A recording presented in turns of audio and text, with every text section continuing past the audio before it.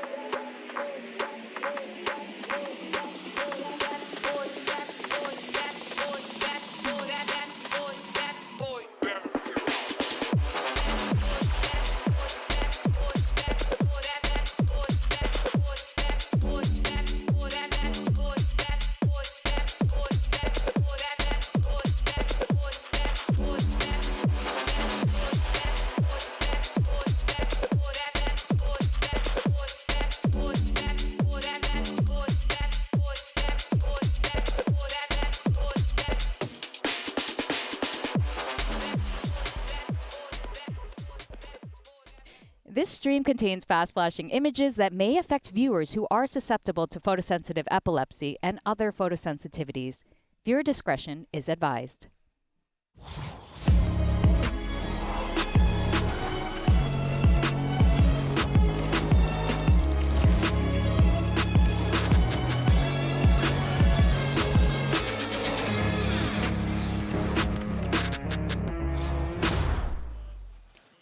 Oh, baby, London, England, how you feeling today as we get ready for the top 4 and the trophy is in sight? Today, of course, we got one team that's going to be punching their ticket to the grand finals and one will be heading home. Hello, everyone, and welcome to the final weekend of Masters London. And we're coming at you live once again right here in the Copper Box Arena in beautiful London, England. Ain't that right, people?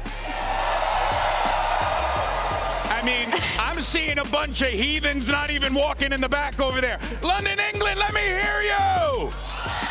Que bueno. That's exactly what you want to see. You got to get the crowd going. And remember, folks, if you say it with enough confidence, people will inevitably cheer. In any case, though, folks, I'm Golden Boy. You got Mimi, you got Billy. We're going to have some fun today. We got some great matchups all lined up for you. So let's take a look at the current bracket and where we are right now. Because here's the thing, folks. We got equal representation across the board. We have Leviathan representing Americas, Vitality representing EMEA, and then, of course, our first matchup of the day, it's also another cross-regional clash. It will be Pacific's HyperX taking on the CN region's EDG in the upper bracket final, and the winner will be punching their ticket to the grand final and one step closer to making history. And then, of course, guys, we have our elimination matchup of the day. It's just such a great way to kick things off on a Friday, Mimi. Yeah, both these matches are really incredible. Lev, Vitality, both those teams have been on incredible runs themselves, and both of the teams in this upper final have been in a final before, have won a trophy before,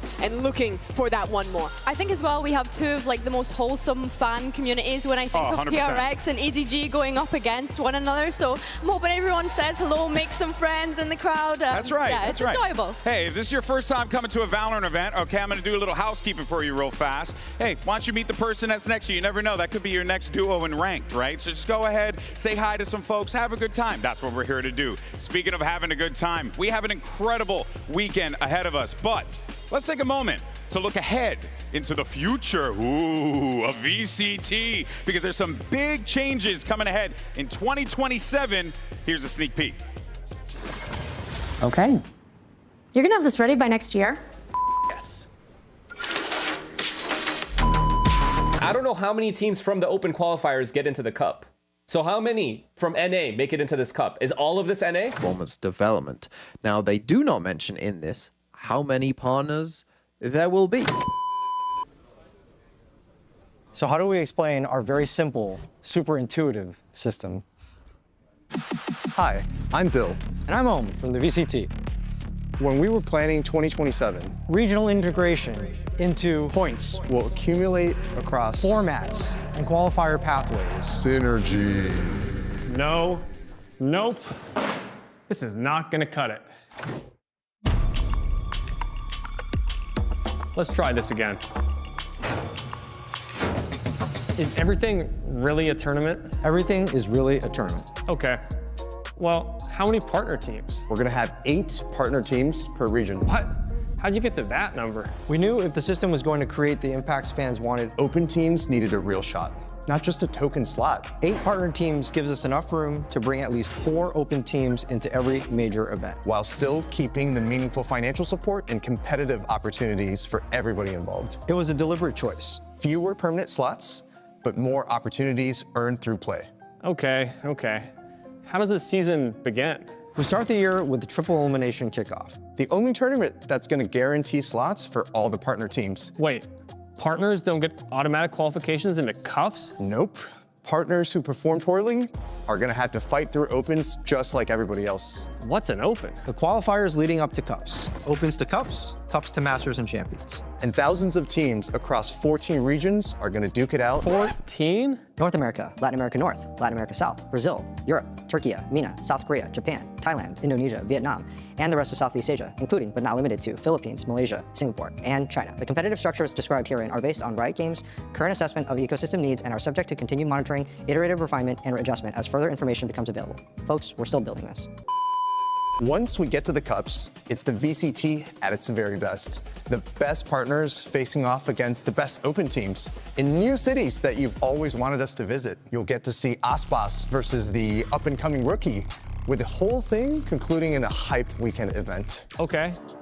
And if I make it all the way to a Masters, do I have to start all over again afterwards in the next cycle of open qualifiers? No.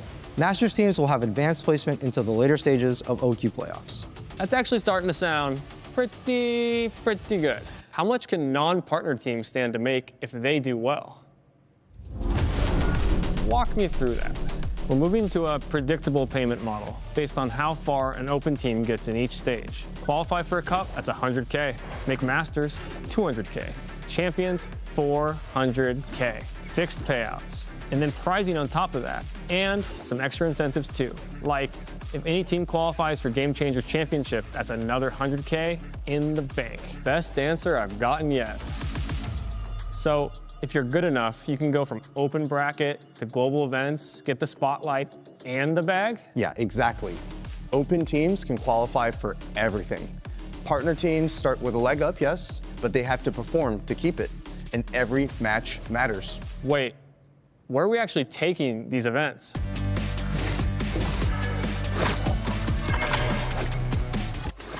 That's what I want to know as well, but of course, we'll find out later. Make sure you guys get involved and scan that QR code on the screen for your Mastercard fan poll, because we want to know which team you think is going to be the first to qualify for Sunday's Grand Finals. Is it going to be Edward Gaming or is it going to be HyperX? Scan that QR code, cast your vote. We'd like to hear from you. We saw a little hint of the poll earlier today. Oh, the results might be shocking or not, depending on who you are and what fan base you're part of. Make sure you use those hashtags, VCT as well as Valorant Masters. But let's go ahead and jump straight into it. We're going to have our skirmish side selection here. So we have a duel going on between Harley, the Chief Gaming Officer of HyperX, K, and Singe, the EDG Assistant Coach. So we have a game between the Assistant Coach and the Chief Gaming Officer of the association and the company. Honestly, though, that's a great setup for a resume. You know what I mean? Just be sending anyone into these skirmishes this event. And they're all nasty. It turns out they're all god tier players, right? Where can I sign up? I want to play tomorrow. Like, do you join HyperX if like you're a certain quality of talent in the game or something like that? Yeah, I'd love to get a rank check on these two, actually. That's a good, good point. Okay, there you go. EDG picks it up. Honestly, if the assistant coach didn't get the win over the CGO, I would have been a little disappointed, for being honest there. But of course, that is going to be 5-3. EDG, will be able to win that one. But now that we have our winner, let's see what's going on with our maps, picks, and bans. Take a listen. Alright, hello and welcome guys. Let's do the map veto for PRX versus EDG. EDG won the skirmish, so they're choosing their side. Team B. Team B, which means PRX is gonna ban the first map. Pearl. PRX bans Pearl. And we ban Ascent. Ascent is also banned, and PRX picking the first map. Pick Breeze. Alright, Breeze is picked, and EDG picking the side on Breeze.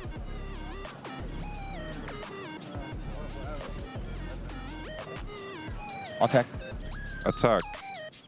And your map pick, please, EDG. We pick Fracture. Fracture is picked, and the side for Fracture.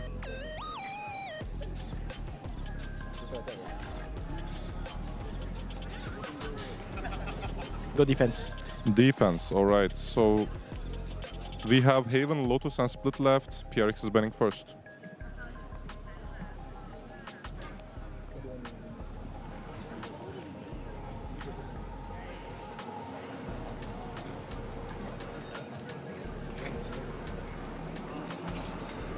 Lotus. Lotus is banned. The last two maps are Haven and Split, EDG banning.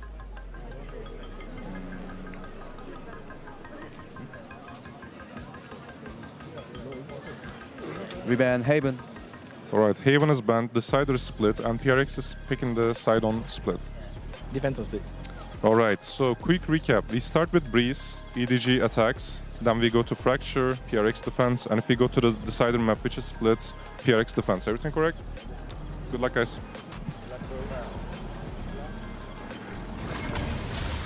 We were saying it before, all bangers end on split. I'd love to see that whole thing play out. But of course, folks, this is an upper final classic here that we've seen, a VCT classic, I should say. Two region-defining squads have placed against each other before. And also, these are two trophy winners to boot. And Mimi, you got yourself these two squads that, ironically, have not played against each other in 2 years. So it's a lot of twos going on over here. But it's indicative of the change in these teams. 2024 was the breakout tournament for EDG. Beat HyperX early in those playoffs, went on the run to lift not only their first trophy, but the first trophy for China. Years after that were tough. They made that top 3 at Bangkok and then kind of fell out of their normal high placements at international events. Other teams started to go on those runs like Wolves in Toronto, like XLG stepping up instead. But now the meta's come back to them. They've finally returned and they're facing off against the HyperX, who unlike then, never left the top, has been so consistent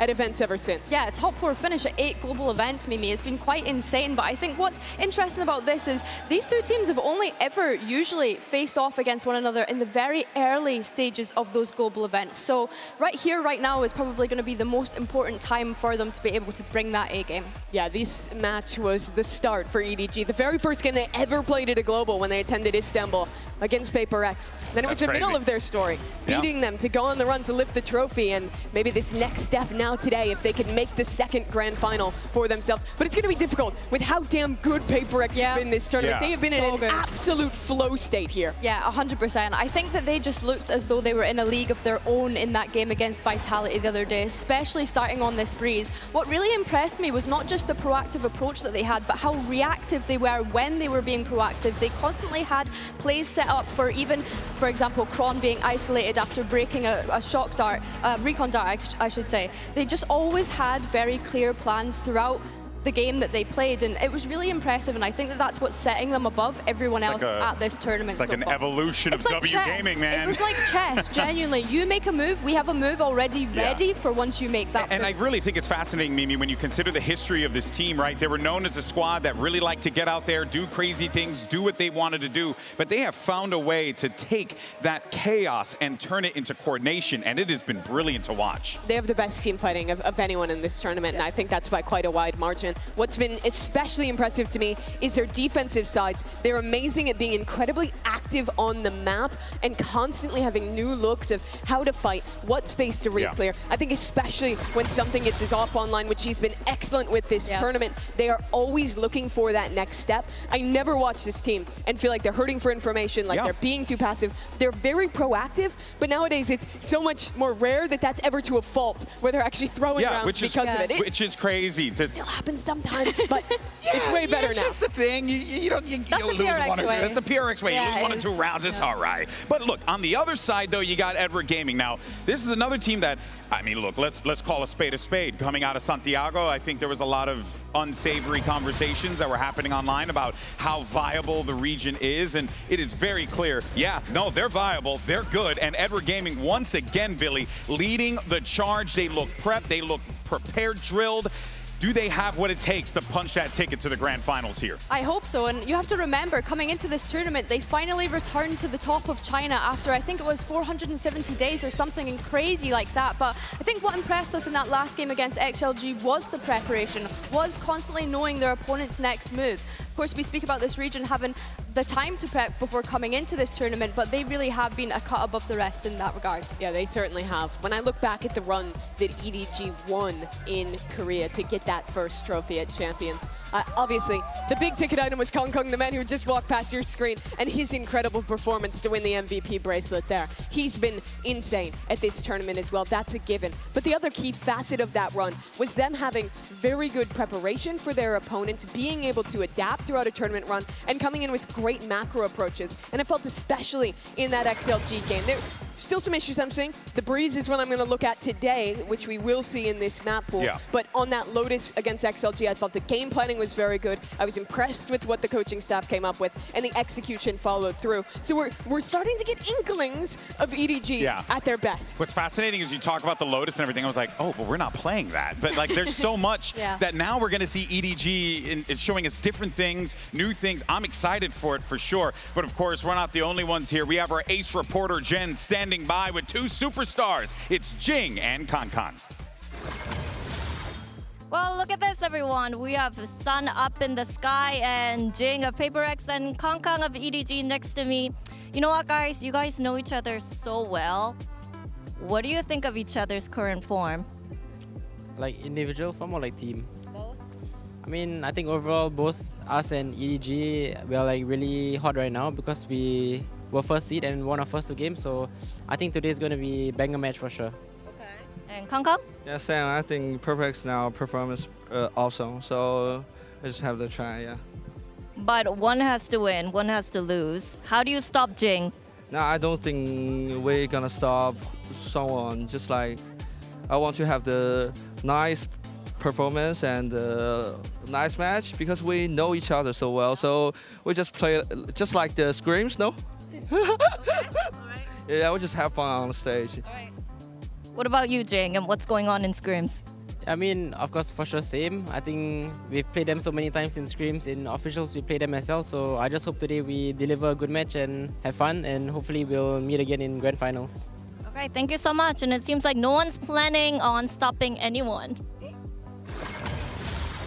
They just, you know, they like each other. You know, they scrim buddies, you know, got respect, mutual respect. That is one thing, though, that I do appreciate about both of these teams, right? It's such long histories that they both have, such talent. Really, when you measure both of those players, right, Jing and Kankan, being just the forces on this squad, Billy, they've been present since day one. Such icons within their organizations. 100%. And I want to kind of lean on the agents that they're playing here, right? Jing, one of the best, if not the best, Raze player in the world and has kept that status for a very long time. Then you have Kankan, Jet being so back in this meta and being able to flourish and thrive on that agent as well, which is what I find so exciting about these two going up against one another today.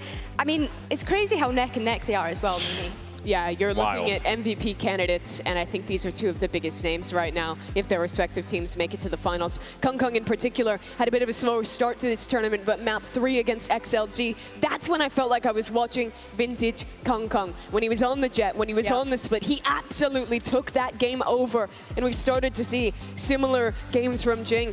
These are two guys who had the meta move away from them, who had to vary it up when Waylay and Yoru were the big names you were looking at. Yeah. But now both of them have gotten their favorite agents back. Their teams have gotten metas that they massively benefit from. And so it's absolutely no shocker that for the first time in 2 years, when they're playing against each other, it's back on those iconic roles, and it's back in that peak performance. Yeah, and talk about playing against each other in such a high-profile game. We were reviewing what we were talking about earlier, those other matches that they played. Yeah. That was a round 1 game. That was a lower bracket round 1 game. It was early stages. Like, not to say those games are important. Every game matters when you're playing at a global event. But few carry the stakes that this carries, you know, going to the finals to compete for a trophy in front of this crowd here in London, England. It will be a true monumental achievement for either of these teams, but of course, the job's not done yet. It's time for our Mastercard fan poll, though, because earlier we asked you beautiful people, what do you think? Who's moving on to the finals? Oh, and the fans spoke. HyperX is moving on.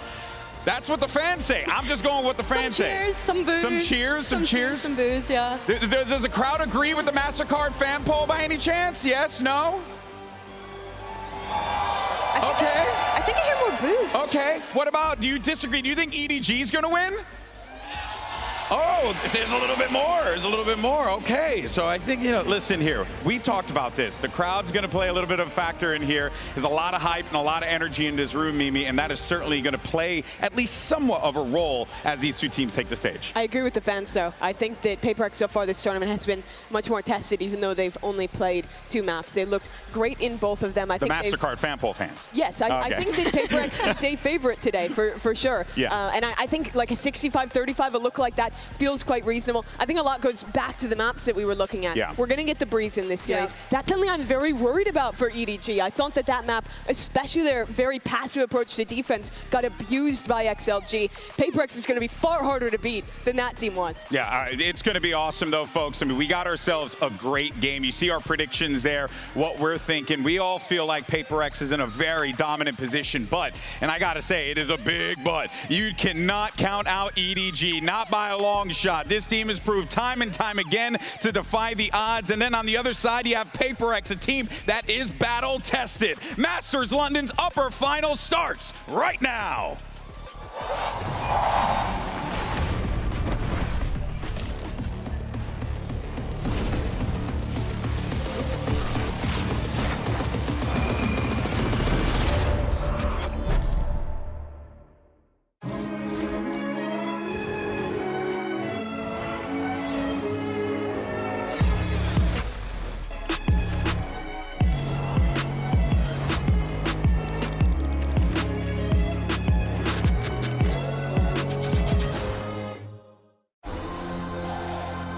我第一次世界赛其实是去年的巴黎冠军赛吧。Danny is the man that could potentially be a difference maker. They call him Mini Kong Kong for a reason. 但这一趟旅程其实对于我来说是很伤心，然后 The defending champions go home first. 很心碎的，因为当时的自己也还没有很成熟，然后要学的地方还很多。但是现在我们离圣爵只有一步之遥。And EDG sailed their way forwards. China's chosen champions, they're here to win. 现在的我已经不是当时巴黎冠军赛的那个我了，现在我想在比赛上展现自己。Last time we met you guys was 2024 in Seoul. Smoggy destroys the hopes and dreams of HyperX. The game didn't go our way.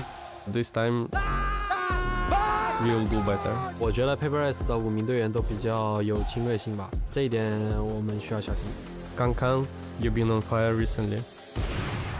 Let's show to the world who is the best opponent. 真正想赢的人是不会止步于眼前的，我们会一步一个脚印，然后我们会加油的。London, are you ready?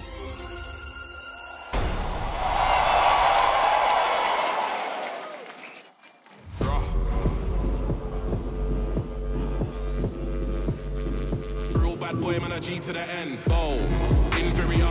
I said them when I'm inferior. Fast, furious, and in your face. It's PRX!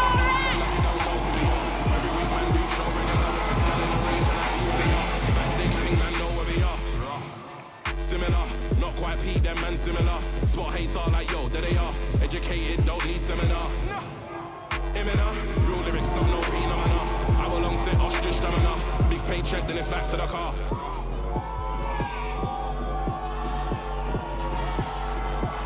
Good rough like big pumper. Do they send up? China's kings are back on winning form. It's EDG! Big number, semi and expensive jumper. This money make men feel younger. My squad and here we go. You couldn't have asked for a better way to kick off a Friday than with Edward Gaming versus HyperX. The winner of this one punches the ticket to the grand finals. One step closer to history, one step closer to etching their name in the Valorant books, and it all starts right here, right now. 2 years since the last time these teams faced off on the run-up to EDG's historic championship win. But HyperX, they've been working since then. They've been making finals. They've been lifting trophies. They have been the team to beat. But now it's EDG's chance. And looking at the map, Vito, I think it's a challenge today. The Breeze, for me especially, sticks out like a sore thumb. I need to have seen some massive improvements since the last time EDG played that map. For sure. It's crazy to think that PRX have won a trophy since the last time these two met. EDG, of course, weren't at that Masters Toronto where PRX lifted that global trophy after so many grand finals, as you're mentioning, Mimi. But Breeze, yeah, it is the factor that we need to start considering here. EDG had an upset loss against XLG in this tournament so far. After being flawless on it in China, they were 5-0 up until that point. So I agree with you. I want to see more improvements. I think Fracture as well, such an interesting map choice. We saw how much HyperX were punching Vitality in the face on it the other day. Yeah, what would you say would be the thing that they need to really address, for this Breeze in order for you to feel a little bit more confident about EDG? EDG in game 1. EDG's defensive side on Breeze was far too passive. They played heavy to anchor back sites and fight for main control, and often neglected mid. That let XLG walk around that part of the map and set up for splits pretty much at will. This Harbor composition thrives when you can early control mid and then flood retake on sites. I want to see them ignore the mains a little bit more and play towards the middle of the map. I think the crowd just wants to see PRX win. That's just me personally from what I'm hearing, but hey, that could be what the doctor ordered there. But of course, Billy, you talked about Fracture, and you know that if you're EDG, you saw Fracture come across the bow there, you're like, oh boy, they might be thinking something here. What are they thinking? How? Or maybe they're just thinking, just keep punching them in the face, just keep going, right? Because it works so good, as you mentioned, against Vitality. I think for me, it's such a firepower matchup when we get to Fracture. I think I'm looking towards Smoggy. The Pope's in the house, everyone! I'm looking towards Smoggy and Kong Kong specifically on that map. I think them bringing out the Neon and Phoenix was an interesting approach on Fracture. I'm not a religious guy, so you know, I just had to go for it. Okay, love that. No, but that is incredible stuff there. Of course, yeah, and you're so right, Billy, that it's going to be tough for this EDG team to have to contend with the might of HyperX, but we have seen Chichu and Kong Kong time and time again manage to be able to stand up against some of the best that Valorant has had to provide, Mimi. They've never really been a favorite walking into a tournament to win a trophy. Sure, their fans believe there's people that always stand behind these teams. It's but crazy. They were an underdog in Korea. They shocked by pulling it off like that. And then when they had the hopes in Bangkok, couldn't follow through in that tournament. But they're here again. This is one of those teams that you just cannot deny. They're big game players. You watch the way Kong Kong walked out on that stage, and you cannot deny that this squad is one of the best in these types of matches when there's a big crowd, when the lights are bright. Oh, they play up to it. They love this kind of atmosphere. They love this environment. It's where they play best, Mimi. I think going into Breeze here, I'm looking at HyperX. We spoke about how incredible they were at being able to isolate any sort of fights, and the team fights. Pay attention to that on this first start of defense. Two regional juggernauts are ready to battle once again, and we've got just the casters to call this slobber knocker. Here's Brent and Sideshow. Thank you very much, guys. We're excited to get this one started here. We're going to be talking about it, the word of the day, historic between these two squads. These two teams have a brotherhood with each other all the way back since 2022. HyperX have talked up a big game. They've been scrim partners since then, always big in the BDG, and vice versa the other way around. But now they clash once more on one of potentially the most important stages yet in their long and storied careers. If you win this game, you're going to the grand finals with double map veto, a decisive step for either team to look towards that second trophy and cement the legacy. When HyperX played last on this map, they were fighting heavy for mid. Here's something with a little peek out through elbow. Not punished, good information, but EDG fend off that first attempt at HyperX taking early control. But they are always going to be active, always looking for that second opportunity. And there it is. Calling it into motion now, but both teams also looking for the same signs of life. So HyperX stun, not even a connection, it's raw gunfire. And it paves the way to success for a pistol round. HyperX, there's been no slowing down. If that's a sign of what's to come, EDG are gonna have to rally themselves. Absolute flawless pistol, lots of aggression. EDG were waiting for it, couldn't hold on. It's one of the first times, might be the only time, where I wasn't sure who the crowd was going to be rooting for here, Brent. Yeah. They've been so heavily behind, both of the teams from China. Today, I think it is actually leaning a bit HyperX. Both incredibly popular teams. And so fun to watch every time they played against each other. The clash over towards that A main angle. Dart not taken care of, it was delayed by Envy. Going for another refight as well, gearing up for it now. Guardian in hand, the whole squad following up and through, leaving it just to Chichu.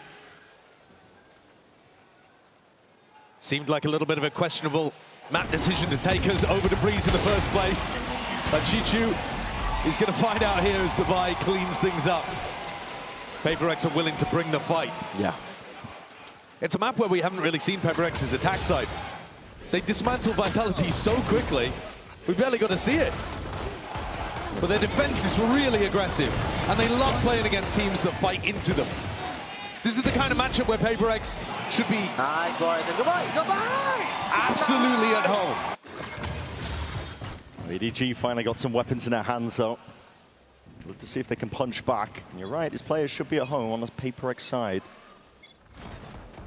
Strong form that they've showcased so far. Continuation of it. Now something might get a chance here. Asleep in the wheel. Up, yeah. Chichu's crossed up here, but Kang is going to be tested now. Guardian in his grips, looking for a little bit more here. Slide off Bango. It's Forsaken who gets the better of him. First kill advantage. Massively going away at HyperX so far, along with these fights. Same gun for both. Forsaken just a little quicker to the trigger. Envy's clearing this area out now. Let's Divine lean over a little bit to go and help something, but this B site broadly undefended. Just ignoring the drone now. It's a bit of chip damage straight to the chest. This guy's revealed up though, and surely going to be spammed down something. Double cloud burst. They're going to escape. Going to give up a lot of this space now, wait for the rest of his team to come through. The bullets tag in. It's great retake pattern from HyperX though. They're taking away all of these safe spaces that the post-plan players might play on. Very claustrophobic right now for EDG. Corralled them into the site. They've got to try and fight forwards here because the post-plan positioning is not ideal, like you're saying. It's a bonus idea from HyperX, and right now they're coming up with everything. Nobody takes matters into his own hands. Deep push into CT. Chichu, the next up to step up, and again he's actually delivering and dishing it all the way out. But Jing with that DTP, just trying to hunt down where these stragglers could be. Left unaccounted for. A lot of damage done, but it's EDG barely surviving, limping into a win, but a round win nevertheless. The two players that survive had some of the most important kills. That swing out through nobody into Arches relieved that suffocating pressure that they were under. After he got this kill, suddenly, okay, now we have a safe area that we can play from. I know that I can put my back to a wall. And Chichu trades things out. It has done damage, though, to the economy. Gianni's going to be coming into this one with just a Bulldog, but rifle's back, and in the hands of Kang, that's better than the weapon he was using previously. Deep mid control though, prioritized by HyperX. We talked about it, they're always going to be active on the defense. Forsaken making sure, oh, he's asserting himself here into the cove, but he's got to be careful. Bit of spam! My God, there's the punish! Stepping towards it. Dominating the control of that cove position. Now drone to see if they can lead it one step further. EDG going to be given a lot of control at the side here. The snakebite and the shock darts have to be sidestepped, but what is the next level to this? Steadily gearing up, plan. Eventually going to be going down here. Jones going to be sweating out a couple of the players' positions. Watch Jenny with this other flash that he has in his back pocket. Kang, it's already taken ahead though. Clean off the shoulders from Divide. Big reveal into the back. They flashed, but there was no follow-up. Yeah, a massive player advantage though. EDG surely favor this one. Post-plan positioning, it's pretty impeccable. Every angle's really being covered here. HyperX, hands going to be forced. Hold on, they're getting a couple of kills, just exiting out, but already I think time against him a little bit too much. It's a great punish early on onto Forsaken.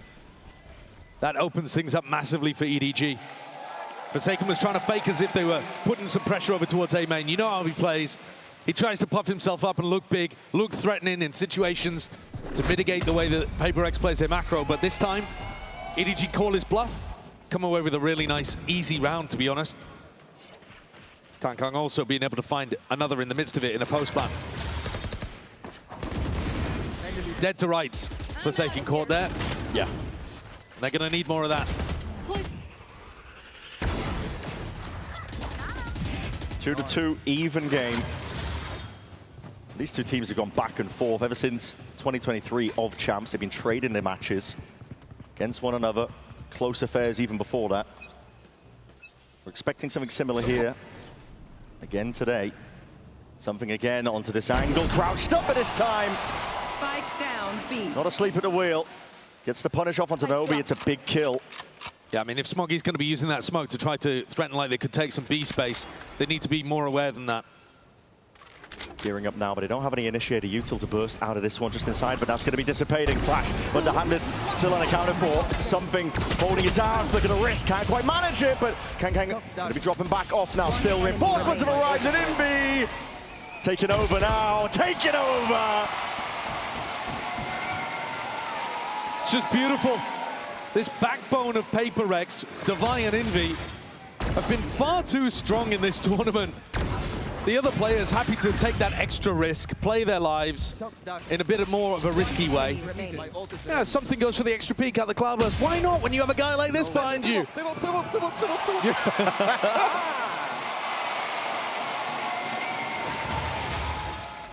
It's the early fights that have been defining these rounds.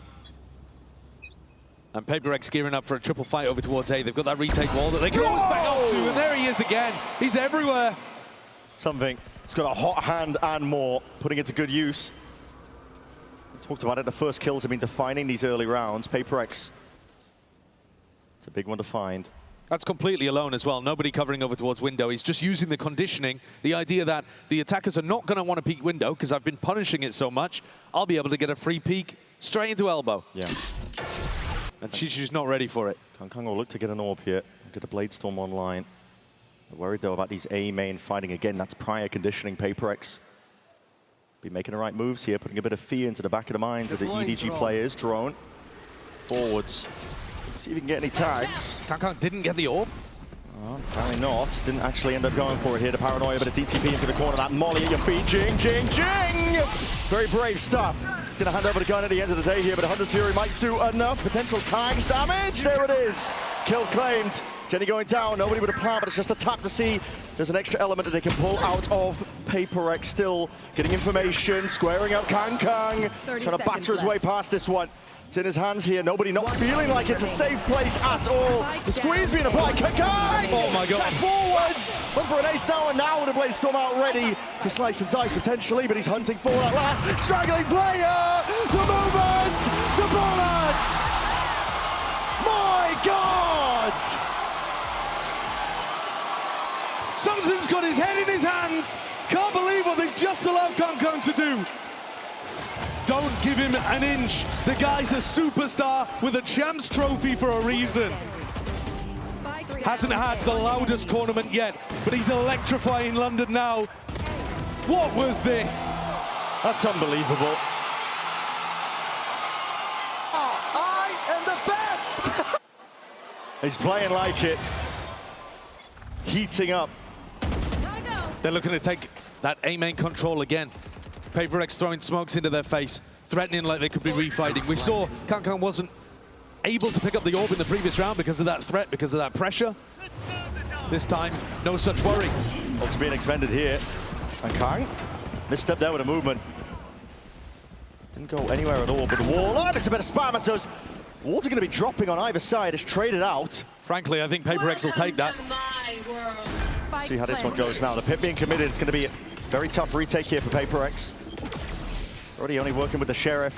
Operator in the hands or something. It's a good tag. But PaperX are going to have to go hunting. Fishing for a couple of kills here. Nobody fast onto the fight, but he's made noise. Something's ready for it. Watchful eye onto that angle. And Avenue now. Up through main. His players are being domed, toppled now. It's just a pit that stands up against it. The true test now to see if he can get past all of this. Jenny steps forwards now, jumping, trying to hit that transfer. Chichu! Chichu! Chichu! Single-handedly pushes them all back and away. This is that 1-2 punch that could carry EDG to another trophy. If Kangkang and Chichu are pulling out rounds like this, they could end up being unstoppable. These are the two monstrous players that powered them to that champs run a couple years ago. And two players that have looked the best in China for my money as well when they've been playing there in VCT. To be honest, Kangkang hasn't taken over yet in London, but man, you get him on a breeze, you get him with an op in his hand like you're seeing here in the next round. Yeah. I mean, Alex is going to have a lot to say here because the Coinbase win condition is, guys, can we not lose 1v5s and 1v4s to their star players, please? When there's good form on either side, scary to go into. You always know there's a possibility of them winning it. Kangkang himself, last two series that they've played, at map 3, he has had more than a hot hand. Almost single-handedly deadlifted his teams to wins in those matches, and now continuation of that form. This time, no slow start for him. And I think it'd be quite reasonable across the 7 rounds that you've watched to think PaperX have actually played the better game. But it doesn't matter. I think someone famously said, you get shot, you die, actually. That's true. Yeah. And EDG have been doing that in the last couple of rounds. Monstrous plays coming out from Kangkang and Chichu. Normally, these teams have got such great protocols for dealing with the pit. To be honest, I don't think there was too much wrong with PaperX's idea of how they wanted to clear that, but Chichu was just better. That's with a Vandal as well, by the way. Yep. HyperX again putting emphasis being placed over towards mid with these walks, but that's a lovely knife. He's going to get the tag here. The ult's a surprise. The ult's brilliant as well, just turns off Something's Bladestorm. It completely takes away any chance of HyperX being able to bite back here, but they are still approaching and threatening from the flank, and that puts the pressure onto Chichu here. Just missing slight timing. Coming and arguing about his positioning, but now he feels it, the threat going from multiple directions, asking for Smoggy's assistance and help. Trades coming through, thick and fast now. That Bladestorm finally back in action into the hands of Something. Flash no forwards and a fight towards. It's a lovely shot, Kang. Played in perfectly there by some of the supportive util. MV looking to see if he can play to capitalize off some of this noise, but it's all watched by nobody towards that back, and they got a firm idea of where Divide stands. 2-round lead now for EDG.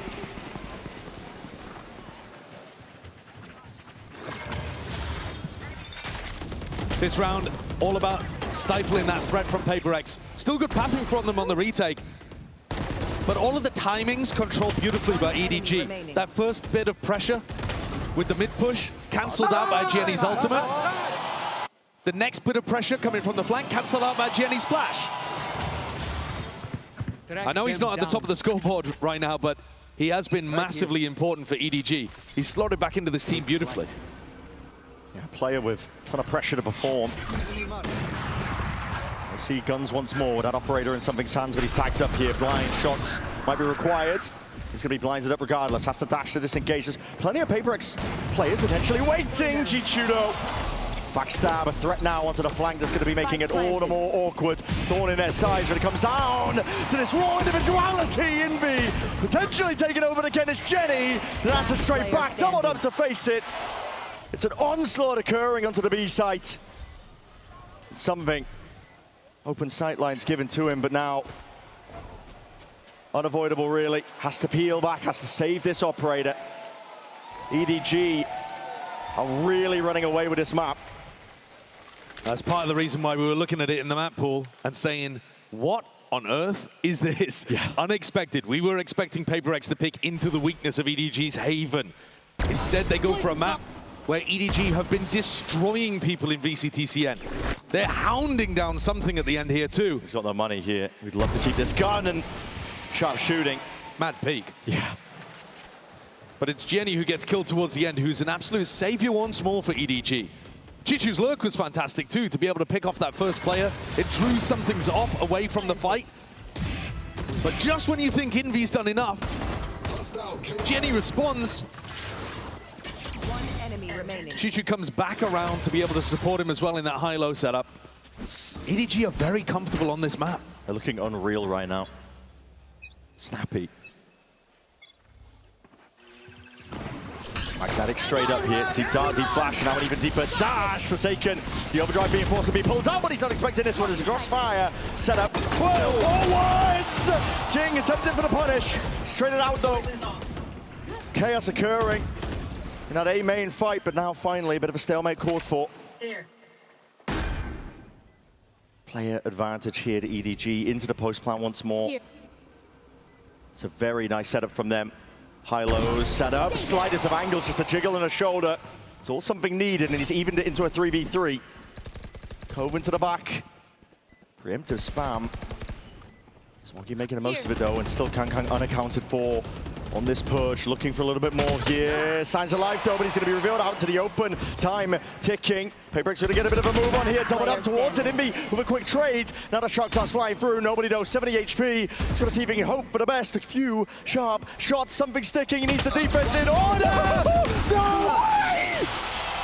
Absolutely unreal.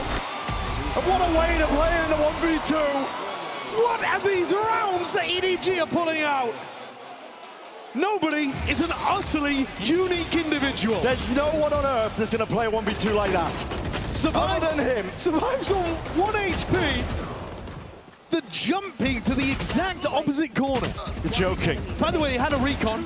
You're joking. Could have used that. What an animal. What an absolute beast. What an incredible example of individual moments that we are seeing from EDG to power them forwards in this game. 3 individuals, first set up with an ace from Kang, then into Chichu, and now a 1v2 from nobody towards the end. I mean, it is bonkers what we are seeing out here. It really is. Going toe-to-toe with HyperX here. This is cause for concern. Coinbase win confident, but this is the second timeout they're going to be taking in the first half of this game. I mean, the cortisol is through the roof. Oh, yeah. Don't even ask, you already know. We knew this had potential, though, to get close, I would say. I think a lot of people, a lot of pundits going into this game expected HyperX to be able to run away with it. They've been, form-wise, looking better than ever, better than even their run in Toronto when he ended up lifting that trophy. But here today, showcasing why you can never discredit, never discount this EDG squad. They made that abundantly known in 2024 Champs when they lifted that trophy. I'll keep them quiet. They never come in as favorites, but they've done it before anyway. Cannot count them out. And the knife positioning again is just sublime. Supportive util. Something didn't know which way to look. Yeah, great take, great control. And something without a player there to be able to break the recon for him. I think they were hard expecting that to be the EDG push with the Harbor ult into A. And now they're forced to make a reaction on the other side. Nobody has got his eyes on this. Yes, but there's a lot of hard flanks by HyperX. Turning here, straight up, sharp with a shooting here. Rifle in hand for Forsaken. He's barely swatted them out. It's damaged them through the wall. Sliders a dinks, now calling potentially for the speed up once more, but this is dangerous, dangerous stuff. Chichu is going to see if he can find his way out of this one. Still straighted out. Jing's straight on top of it. Kang slowly circling around. He's hearing the sound cues now, though, and I play Storm. Oh! It's a full-on takeover. 3-piece for him in a round. Shutting out any chance of a comeback. Nobody and Kang. Jing's left into a 1v2. Pure discipline, EDG, shoulder to shoulder, doubled up in backside. He's got the smoke for it. Shadows. Giving him any room at all. Jing is just hoping to hunt. He's ice at one. Deep TP though, now left guessing where could he be. Kang circling. No! That is just ridiculous! Immaculately played by Jing. Exactly how they've drawn up 1v2 scenarios like that. Couldn't have played it better. Brilliant stuff. And exactly the kind of individual moment that HyperX needed. Because Kang took over this round. The mid default was beautiful. Something had no hope. And yet, at the final moment, Jing proving that HyperX are no slouches when it comes to individual moments too. They absolutely... They can give as good as they get. A 5-7 half here would be a big recovery for HyperX, but having won the pistol, EDG still looking phenomenal. Yeah. HyperX going to a bit of a trap play set up towards A main. Jing holding paranoia off Forsaken's contact. And nobody, if he inches forwards, he's the one with the spike. This would be dangerous. Get punished, but he's playing pretty passive position here. It's just a drone to try and pull out some of this util, but look at it. Positioning, waiting to absorb his aggression, and Chichu back against the wall. Jing straight there in it. Looking to put the pressure on them in between the pyramids with a gun. Not ideal. Still Jing active, alive, and kicking. Stamping out the fire that was this first half for them. Spikes in their possession now, Jenny. And Smoggy have got a lot to do. The map has just been flipped around against them. Yeah, they don't have information about where something is. That's why you're seeing EDG not commit fully to this. The longer they wait, the more they threaten a flank, but something's watching it. The one-way is refreshed. 45 seconds left. HyperX cannot let this slip away from them.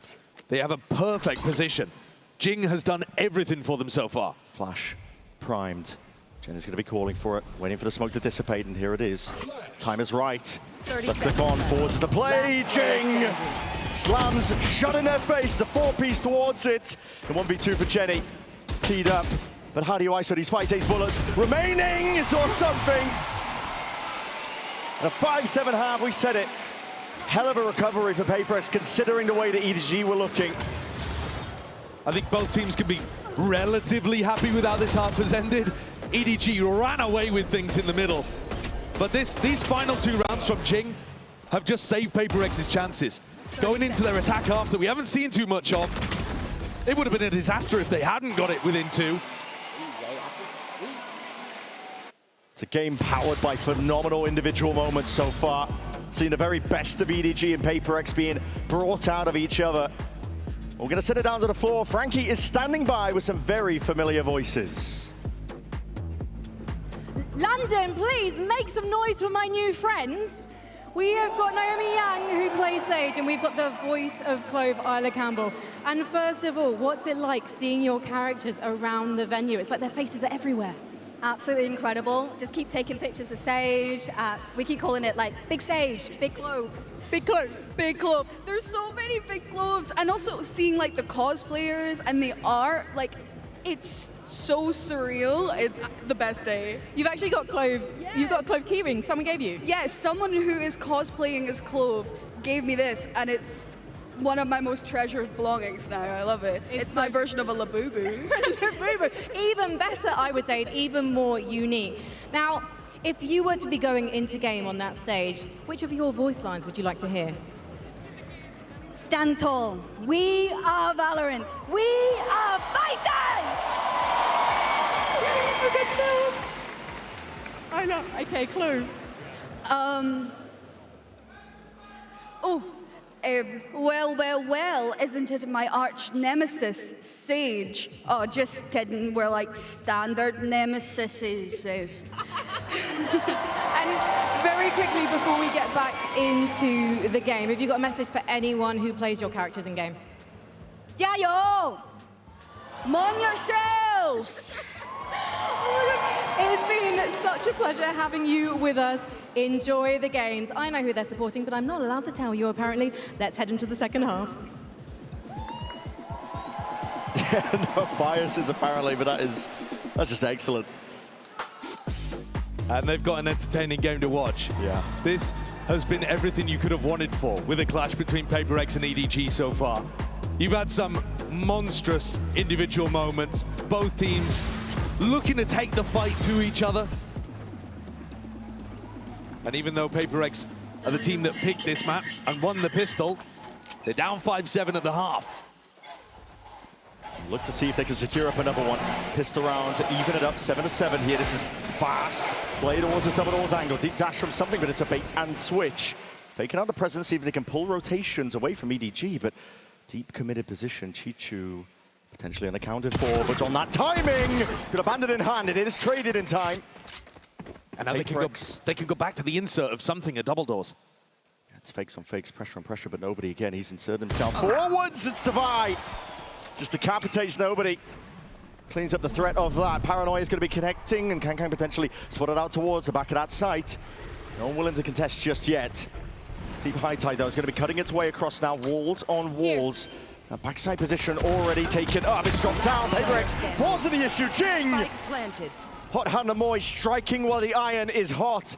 There's no slowing down. He's passed through rounds. Jump spot. Gets the acknowledgement. Knows where Jenny is. The 1v3 for him. Still, one hell of a task to chew through. And another pistol round here for HyperX. Insane consistency so far at this event. Before we got into this one, it was sitting at about 70% win rate. Yeah, well, that's only going to be going up, isn't it? That was actually an area that HyperX was struggling with in Pacific. Yeah. It was maybe even holding them back from showing their truly dominant potential. 6-7. Let's go. I'm feeling like an EDG fan now. You know, I mean, the booze from the crowd. Says it all, doesn't it? Winning double pistol here, though, might be the thing that HyperX need. They have been phenomenally consistent with them at London, winning all of those crucial fights. Nice idea on the pistol round, too, that little fake into returning back to A. They've opened up A main again for themselves here by jiggling that door, drawing Smoggy's attention. And EDG have very different ways of approaching their defense depending on their opponent. Either Smoggy's going to be looking to like dry challenge double doors or sometimes hard fighting A main with the flashes. Doubles up. It's a high tide committed very early on here by EDG. Got the weapons for a fight like this one. Forsaken looking to draw blood and more, take the lives away. Or can really get too messy. It's strong. It's overwhelming. HyperX are going to be coming in with a really nice bonus. And they're a team that's got fast, strong ideas. It really is. In VCT China, it's the defense side, though, where EDG have been winning their games. There isn't really a team in China that can get past their different looks on the defense side, even though sometimes the analysts, if you talk to people like Mini, he's not too happy with how they play the Harbor. But their flair, the way that they played on defense, it's been working. And it's been powering them to an enormous amount of wins on this map. If HyperX can hit them hard here with a big bonus, that could make all the difference. Let's see. It's a bit of poking and prodding against similar scenes. Jenny, though, is holding his 0 point over towards B here. Any noise, any drone used in this area, and he can knife the wall. He's going to be looking to hold close angle. It's almost a one and done, but you can see it there, Jenny. Waiting for it, signs of the util, walking all the way up, and that timing couldn't be better. As soon as the util's utilized, going to be completely cancelling out the drone. He gets all the info they were looking for. At the same time, though, Chishu did use his snake bite and the orb pop. So now this second wave time for HyperX is not too bad at all. Now they're going to be sending it flying forwards here with a dart, but it's going to be broken up. And a fast lane, they are patient as anything. Look at Jing forwards, so that noise pressure. All eyes are towards that choke point. Chichu now trying to do it all. Standing tall up into the corner, time being forward. Kanga's right there. Chichu still not removed. It's his sight. He's not willing to give it up for free. Hot shots forward, something still, but now with 27.5, that's all he's got to work with. Brings it into the 1v2, but nobody. Rapid on the flank. Incredible anchoring from Chichu. Think back to when they lifted that Champions Trophy. It's Kankang that won the MVP for his outrageous performance in the finals, but who was there toiling, game in, game out, putting together the best stats prior to that? Chichu. He's a monstrously good player that we've seen turn up to events like this and dominate before. And he's good for it again, in a very difficult spot. I really like the way that HyperX played that. Just again, Chishu's too good. Here the attack side op comes out from something. I think both teams can get big value out of this idea. Of course, Kankang's the one maybe even more known for it. Yeah. EDG cementing up the A main hold with Smoggy's judge. This is the more aggressive setup that you see from them pretty often. Chichu is going to be watching this one. Slight angle here, but something where the operator could be primed for it. Just plucks the life out of Chichu. What an outrageously good peek. Crosshair placement, the dip onto the angle. Something has been insanely consistent with his opping in this series, the event so far. It's this A-main setup as well, though, again, that EDG thrive with. Getting your Cove deep onto an angle like this and getting Smoggy inside of it, he can play for the ult orbs, he can generate his hard roll really heavily, and it just means that the rest of EDG can spread out a bit. I am surprised to still see 3 players on A, though. They've left Jenny on a complete island. Not budging. It's a lot of pressure to put on Jenny. Here's a drone. That's going to fly forwards here. Cancelled out, but I think just barely spotted out. Looks to square up now, sidestepping, and something's just watching for those rotates. Jenny forced to retreat back and away, a flash underhanded just to do something about it. But the protocols 30 seconds left. Flowing freely now for HyperX. First round in a while where I think EDG have pretty heavily misplayed and misunderstood what HyperX are going for. Another kill from Something's Up. This attack-sided op has been a marvelous addition to the ideas for HyperX. And the calling's really clean from them too. The way that they're faking this level of A-split pressure, taking the whole of the middle of the map away from EDG. The macro game looks strong.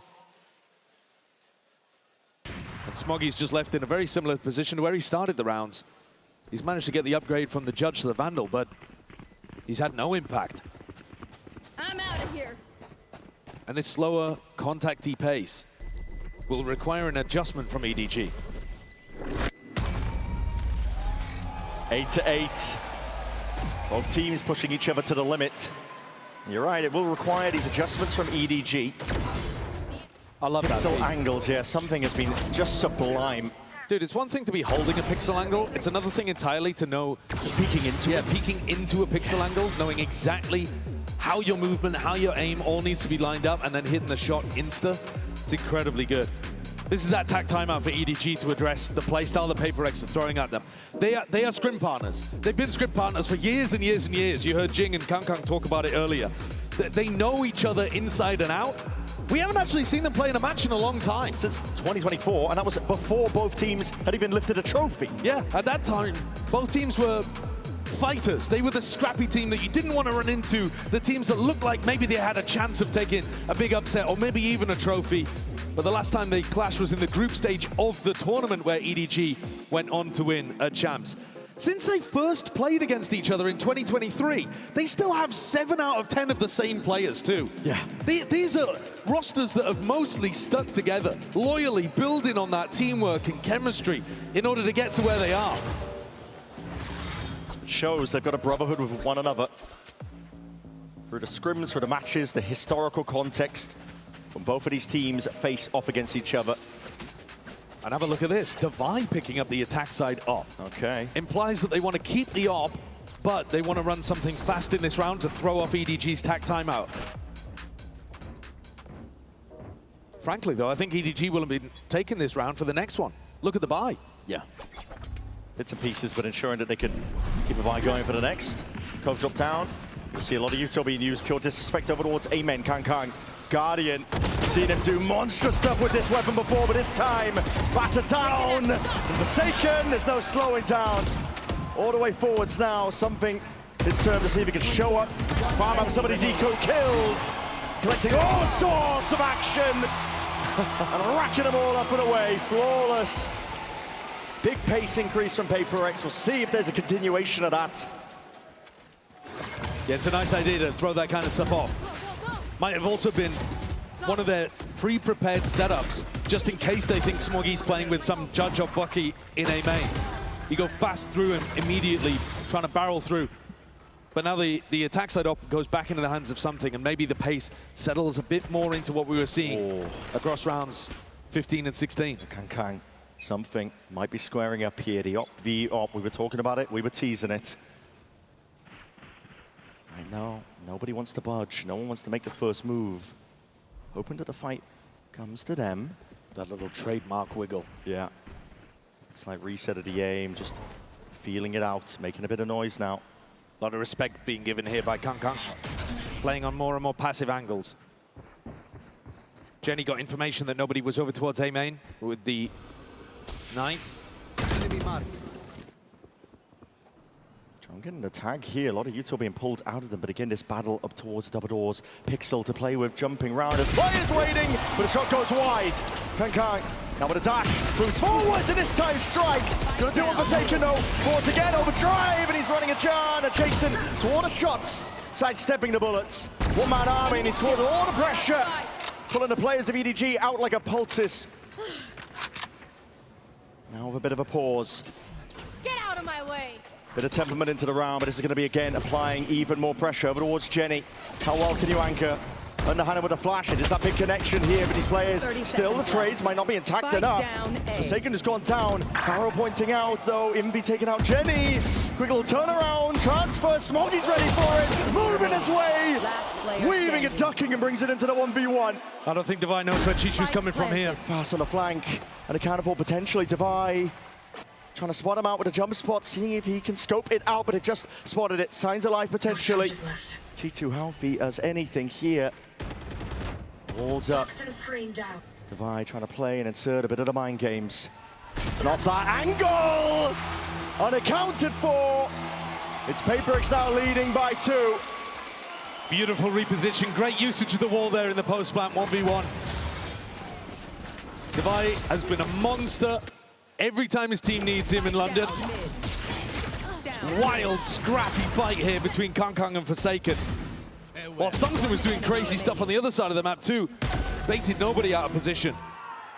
Another wild round. But this is HyperX in control now. Their attack side has been exactly what the doctor ordered. EDG down onto an eco again. Kang, we've seen so many big moments. He's got the Blade Storm. But at the moment, on the opposite side of the map. Yeah. Player to look towards the dangerous one. EDG putting their hopes into his hands. Smoggy's holding a wall for him at the moment, by the look of things. Clearing out I main. They want to put Kang in a position to win this round. It's risky stuff here. Just opens himself up. Something with the punish. Hearing potential sound cues now, but Jenny looking to step up once more, but he's only got the stinger here, and Hannah with a flash forwards. He's going to play, again, a one-and-done angle, looking to see if he can pull anything at all out of HyperX, but Divide is just one step ahead. He hasn't been taking over. You see the cerebral level of his play. Great control so far. Devi is a step forward compared to the rest. They're going to take the fight deeper. Find them here, just collapse it onto the opposition. Still up top. Nobody in attempt to reclaim the gun is punished. Could have got out of hand here, but HyperX ensuring that they don't let any rounds slip. They've actually pushed backside twice on anti-ecos, but they've done it together. Kankan was the big threat, and something shut him down. In terms of that jet impact, something's got a KD of over 2 at the moment. This is ridiculous. He's 23 and 11. Meanwhile, Kankan, he's had incredible moments earlier. He had that ace, but his KD much more even.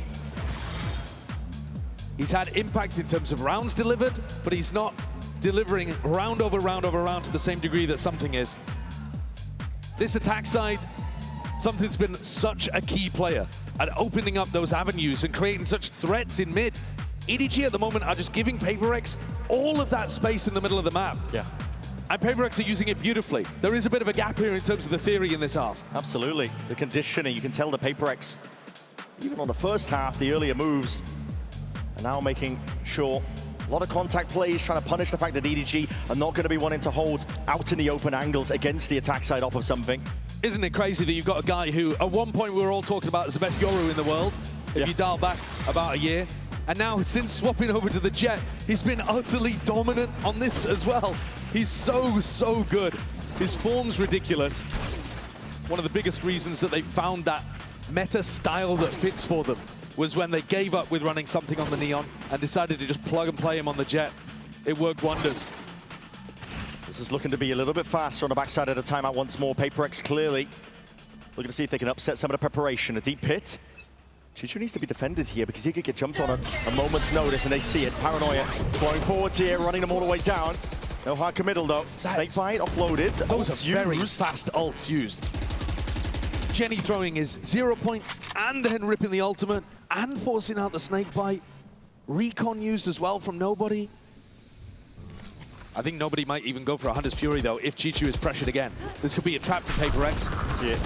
Stun's going to be ricocheting, drone forwards. Gets a tag onto the play they were looking for. Deep TP-ching, putting the crunch, the pressure, the pinch is on now. And this A-hold is getting dismantled. Cut to shreds. Deep is the backside control, and nobody's just spotted out signs of it. Surely not. He's managed to grab 2. Brought his team a potential lifeline in it, but still a 2v3. Kankan. Limited opportunities with the walls in his face. The attack, what are you up? Slowly moving his way up the jump spot though. Already spawning forward and just misses a second chance of it. That is brave as anything by Devi. Free swing and a fight forwards. What is that by Smoggy? He's got the ult. Magnetic straight to it, but something on the lurk once more. And this is that insurance policy. All but guaranteeing it now, but not clearing into the corner. Hold on, shoulder to shoulder, shoulder to shoulder! Smoggy turns it. Cove's active now with an ult uploaded. Kankan sticking it fully. Ain't no way. Ain't no way that that's how EDG pick up that round. Should have been a slam dunk flank around from something. And he just doesn't look to the right at all. The way that they cleared through this pit was lovely. I think a misplay from EDG not having someone ready to break a drone reclear. A misplay as well in terms of the timing, but this is everything. That's what it hinges on. Smokey can't believe it. How's this guy teleported next to me? And why is he not looking at me? Why is he part of the retake? Potentially exactly what EDG needed. Still down by 2 rounds, but bit of momentum behind them, still with the weaponry to see if they can punch back. This is a lot of pressure. HyperX making a lot of noise towards us. The knife's going to be committed to that double door, so the drone not cancelled out. Clears the way a lot, but EDG's playing tucked up in terms of the positioning. It comes down to the anchoring now, but they're being squeezed once more. Twisting and turning again to go. Smoggy's position accounted for. Spotted out from earlier. HyperX just far too good. Once you let them through these choke points, they are just running over and dominating the site. And this one, surely you can't let slip. But something's going to try his best, I guess. Yeah. Maybe the nerves and the pressure getting to them a little. It seems crazy to say, but he's had a couple of weird moments in the last 2 rounds. 2v3, EDG. Want to play for it. Going hunting. Hoping for the possibility here. It's a lovely movement. Chichu ISO'd it now. It's a 2v2. Reload committed. Left guessing, but time's ticking, and there's still the pit to play around here. HyperX surely with the advantage. EDG have got to get a bit of a move on, but already the decision's made. Spike is ticking far too rapidly, and just with that, I mean, a fadeaway shot. Kang not even able to keep that operator into the next. It's up to 12 for HyperX. Chichu's not even going to be able to recover it. That's a massive weapon to lose late on. I think one of EDG's big problems is they're not fighting HyperX as they get into the sites. They're holding passive positions and hoping that somehow they'll be able to anchor back A when they're being split from both sides. You can't do it against them. No, it's bad. It's bad theory. And it's also, nobody's been sat on this Hunter's Fury for the last at least 3 rounds. Yeah. Probably longer if I was paying more attention. But he's got to find an opportunity to use that and hit HyperX as they're getting in. One more round, though. The impetus here for Breeze. Potentially about to be reached. HyperX. Second half onwards, they've been one step ahead when it comes to the theory and the game plans. Really justifying the map pick. Yeah. Cautious, though. That's the way it's going to be played. Here. No reason to throw it all away. You've seen the jump spots. Chichu's looking for the information. Hold on here. And this one's Kang. Striking. Daggers to the back to multiple players. Now finally this ult offloaded. Hunter's Fury. That is excellency from nobody. Difficult to hit that one, but still manages to land the shot. Dash back deep to disengage. Kang though is going to be stepping up to square up. Potential with the refight now. These players, that random spam. Hold on, he's just connecting bullets to the dome. Something barely alive, limping away from the backside of this one. Side control forward, Smoggy's just got the judge with a bit of spam still, solving the issues, cleaning them all up. But Invi, no slouch, you can't count this team out, something 10 HP. He's got to find a way forwards into the smoke. Invi plays, step into the side, oh, it's all Smoggy, watchful eye. And EDG not done yet. They've still got a fight in them. 2 more opportunities for HyperX to close out, but that was EDG with slightly lighter weaponry. And it's a more of an aggressive look in mid.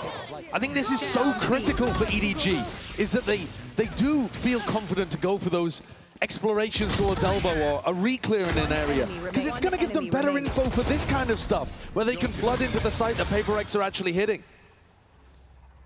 Kang's probably going to be the most important player for that, but I think Jenny as well can be calling some of this stuff proactively with his initiator util.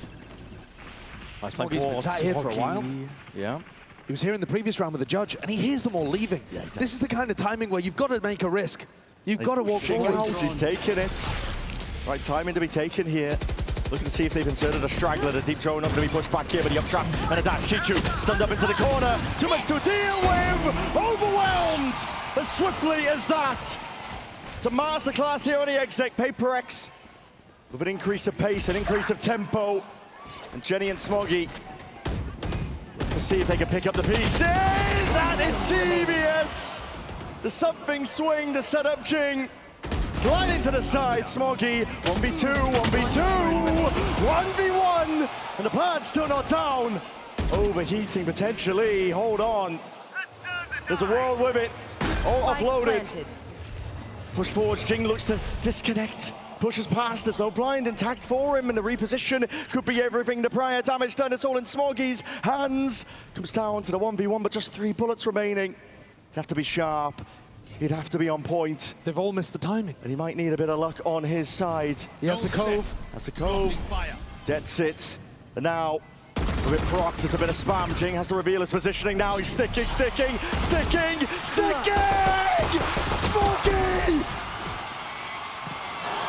It's just insanity!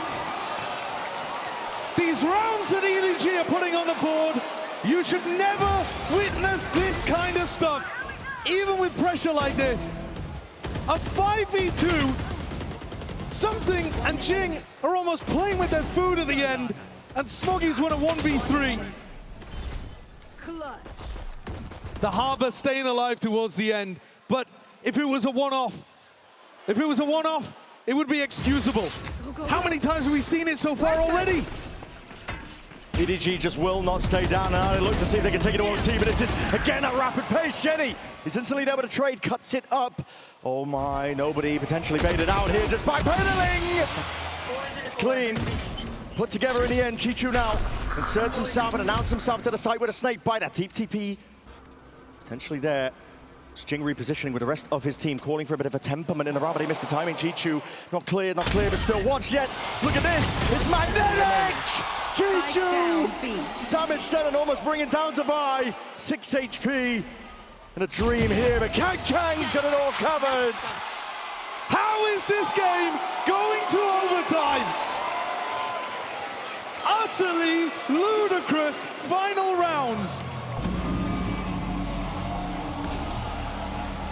Exactly what you want, exactly what you expect from HyperX against EDG. My God, it's fun to have this rivalry back taking center stage. I think Alex must be pulverizing his desk in the back. Oh yeah.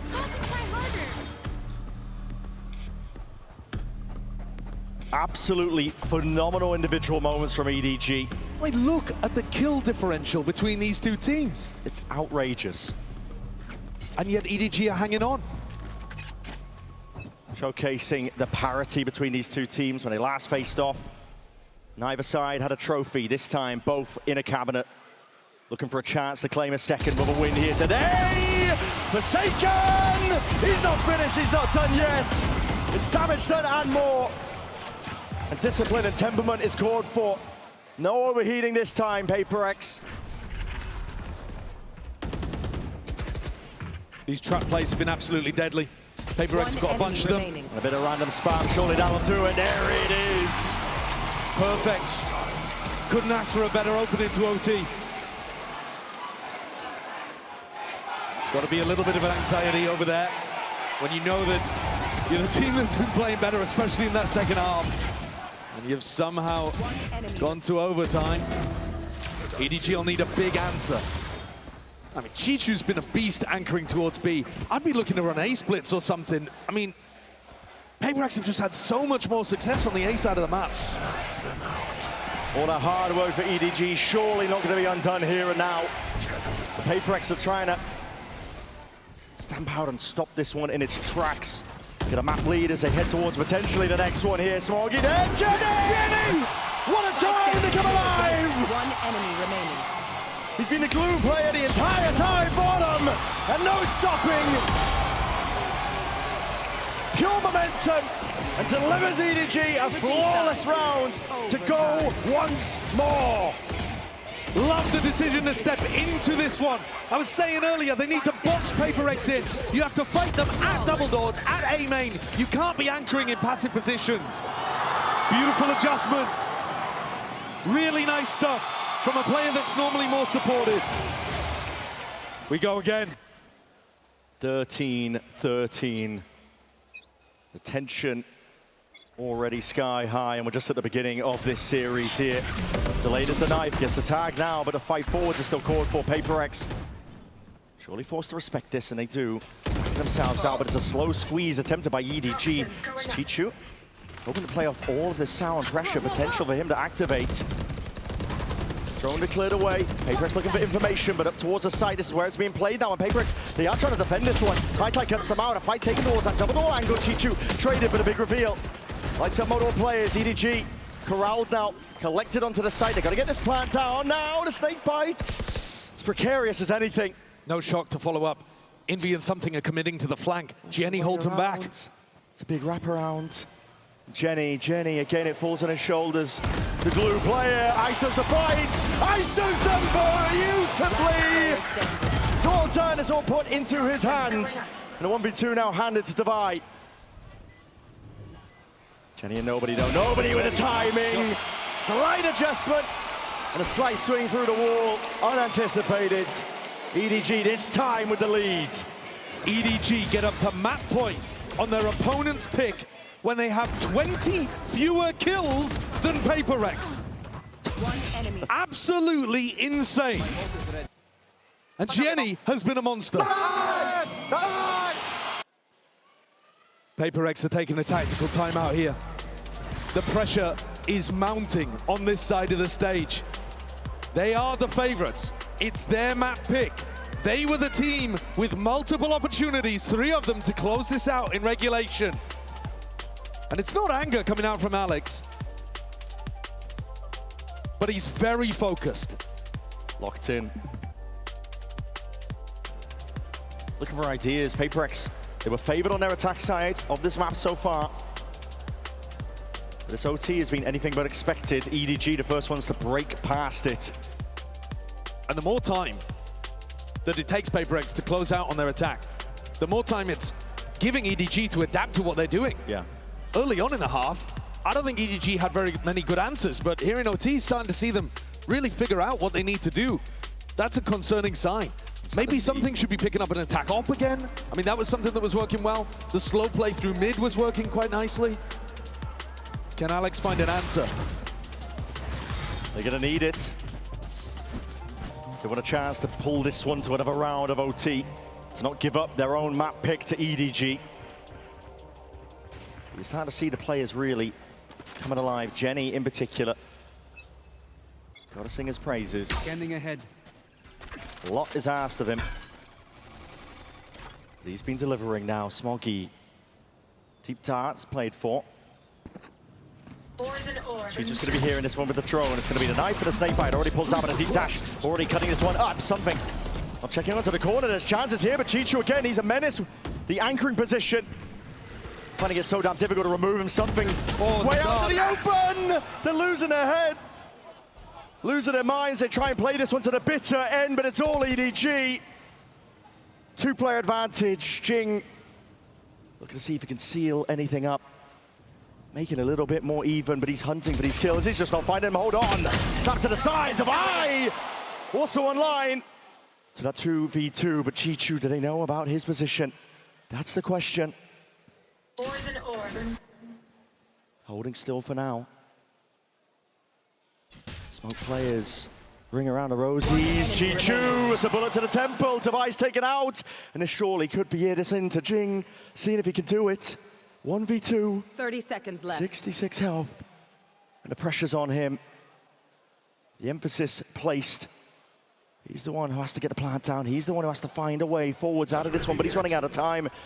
Already ticking down, 17 seconds. TP forwards, a bit of spam forwards, and he knows he has to play for this one forward to middle. It's spam though. This dangerous tidings all the way. Watch for my gang sidestep. Jing, no way! He all pulled out and just loses his nerve. But it delivers the map win nevertheless to EDG to open. It's 30 kills for Jing, but it wasn't enough for HyperX. How did EDG win that one?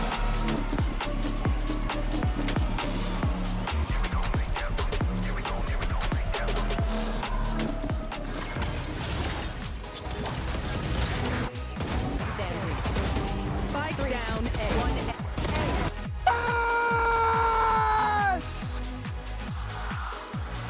I am the best! Oh, I see that now. What?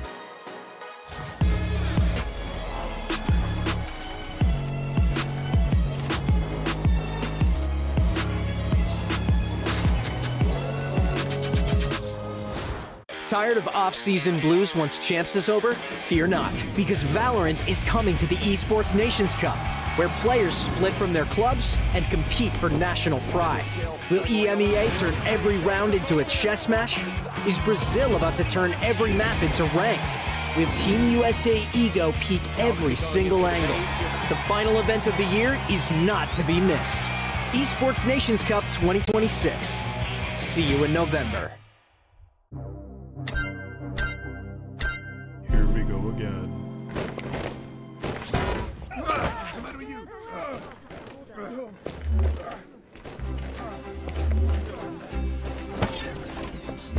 I gotta be me. I gotta be me. The dream that I see makes me what I am.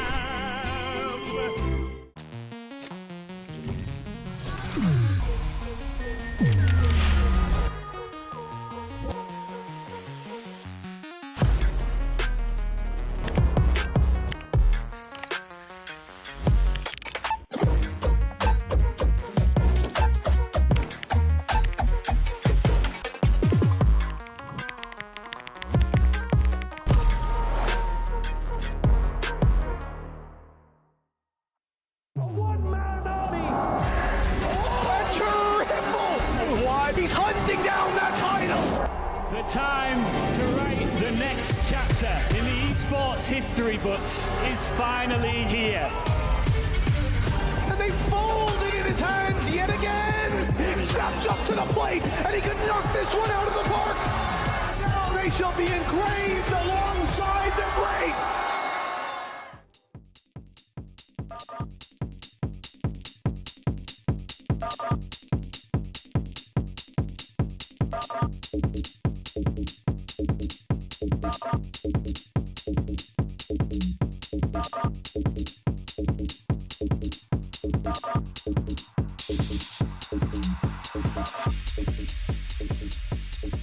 Ziggy and Minnie, you've just met the fans. How were they? Did they behave themselves? They did behave themselves. Minnie, however, little out there, but it's okay. That's the Sib's personality. Oh dear. Minnie, what did you do? I didn't do anything. He's just making stuff up again. I don't know which of your eyes to look at. What's going on? Did someone make this for you or did you bring it yourself? No, I did not bring it myself. Yeah, someone made it, and I'm gonna use it for the rest of the event, and then I'll give it back to them. Oh, they had a wingman like cloak last time for me when we did GCC, so shout out to them. You literally have your own personal stylist. Yeah, Emmy. Emmy, oh wow, shout out to Emmy. I want a wingman cloak, please. You've also been given a gift. Yeah, this is all of my pets that I have at home. Sliggy, you do streams. Remember where the camera is. Sorry. This is sorry. I was trying to show you as well. This is all my pets that I have at home as well. So, and we got some nice gifts as well. There's some melted chocolate down there, but we'll freeze it. Oh, can we have a look? Sorry, I'm terrible. I'm rooting through everything. Go on, unbox. Yeah. You want me to unbox right now? Oh, this is for Minnie. This is so cute. And Sliggy's got his own. Stickers. I got stickers out here. A lot of stickers. I know where the camera is now. Yeah, and this is the most chaotic unboxing I've ever seen. What is going on? Yeah, there's packaging upon packaging. It's like pass the parcel. It is. Very cute. British. Oh my God, it's a picture of me. I was not expecting that. No, I was not expecting that. That is incredible. Oh my gosh, it's acrylic. That is so beautiful. The artist didn't sign it though. Guys, you've got to sign your artwork so we can sell it on the internet for lots of money. All right. Okay. You know what? I'm not gonna read your personal note. I'm just gonna let you guys enjoy the melted chocolate. But thank you so much for joining us. Enjoy the game today. Oh, actually, prediction. HyperX. HyperX. HyperX. None of you have said about the Vitality game. I don't want to pick. You don't want to pick between Europe and America? Okay, I'll say Vitality for Yampi. Okay, right. He's got traitor vibes going on. Let's wrap this up.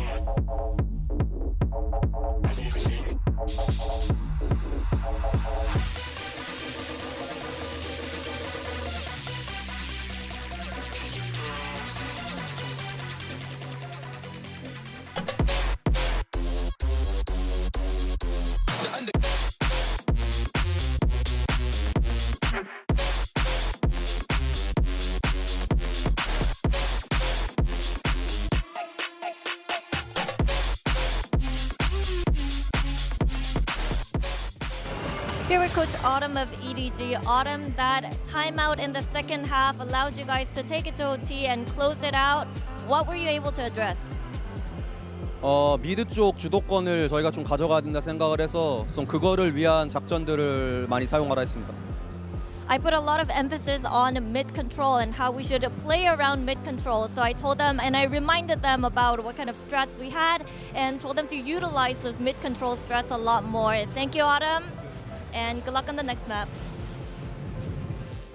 Welcome back, everyone, as EDG manages to pull it from the brink, and they get themselves map 1, and that was a grueling matchup, but what a game as everyone's rolling in here at the Copper Box Arena. Let's go ahead and take a look, though, because you have your HyperX Reflex moment of the match, and got to give some flowers to Kong Kong as well as Chichu, Mimi. These guys were on fire this game. It is utterly ridiculous that EDG have won this game. And the reason is clutches. This is how it started in the first half. This crazy. Ridiculous. ace out of Kong Kong in what was a 2-on-5 round. And you follow that up just a few later with another clutch out of Chichu. In total, there was 4 true clutches in this game. There were numerous 5v4s won. This was the most disadvantaged I think I've ever seen a team be to come out and win a game. They were minus 19 on kills, minus 6 on first kills. How the hell did they win this map? Yeah, Jing ended up having like 30 kills towards the end. Like you look at it and you think, how on earth have they been able to do it? It is the individuals. It is your Kong Kong. It is your Chichu. Obviously, being able to send them to overtime as well, considering the lead that HyperX had. You saw the 1v2 that nobody had in main as well.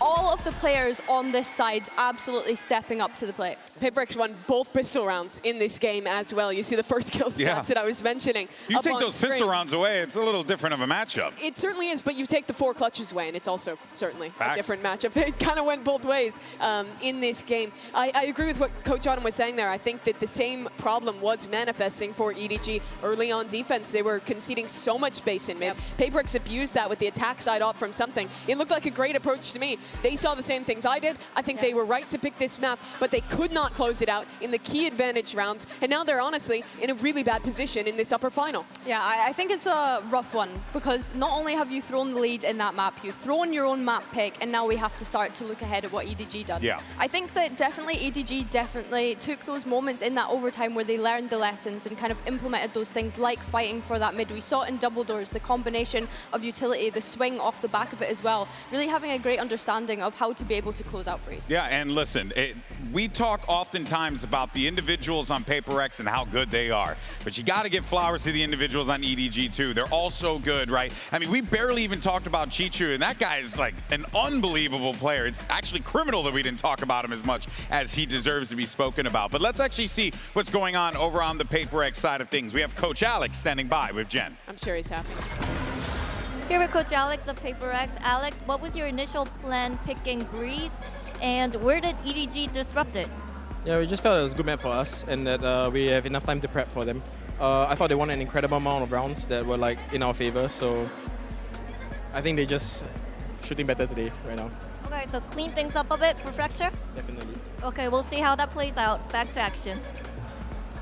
And look, when you want to assess the situation, there's really not much else you can say. The clutch plays from EDG did play a factor. That is something that if you are HyperX and you're a HyperX fan, you need to be aware of this, Billy, on Fracture. You can't let EDG run away with these rounds, especially when you have man advantage or you just have the advantage altogether. 100%. But I think a good thing for HyperX going into this one was, yeah, maybe the game against Vitality on Breeze last time around was a bit of false confidence. But I think coming into Fracture, they were able to close out that series on this map. And I think that there was a lot of punching in the face going on. And HyperX are a team that maybe they weren't getting away with that overextension that we saw in Breeze, but on Fracture, they were definitely getting away with it the other day.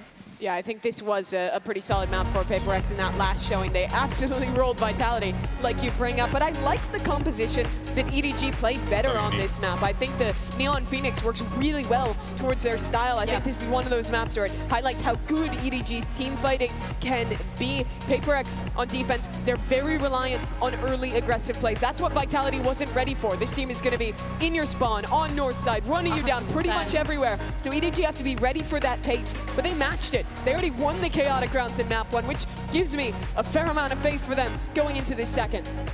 All right, folks. Can we get that map 3? Can HyperX force the issue, or does EDG lock in a spot for the grand finals? Let's send it back over to your casters and swing us into the action. Here's Brent and Sideshow. It would be absolutely phenomenal if that was the case, push to all 3, because the stakes, I mean, they speak for themselves. The Devs have been going over it here. A spot for the grand finals, that's what's on the line. But currently EDG in the driving seat. All they have to do is take away their map pick of Fracture. And HyperX are going to be tested here in many, many ways. It should be a good map for both teams. Yeah, I think that's saying they just have to win their own map pick against HyperX. That is easier said than done. HyperX looked phenomenal when we saw it. So did EDG. The improvements were massive. Southside information, and Forsaken comes back over, realizing that EDG are pressuring Arcade. Yeah, sees the Prowler, not much behind it, but he might be waiting for his time to strike. Smokes up. Contact plays by EDG, a bit of pot shots, a bit of random spam, hunting, fishing, Smoggy going out to 25 HP, but now explosive play, EDG all the way forwards. Smokes were primed, they're taking control over towards Canteen. Kankang's looking to hold on to the positioning and potentially take it a bit more further, deeper in. They know that this flank is going to be coming through. I mean, even before the trip took contact, you know that HyperX are going to be doing stuff like this. Yeah, it'll be difficult to do. They're going to be clean here. Post-fight positioning. Pretty impeccable stuff here from EDG. Time is already ticking. Divide. Going to be taking that first contact now, Sheriff in hand. Teammates by his side, up towards that Jenny angle. Hold on, blind as anything, but hold on, the damage finally. Cleaning up these kills as Forsaken. Filling up the feed, Chichu onto that ramp, Smoggy. Trying to do the best, but the damage potentially enough. Chichu, hold on, defuse. Being stuck in the plant position is just not ideal. Not at all. Another pistol round for HyperX. They've been dominant all tournament long with them. That's their 10th pistol round win. 10-3 currently in these pistols at London. And they absolutely needed both of them to be in with even a chance, you know, we're getting into OT on map 1. Yeah. Map 1 was ludicrous. But HyperX will be hoping that they've hit that mental reset and can close out some of these rounds where they create the advantages for themselves. Both of these teams aggressive, willing to take the fights to each other. And very different compositions too. HyperX with a brawl here. Very different ideas. Deep with the C's. Well, he's going to be laid into the back, but Forsaken is holding it down. Bulldog up onto the angle. Jing's going to be announcing it and setting himself a little bit further. Wants to try and see if he can farm up some of these kills, and the Orbs are just laying in wait. Chichu, it's in his best interest to go down early here, just to deny them that chance of generating those ults. Smoggy's halfway to being able to get his Phoenix ult online. HyperX starting to tick up as well. But that's the advantage of running the Phoenix, I think, is that in theory you should be able to generate these ults pretty quickly. Even without winning the pistol, EDG will be looking to get it up for at least the next round. And HyperX look like they want to be going aggressive again. This is set up for a north side crunch, except that Jing isn't at the moment with the team. There. Maybe some level of a fake. Yep. Could be. Slow going, though. Oh, it's just Blazer's going to be catching contact. A trap play, yeah. Yeah, potentially off the signs of life. Did they see the prowl? No way. Oh my goodness. What a blunder. Solo, no, but he's okay. He's trying to fake out presence here, but going for the team to come back and around. Cleared a lot of that space. There is no swing out. Something. Another weapon at hand here for Forsaken. It's made a lot of footsteps. Chichu almost ready. Call for the draw, though. Line in the sand going to be drawn. Something's going for a peek out here as well, towards that north side, or at least getting on a slightly deeper angle. HyperX starting to drift over to B, which is where the hit's coming. Yeah, Smoggy. See this move all the way forwards now with that fast lane, cutting it all the way up. Anchoring plays the molly in the smokes, up to Dubai, but he doesn't have the gun but a job. Immediately dismissed, and hold on, this is just pot shots into the dark, into the smokes. Jing taken out. Really nice clean round from EDG. That C's molly combo is a beautiful idea from Nobody and Smoggy. Cooked Forsaken. This was a weaker buy from HyperX, but they were never in this round. Never had a real chance, to be honest. Bonus ideas from HyperX just being sidestepped. Danger in it being diffused, and Smoggy, that's an all turned up for the next. Outpacing everybody on HyperX. If Jing had been able to get into the round, maybe you would see it with a showstopper on the other side of things, but not to be the case. Look at this. Brought down to 1, immediately executed. And Device trying to hold on to tower control with those nanoswarms that pop around head height, but gets overwhelmed as well. Nice! Let's go, boys! I like the way that Nobody calls on this map. You know, they're going to take a bit of space, they're going to pump the brakes, they're going to try to bait these pushes out of HyperX. This round, though, you can be a bit more straight up. You have that Phoenix ult. Bring them down. He's on here. Prowl's going to be broken. He's moving forward just off that fault line, but it's danger. Good protocols from EDG. They had players that were able to sidestep all of that util. They would have put the punish on Chichu of all this sound, all this noise being made. Jing! It's immediately sealing up the gaps, but now sped up all the way to sight. You're going to see EDG look to take this one with a run it back. Smoggy cleaves and clears a bit of a path forwards. Hold on, that's Jenny going down with a spike. Tight now. EDG have got to try and find a way to batter their way out of this one. Nobody just squaring up. Taking the fights, all the confidence in the world. Really good passing from HyperX though. Yeah, now putting the squeeze out through halls. And now just nobody. Backs against the wall. Oh my goodness. It's another round where HyperX had a big advantage. You could not let nobody back into that round. But they clean it up. The pathing's really beautiful for them on the retake. Instead of just going straight into sight, they make sure to take away A-main and halls first. They know that with Chishu down, and with the rest of the team popping from dish, halls should be weak. And that puts these post-round players in a much more difficult position. I think they played the positional game on the retake better on Breeze as well. Fundamental macro game stuff is still being executed here at a high level for HyperX. But the devil was in the detail of the clutches previously. Yeah. Now though, they're starting to get ults back online too. So this is an incredibly important round for EDG to convert, and an uphill battle at that. And when Jing's going to be lying in wait with that showstopper, not going to be committing it. He's got straight down. It's lovely movement. Straight in through tunnel. It's looking to potentially punish anybody at tree. They have run this round before, and Chishu's heard it though. So if they've watched the VODs, they should have an idea of what HyperX's setup looks like. Scout destroyed. Trailblazer's broken.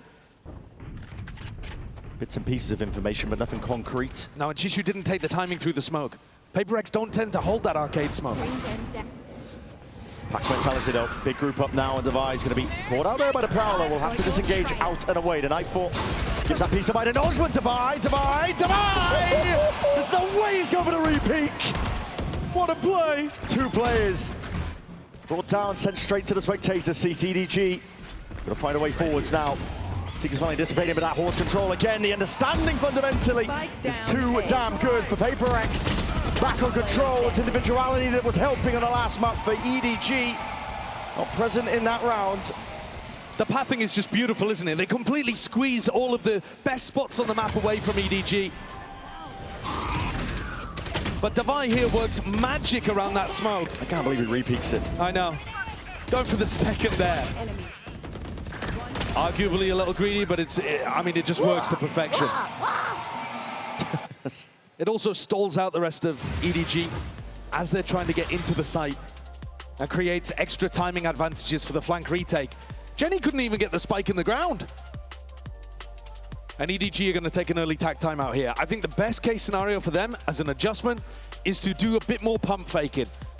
Pump fake an area, force out the push on the other side of the map, and be ready to catch it. You know that HyperX are going to be aggressive. And if you let them take control of the entire map to retake against you, you're not winning these rounds. No. And already, it's a monumental lead here for HyperX. I might be counting the eggs before they hatch, but Fracture, we've known it to be very attack-sided. The attackers have all the advantage in terms of picking where they start, how they want to build up and generate their ultimates.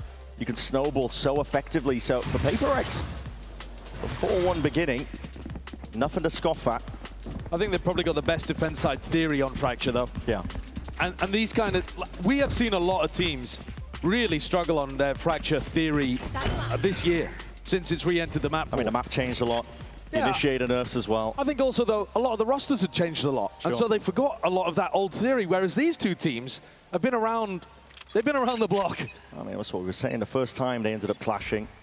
7 out of 10 of the original players all the way back in that first game, and now they remember how to play on maps like this, and it's Jing's playground usually. Forsaken. But that Outlaw, going for the second shot here, but he might be swiftly overwhelmed. This is full running and gunning from Kang! With that stinger, takes control up towards tower. Sharp shooting. It's evened out at least. The trade from Invi. Pot shots being placed out towards that canteen position, but EDG at least with a plan down. With a chance. In with the weaker buy. Cage going to be pushed up. Devi just trying to assert himself here. Breaking the trip, removing bits and pieces of the util. We have ults ready. That stun is going to be the fault line. Yep, it's going to be tagging onto multiple players now, but the wall's there. What a shot by Chichu. It's already answering and making up for absolutely everything here. Invi forced to pull out these ultimate side steps. Kang It's not long for the ward, though. The damage was done prior. Nimby now to defuse. A flash from Smoggy. He's pulled them off, pushed them back, but he's only got the Bulldog. What can he do in a spot like this? Defender Devi sidestepping, making it an awkward fight and engagement. Really strong defense. This is the backbone of HyperX, Devi and Envy. Normally holds so strong in these late round moments. One enemy remains. And that ultimate just forcing Kong out into the open. Had to make the play. It's another close round, but it's one where HyperX stay in control. And Jing still got that showstopper to work with. There's a stun being held across the map for him to go and take control over towards Tree. I think Chishu could be in for a nasty surprise down here. He could be. Not playing close to the ropes, is he? The fault line is a showstopper. Inside the smoke being played for, though, trying to put the squeeze onto him. And again, like I said, he's not playing by the ropes to tag into it! Crazy shot by Chichu. Possibly the best that he could hope for. Up towards tower now, Forsaken. Going down, let's listen into HyperX. If Ilya gets a kill, he can outburst. I'll go from B main, guys. Wait, who's inside, guys? I will go late. Who's inside? Phoenix Dream. He's checking B main for sure. Yeah, sure. I think one arcade fight. I don't see. You guys make some. Yeah, B main one. Finish B main. You go clear B main. Clear B main means sending one guy, no? No, B main. I make some, I guess. You what? Still? What? There's one here. One behind the box. Player standing. One heaven, one. That's something. Time ticking now. Despite getting away from him, no real chance at all. Smoggy takes that peek in the head clean off. EDG around it. They desperately needed to get on the board. You hear it inside the comms there. The read from HyperX is that the Phoenix ultimate is clearing down through Tree because nobody else is holding it. And so that's why you get the walk back up, where Envy is just oblivious. Because why would the Phoenix be re-clearing that area if you had a player holding it the entire time? It's a reasonable deduction, but it does mean that that entire retake falls to pieces. One of the few rounds where EDG find themselves in a decent position, able to convert. Otherwise, it's been HyperX in control. That was a big one as well, with HyperX utilizing ults. The ult economy going to be flipping on its head now. EDG finally with a chance to see if they can put together a bit more than just the one round, one or two. HyperX have mostly been leaving Arcade undefended. Now they pick it back up on a timing. Contacting back on both sides of the map. Here, it's a wide-face Devi. Beautiful. Just instinctual based off the timing here, but now that flash, it's a great connection behind the boxes. Players are ground! And now crunched and burned to cinders. Jenny punished them, made them hurt as a result of it now, but it's still that 3v3. Random pot shots here. These players just trying to sidestep most of the util going away. Chichu out to the open. Smoggy blind firing. Oh, what a strike even being offloaded. And Chichu finally taken out towards main. All eyes towards the site. Devi, potential for a timing. If he wants to push past this, the plant going down. Looking for it. All the way now. Tower accounted for. They know where these players are, but he's trying to swiftly maneuver. And each individual 1v1 just goes the way of EDG. Jenny managed to get the plant down in the midst of all of that, despite something having a molly lineup for it. It must have missed, because Jenny was not forced out of position really at all. What a play towards the beginning. The Brimstones matter so much in this round. Both of them having their ult. It's one of the best ults you could possibly get on Fracture. Here, something decides to use it to get the guaranteed kill on Chichu. But it's this little counterplay towards the end. Look at the molly. You just saw it in the replay. Yeah. Completely missed from something. That could have been all the difference there. And it's not HyperX's economy down onto its knees. And they're actually guessing wrong in terms of where to fight these last couple of rounds. EDG looking to take no prisoners here. Sliders at pixel angles, but a shot missed. Going wide. Deep smokes. It's going to cut up the A side here, but it does give possibilities for HyperX to get themselves in. They hear it, the plan now going to be called out and commed. Spike planted. Immediate rotations on the north side players.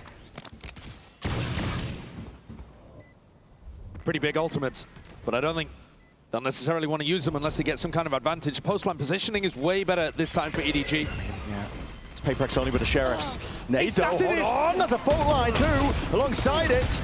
Trying to barrel over, see if they can create some space towards it, but the Sheriffs, my God, they're singing in the hands of HyperX players. There's no molly. They cut it all the way out, no mollies at all, that's an ult, expended, but all the players are dropping like flies. What?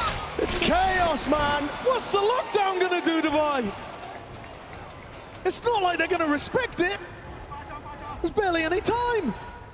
This is back-to-back rounds now where HyperX are expending key ultimates into lost rounds. Nobody tried to lay an egg in the middle of that one too. Didn't see the cluster grenade at his feet, I guess. This round was always going to be decided by the gunfights along that angle in A main.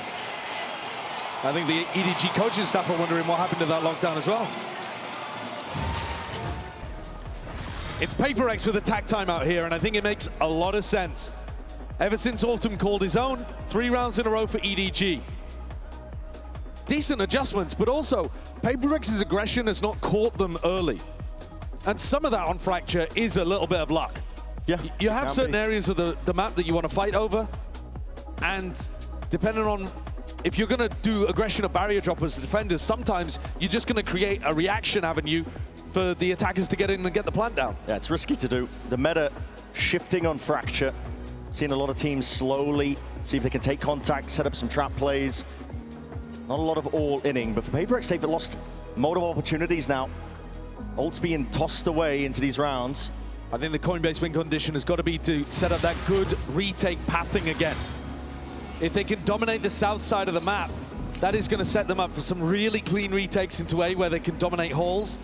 And taking tree away is one of the biggest post-plant positions as the defenders. Alternatively, EDG are mostly looking to stack over towards Arcade. This is more of the same again from them here. So HyperX could try something funky on this side. It's really difficult as the defenders, though, to fight Arcade early. You see that something in Forsaken, they don't feel comfortable sticking to it early on. Yeah. Sidestep the flash, didn't get any acknowledgement from Forsaken. He's moving around the map rapidly. Trying to lure Chichu to see if they can refight this one, but already run it back at their backs. They're going to have to see if they can put the pinch on to Chichu! Not so easily removed. And forwards is the play. Smoggy decimating now. Huge advantage already. HyperX tail between their legs, forced to see if he can scurry away to rifles for the next round here, but this is EDG now firmly back in it. HyperX were in control of this map, and it has firmly slipped away from them, as you're saying. This round, I think they actually get the fight they want to. They want that 2v1 into Chichu. That's what the defending game plan is built around. And Chichu just slaps them back down to earth. We have seen time and again in the last couple months, HyperX utterly outclass people on an individual and map theory level, the whole kit and caboodle. Today, it feels like even when their ideas work, the individual level of EDG is just too much. They're on one today. Never hampered by the brightest of lights, are they, this squad? They found my wire. The 2K, okay, you can definitely talk about tightening up that timing, about pushing with, you know, a jump peek or a flash if they knew exactly where Chichu was positioned. At the end of the day, though, they have just taken 2 straight 1v1s and been dismantled there. Don't get rusty. Massive credit to EDG for turning up in this upper bracket with their best possible form. Looking reminiscent here, we're seeing another off-the-rip play! Team just gets the one, though. Follow up with a flash now, trying to put for the north side crunch. These players, it's a stamp of authority attempted by HyperX. They were all in. Full investment, barely anything at all. Now Smoggy left a 2-turn around, see if he can pick up the pieces. It is the spike reclaimed. He's got to run. He's got to run all the way back here. Luckily, no players following up off the Trailblazer. Smoke ended up being immaculate there from Chenny as well. God, look at that. It's a brave play. No map control over towards the south side of the map. He is all the way forwards now and leaving himself as a deep insert. There's a little ping on the map. Hold on, hold on. Breaking a trip, he's revealed where he's potentially pushed out. Doesn't know where Chichu is. That's why he's worried about clearing halls. Looking for information. Looking to make the EDG players as paranoid as possible. And he's got a flashback in 5 seconds. Pure contact though by EDG. 30 seconds roughly left in the round to play with. He might be able to find himself an ISO player Forsaken. It's going to be on him. They can't full contact into him though. They don't have the time. Not the time, surely not. 23 seconds left. They're walking all the way up. 20 seconds remaining. Forsaken sees it though. Yuto flies out! Oh, what is that? It's Chichu. Unreal form. Hard entry into that site. What a read. Brings it into the 2v2. EDG managed to find their way through difficult rounds time and time again. A lot of pressure on HyperX. Bit of spam up towards the top box for Chichu. My God! Alongside Smoggy. They can't be stopped right now. What a duo, what a round. Chichu's cage isolates most of the angles. He knows there's only one he needs to worry about. And this round looks so good from HyperX. I think it's a nice idea. Do a north side crunch. They've been stacking arcade. Look at that. Another backhand from Chichu. And Forsaken hits the floor. It's ridiculous. Alex is wondering where it's all going wrong. 5 rounds in a row. They were 5-1 up. HyperX looking like they're posturing up towards that B main angle, but the C's is going to be pushing them back and away. They spot a couple of signs of life. Ults able to be acquired here. Nobody's got it now ready, waiting. Nightfall to be primed. See what the emphasis is going to be used to place off the back of this one. It's a lot of attack. Showstopper now forced out. Jing! Snaps to it. It's Kang. Let's take it out. Just before he goes down, Chichu trying to take advantage of the space and all that noise, pressure that was made, but it's something again. Straight back in it. That's aggressive from something. Utilizing his teammates' nade to be able to put all of that pressure on Chichu. And they've immediately started pushing through tunnel. Yeah, very decisive, very fast. Still super confident in the final round. HyperX, they cannot let this opportunity slip. Player advantage situation again for them. And the fight's taken. They're just hunting for the information. Smoggy. Couple of bullets wrestling into the back of that wall. Put some fear into their step. With Chichu down, you're pretty confident EDG don't have info on the north side of the map.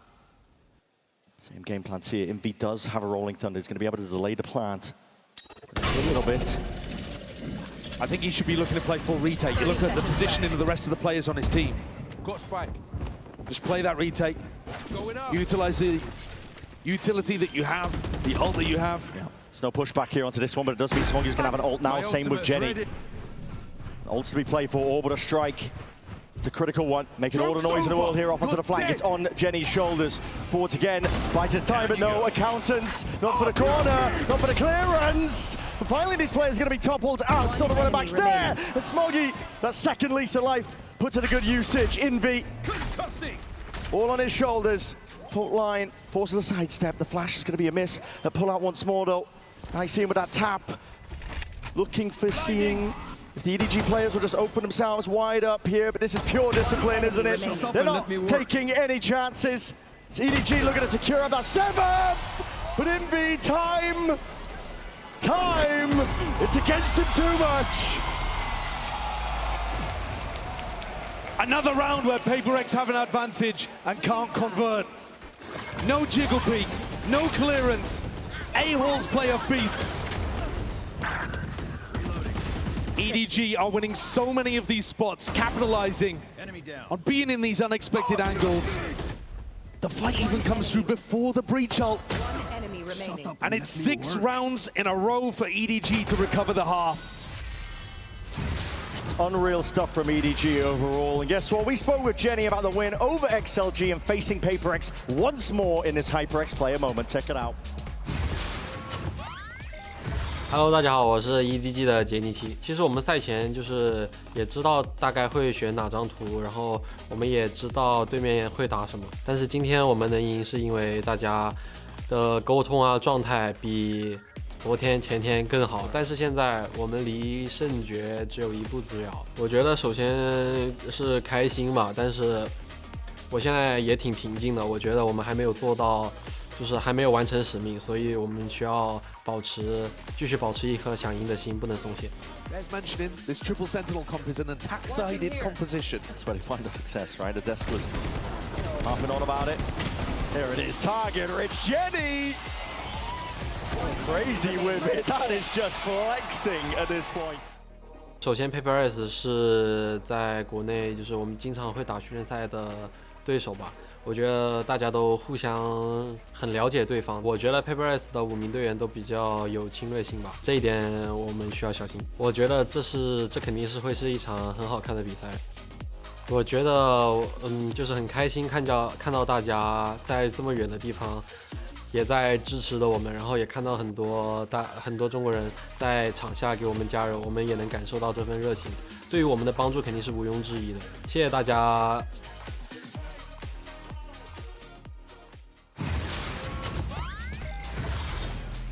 For my money, Jenny has been one of the most impactful and pivotal players for EDG on this run that they're on currently in this tournament. A lot has been asked of him in terms of the roles that he has to fulfill: Smoke, Sentinel, Initiator. He's been doing it all. And he really has been delivering. You see the pressure on the other side of the stage as well. It's slightly glum, desperate faces on HyperX. They've won 3 out of 3 of the pistols so far, and yet they're barely staying in these halves. Another one awaits.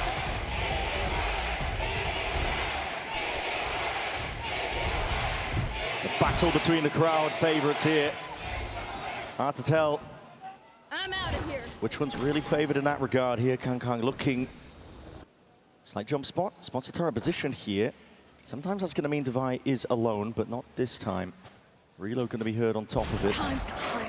Forsaken doing a big fake out here with all of his Sky Util. Baits out the push from Kang. That's a tough one here. Kang going to be removed almost immediately. Now we can see that fault line. Nobody really put into a pen, and it's going to be difficult to fight your way past this one here. Rapid approach. Stimmied up. Full speed ahead. That's a call by HyperX, and the Molly's going to be sailing up overhead, but a little bit too late. Last sheer, looking for the last player here to just root out Jenny. Chichu and Smoggy. Working with barely anything at all here. Heads are rolling. Inclination as to where Smoggy was. They saw his Molly earlier. They sniff him out here for another pistol round win. It's outrageous. 82% of their pistols here in London. They're 14 and 3. And they've needed them. In this match, at least. They were wiping out their opposition in previous games. When they went to that top 4 in Pacific at Ho Chi Minh and here at London, but they've met their first opponent to give them a proper opposition.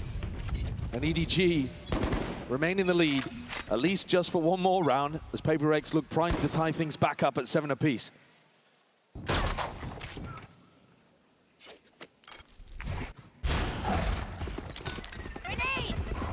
See the Snade clearing out any potential problem positions. Trailblazer up towards tower. I don't know what's accounted for here.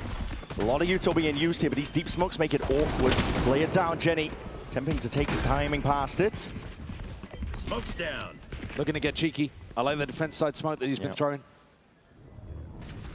Jenny's one of those players that should be exceptionally hungry in a match like this. One of those on EDG that has another chance to lift that trophy. She's slowly going to get squeezed from this position. Something tucking and holding tight, and that is lovely stuff. Just snapping to the domes here, making sure it doesn't get any more messy. Forsaken, you are low. He's still got his eye on it. These are the maps that HyperX were absolutely dominating, where Jing was able to play his Raze. If they manage to get us through here on EDG's map pick, we're going over to Split, which is the only map that they've actually lost at London. The narrative's shifting a little bit. They were undefeatable on those Raze maps. But as the competition increases, we're seeing the very limits of what HyperX is capable of. And here, it's all on the line again. EDG with good weaponry. We'll look to push back this bonus from HyperX, which has a lot of bite to it. It's danger here with the rifles, the Guardian and the Bulldog. Another flash early on from Forsaken over towards Dish. He's trying to make it feel like they're defaulting in that area.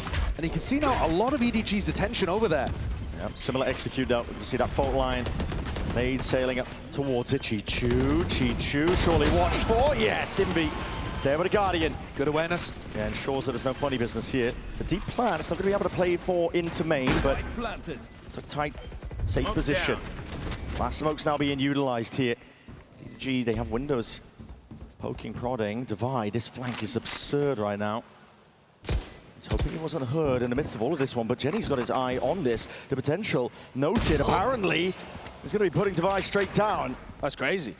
Still playing this one. They're deciding that umming about what they want to do. EDG did. I think they were looking to save, even when they went to kill Devi. I think backing up into the lurker there was almost just a fortuitous situation. EDG did not like the positioning that they had. I think one of the weird things that I'm noticing is that Smoggy's Molly lineup only denies the dice plant, and they don't really seem to have a lot of pressure onto these other areas. Without running the breach in their composition, they don't have the stun and aftershock combo that you would use to put pressure on the B plant. So a lot of it comes down to Jenny's Molly. It's definitely rare to see these two teams take a stalemate like that, a round ending with 4 players alive on either side. Yeah, that's not the EDG HyperX I'm used to. Do not see that often. Gearing up though. Bonus conversion here for HyperX. Makes it all the more likely that we can go to split, we can go all the way. Oh, this is a nice spot. I'm wondering if Smoggy's got his eye on that A Molotov. Both teams look like they want to be fighting over it. Double satchel, Jing. He's not messing around, is he? Stun is good though from Kong Kong, and that's going to be, again, putting a bit of a stop to it. Every sidestep. Every beginning of the round is a fake. They've caught Jing, but everyone else on HyperX is going in the opposite direction. All the players around, but already it's a rapid approach. EDG have got to realize this one, and Chichu's the one to try and hold this one back. Just buying time for the squad to close. Second guessing themselves. They got a kill onto Jenny, and now they're moving in a completely different spot. They baited out the ult from Smoggy. It's quite beautiful. All the sound cues, the push and the pull, the rotations abound here. EDG left guessing where could they have gone. And now the defense will have to spread back out the map a little bit, and HyperX are ready to repop back through Arcade. They're calling a really nice game. A lot of util being committed, and ults by EDG. You're right, they are calling a phenomenal game. Prowler sees nothing, they start stacking A. There is no way at all. They have slipped the net entirely. They'll strike where it hurts. Flash with a connection, they know that tower's occupied. Chichu just with this judge. Looking to lock this one down now. No flash forwards. The judge knows it's going to be difficult to trade out, and that, of course, was a concern. They don't want it to go toe-to-toe with it.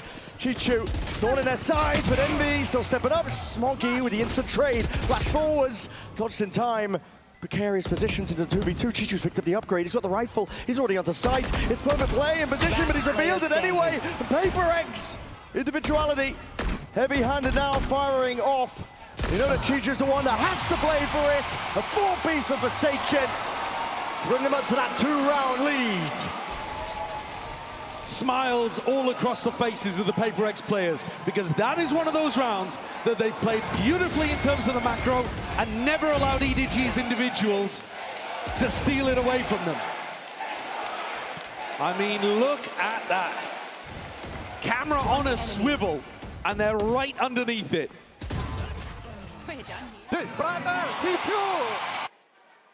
A grand heist on Fracture. They got away with all the jewels, and they've knocked down EDG's economy in the process. Absolutely run their pockets. What a round. It's a massive one. For HyperX as well, they're on the attack side now. Here's EDG's timeout. They'll attempt to see if they can push this one back and away, but like you said, EDG on the weaker guns. And HyperX have a boundless opportunity now to generate, build up some massive ultimates on their attack. Already with a lead, money flourishing for them. This is the kind of momentum off the back of the pistol that you have to be able to create if you are struggling in rifle rounds.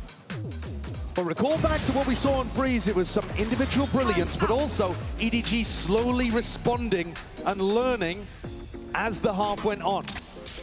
HyperX are going to have to keep their foot on the gas, foot on the throat of EDG to keep them down and out of this game.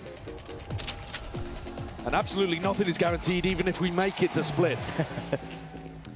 The EDG players are hungry for it this time, man. Kang Kang said right before this game, true winners never settle for what's in front of them. Never rest, always hungry. Both of these teams have that trophy. You might be expecting them to not be the hungriest teams out there, but man, they are coming in with fire. It's a chance to join a very elite club if you make it to the grand finals. Chance to be two-time trophy lifter. It's only Fnatic and Sen who have done that in the entire history of the game. And EDG, they would be the first team to win the Champs and the Masters. Got to make it there first, though, one step at a time. Currently on the back foot. It's a lot of sound cues, a lot of util being used by HyperX, but that's just to pull the rotations. Stack of bodies by EDG, they're lying in wait, hoping the full committal is occurring, but now it's a re-clearance up towards Dish. Heard for potentially by Divide, but walking up, yep, snaps it aside. He might just call the troops all the way back. He's heard the rotations. And they're catching the bodies. They are scattering EDG to the wind. Blinded. EDG left really reeling now. Enemy remaining. No safety at all. And Jing's going to be able to get the showstopper online with this plan. 30 seconds left. This is his map. It's his home territory. And he'll have another opportunity to take HyperX forwards in the next round. A little aggro play. Nobody almost invited forwards there. Yeah. Lamba going down. It's tempting. Not going for it though. The economy is just absolutely thriving on HyperX. They should be looking to chase this one to generate ults. Oh my goodness! Almost a missed opportunity, but a fault line secures it in the end. You're right. Jinger secures the kill though. He's already earned up his showstopper, but they're not too worried about it. Yeah, even with Forsaken dying, he gets the Seekers online. It's a big uphill battle now for EDG.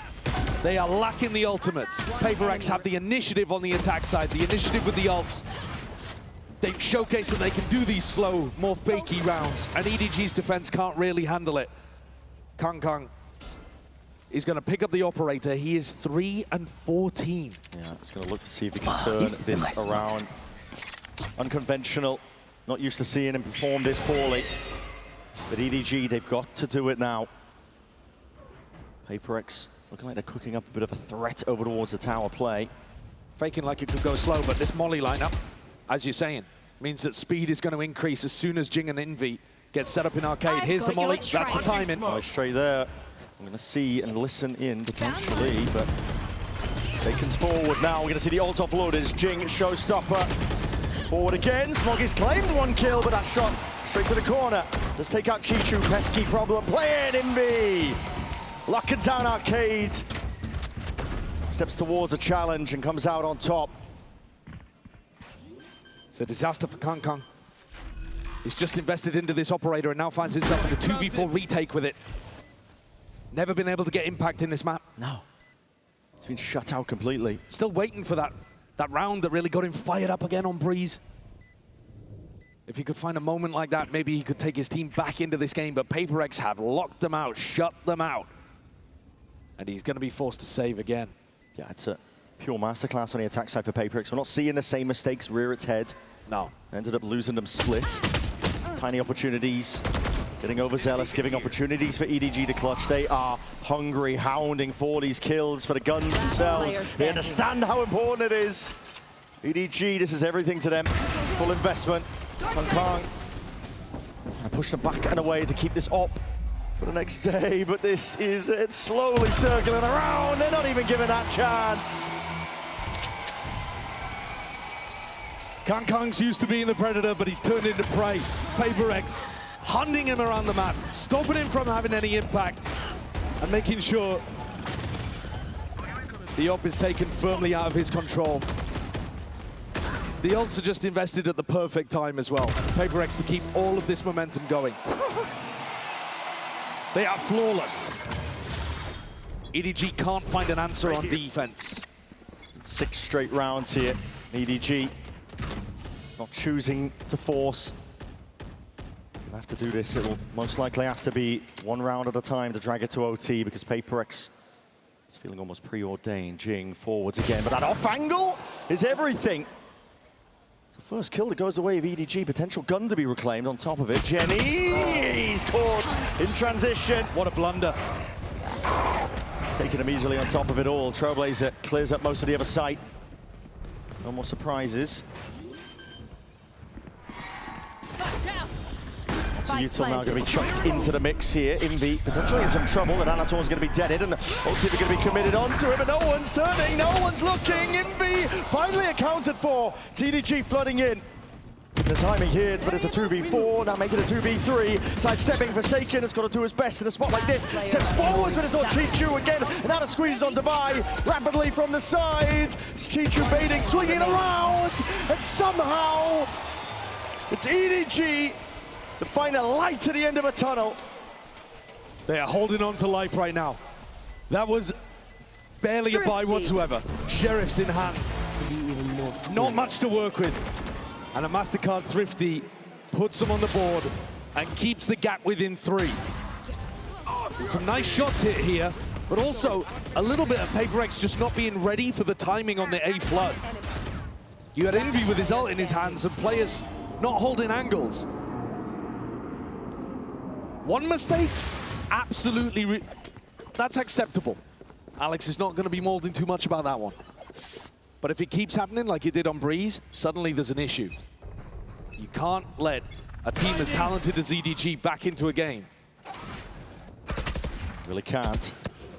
Potential for a trap play here. EDG trying to square up nobody. This is just ridiculous! How'd he get one? Still gets the one before the trader's in sight.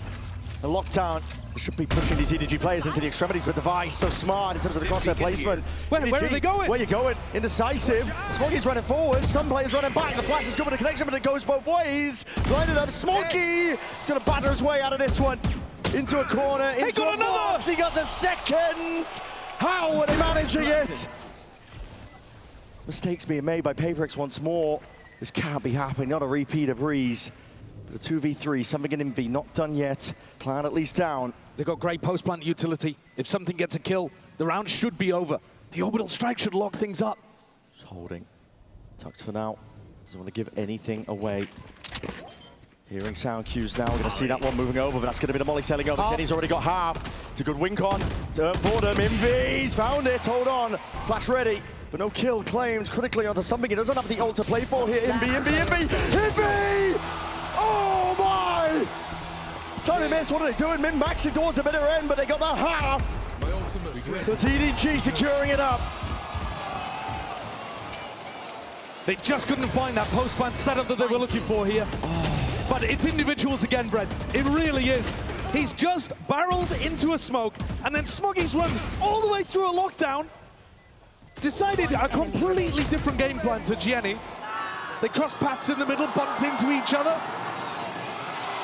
But Smoggy had a round to win. 24 and 12. The player that was highest rated in the VCTCN Grand Finals has woken up again to carry where Kong couldn't. They're doing it again, EDG. One round at a time. Trying to drag it back to equal here. Forward play, Forsaken is very much out into the open. The jump spot, the Trailblazer. Turns up for the punish. And here's the players close. We're going to take a listen in EDG. Are they ready for this? 小心摆手，小心回爆弹，小心爆弹。我留。别急，我有大招的。交破我放了。阿克我在看，没大一个，我可以打，不行，我开不了大，燕南有大招。斯凯还在 drop 是吧？斯凯回清 drop 了，上来一个 drop， 去踢球一个，手包点了只能。我还在看 B 大，我在看 B 大，你去帮他行吗，张周 ？B 大，我在加 A 大，我在加 A 大，我封烟，没大没有，假的，小心 B， 杀地。 小心 B， 小心 B， B 进了，小心冲你 Candy 啊，我来保你哦。你去吧。It's patience play by EDG. They are cutting HyperX to shreds. Plan potentially might go down. Envy with a committal now. They do have ults to work with, but still it's a player disadvantage. EDG primed, ready. Oh, but a strike being offloaded this early on, forcing the issue. It's exactly what they ordered. Exactly what they needed. Still a 2v2 though, they're not quite out of the woods just yet. Kong forwards with a stick. Half potentially earned, no, just gets off in time. It's a perfect peek by something. Stimmy now forwards, and another tap. See if they can pull these players way down to buy. Something capitalizes off of all that noise. HyperX get up to map point off the back of an incredible round from Something. Known for the jet in this meta. This aggro Brim round is beautiful. He uses all of his utility prior to the post plant. A masterclass in how not to bait his Brim. Immaculate timing off the back of Envy's stun. Collects these kills, drives them into uncomfortable positions, and swings off his teammate. No hesitation at all. One round is all that is needed to send us all the way to split. But this, remember, was the scoreline on Breeze, and HyperX failed to capitalize. EDG attempt to get it done. The weaponry is not ideal. Stingers Offloaded, nobody posturing like he's stronger than he is. He's a one player alone onto the A site. No matter work for now. Kangang decapitates Divide to that north side of the map. They've missed him, but he's turning up late. Turning up when it matters most. Obviously picked up here, but this is a rapid approach once more. EDG reinforcing over towards the B site. HyperX's composition just snowballs these ultimates so heavily. Envy's one away, Forsaken's one away, Jing 2 away. EDG's win condition at this point is just a hope that HyperX fumble them, or that EDG can get in front of them. In a round like this, with lighter weaponry, a Sheriff and 2 Stingers. They're loving the fact right now that HyperX are split up. There's only 30 seconds left, by the way, here. Split up across the board. The door's going to be opening up, though. It gives a bit of an indicator over towards A. How is Victor's going over towards B? Are they going through spawn? Jenny's being pulled away potentially. Something's going to go down. Jing is straight there. Hold on. Causing all sorts of chaos. The orbital strike. It's uploaded early. Jenny doesn't choose to use it to deny the plan. 20 seconds left. Do you even have time to reach this? 14, 13. It's getting against them now, and nobody is playing spoiler. Just cuts them to shreds. EDG. Somehow they find a foothold. Somehow they find a way, round by round, piece by piece. Jenny stays alive with the Vandal. Chichu without an opportunity to upgrade, though. The money is still not going to be good. EDG are still working with odds and ends. 30 but seconds Kankan left. hit 2 very important kills over the course of this round. A quarter of his total in the map. 10 seconds left. And they still have not baited these ultimates out of HyperX. This is one of those rounds where they got in front. See how well it goes for them, though. Again, HyperX, all they need is one, and with the ults on their side, surely you got to imagine EDG can't keep putting these miracle rounds online. Smokes, primed, cutting off all the angles here. The trip's going to be catching. Smokes off in their face, Stimmy down now, but that's going to be the showstopper to lead it all the way forwards here. Second satchel, looking for it to fade away, and it's nice movement still. He will go down, Smokey, stunned up, caught into the corner. Ults are going to be expended now with that Nightfall forwards. The crunch and the pinch. Oh! EDG, decisiveness and zero hesitation. And for Divide now, to weaken Chichu. Kong with no rifle. There are ins, there are ways to get back. Potentially send us all the way to split. We've got to get past so damn much. Kang, critical info. Comes to the side, 45 seconds left, a lot of time to work with Divide. Placing swarm grenade. It's a guessing game for him as he hunts out where the remaining player could be. Chichu is low, 4 HP. First shot accuracy is what it's going to come down. 2, he's going to fall. 30 seconds left. Chopped down. Kang revealed himself. Kang! He steps up when they needed it. At the final hour, the protagonist emerges to help put rounds on the board and do the same thing to HyperX as what happened on Breeze. This was supposed to just be an elegant round, close things out, get Jing's ult in the best position, follow through immediately afterwards with the breach ult. They expended the entire arsenal, and yet EDG still prevailed. With nothing, with scraps. It's scraps every time. Nothing but pure grit and resilience. We've come to expect it from Kangang, but the ability to pie in a match, pie in a map, and still pull it together. Round after round, the composure to clutch it up, despite all the pressure that's on the line. Second to none. Another situation, Brent. HyperX have got 11 more kills than EDG have. It's not as egregious as it was in the previous map, by any means.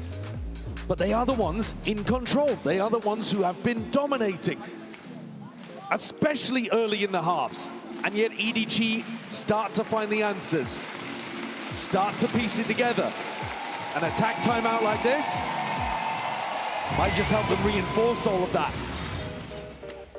Once again, HyperX are asked to try to close things out before it gets to OT. Because otherwise, EDG have already shown them where the danger lies on Breeze. Pure resilience, pure composure. EDG set their sights forwards for the OT. Devi trying to dominate control up towards the smokers with his angles there, but that is an absurd way to clear it. Walking in with a shorty in hand with Devi taken out. Suddenly, problems arising. Nobody did that in the previous round. He walked in and went 1-for-1. This time he brings a buddy with a shorty. Really good adjustment coming out of the tag timeout. Shows you, even though EDG and their IGL nobody are unconventional, they can still find really good answers. HyperX right now scattered to the four corners of the map, basically. No cohesive idea just yet. With Devi gone, there is a lot of pressure, actually, that a flank could be coming behind Envy. Yeah, he's the one with a spike. Still, he presses the advantage forwards. It's them trying to sell a potential here. Forsaken is all the way through. He's potentially trying to play into CT here. And positions, EDG! Oh, it's the feed entirely filled up. And once more, we're going to OT. The resilience of this squad is unbelievable. And they have all the momentum. Against HyperX, the team with the biggest expectations coming into this tournament, who wiped away their opposition in essentially every game they've played recently. EDG are standing back up, refusing to go down. Let's go!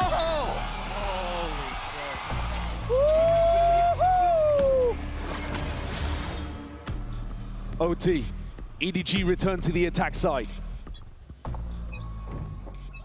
Smoggy on an absolute tear. 28 kills forwards. HyperX back on the defense now.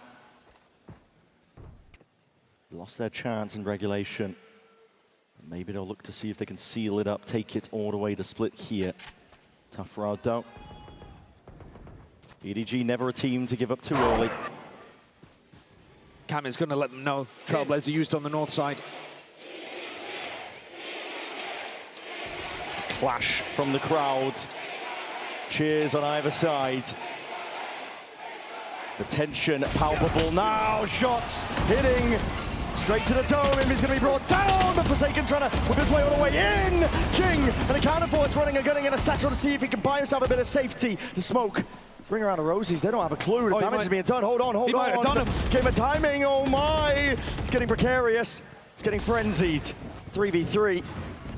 Something, just spots out the shoulder. Chichu there, but now the squeeze. It's perfectly played for EDG. But there's a spike drop down and the damage from earlier. Goes both ways. Chichu in a 1v2. 1v2, spike picked up. But not a clue that Jing was rapidly approaching.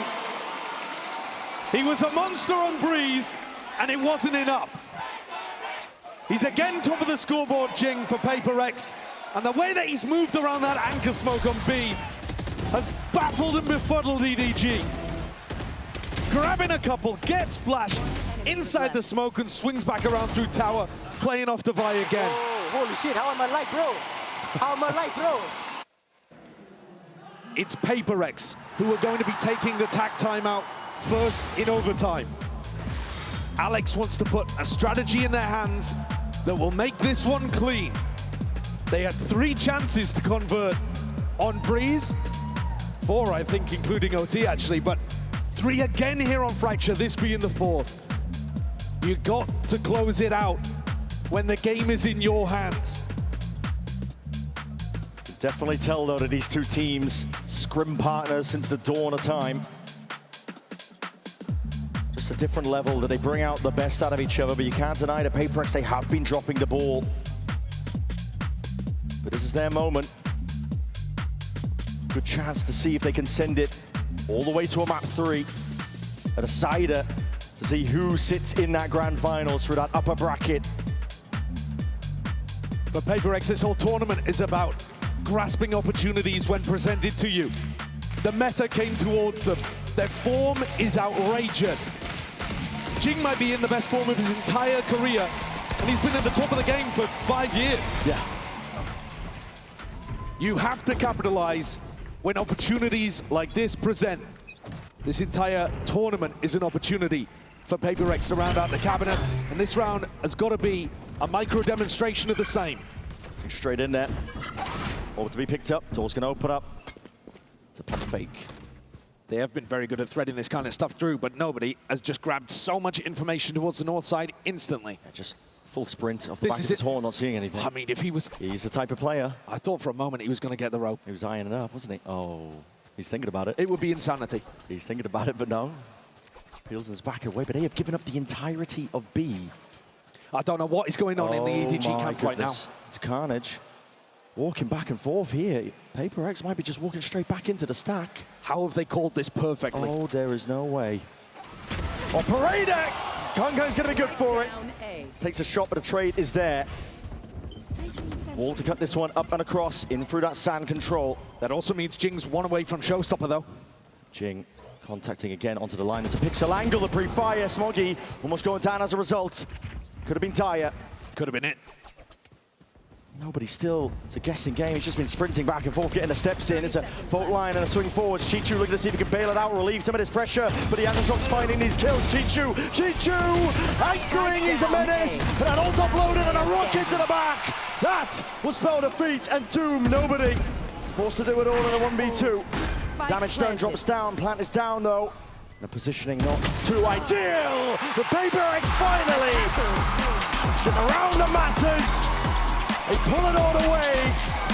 There's no stopping this train. The final stop will be split.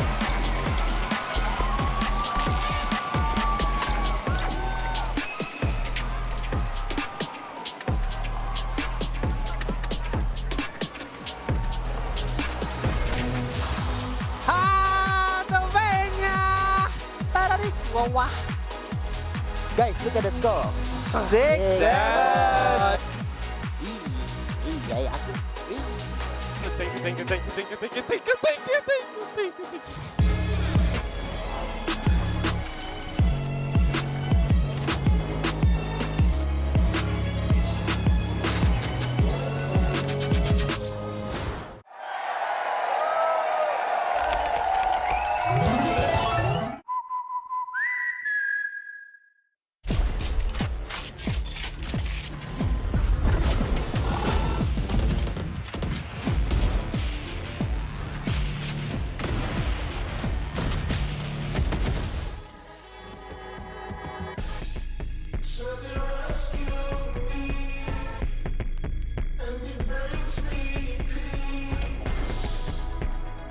Hello, sounds like Meg.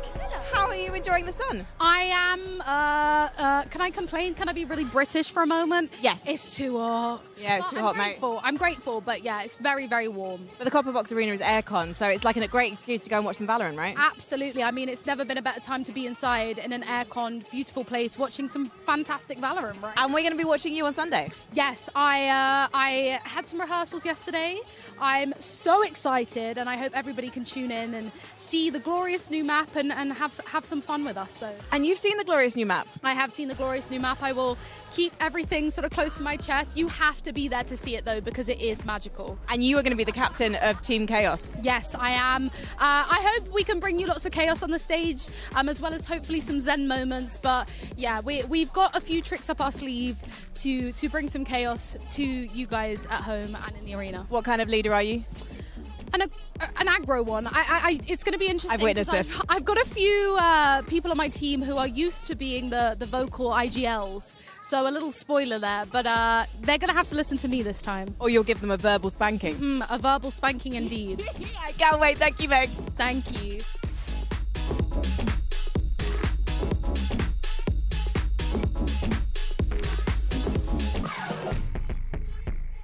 Gabara, you come all the way from Mexico for today? I'm all the way from Mexico, yeah. And what's your favorite thing about London so far? Well, everything. It's been really good for now. The city's amazing, and something that really amazes me is how coordinated is the traffic. Because in Mexico, it's chaos. It's chaos, yeah. And I think it's probably going to get quite chaotic in the matches later today. I know you're rooting for Leviathan against Team Vitality, but also your loyalty has been bought. Show me the shirt. I have a HyperX shirt. I've been fan for HyperX since I think 2022 maybe. And well, I've been a Lev fan since I know Lev. But HyperX even did jersey, so I'm really grateful for that. And well, yeah, let's go HyperX and go live. But what happens if it is a HyperX Leviathan Grand Final? Which jersey are you going to wear? You might have to cut them up and sew them together. Well, it happened not on a final, but we had a HyperX versus Lev, and I was going for one map. I had the jersey from HyperX, and the other map I went for Lev. So a little quick change. Well, yeah, I have to go with both.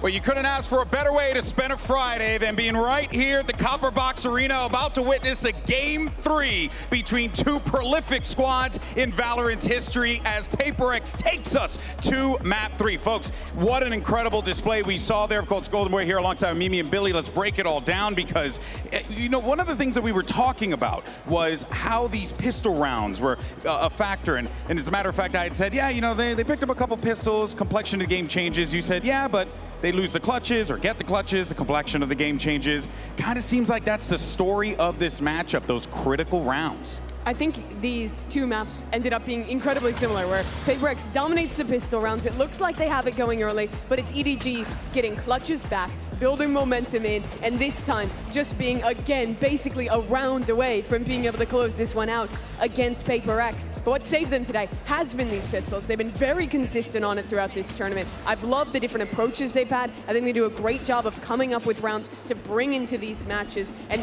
honestly, in close games like that, that is the difference. It's pretty much a guaranteed 4 rounds every single time you're playing a map. That's how it feels. The amount that they're winning these pistols, and I think you look at the numbers that Smoggy was able to put up, and I think the biggest impact of him was being able to get those ultimates online as quickly as possible.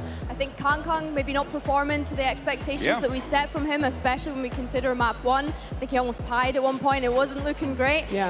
Obviously, PRX able to kind of bounce back from that loss on map 1 as well. Yeah, and Kang did pie in this map, only to bring it back and have huge performances towards the end. I mean, testament to this team. I think the key, though, in both these matches was EDG doing a really good job to win the big clutch rounds, build momentum off of that. But I think in both maps, I felt like, especially on defense, the theory and the macro was better from HyperX. Here in particular, I like their very active defensive sides on this map. I felt when EDG was playing defense, they were far too often trying to retake through spawn instead of pushing through on flanks. That just doesn't work particularly well on this map, especially when you're playing against a comp that has Neon Stun, that has Muzz, that has all of these different tools to stop you from getting out of those choke points. And I think that's something that really needs looking at for EDG and could have made the difference on this map for them to win. Yeah, you mentioned the Neon. We did see some nice micro with the Neon Stuns and a Brim ult one round as well. It was really nice to see things like that, but I agree with you. I think that we kind of set this up as HyperX having some of the best defense on this map in particular, and that definitely showed here today. Well, we said it at the beginning of the show.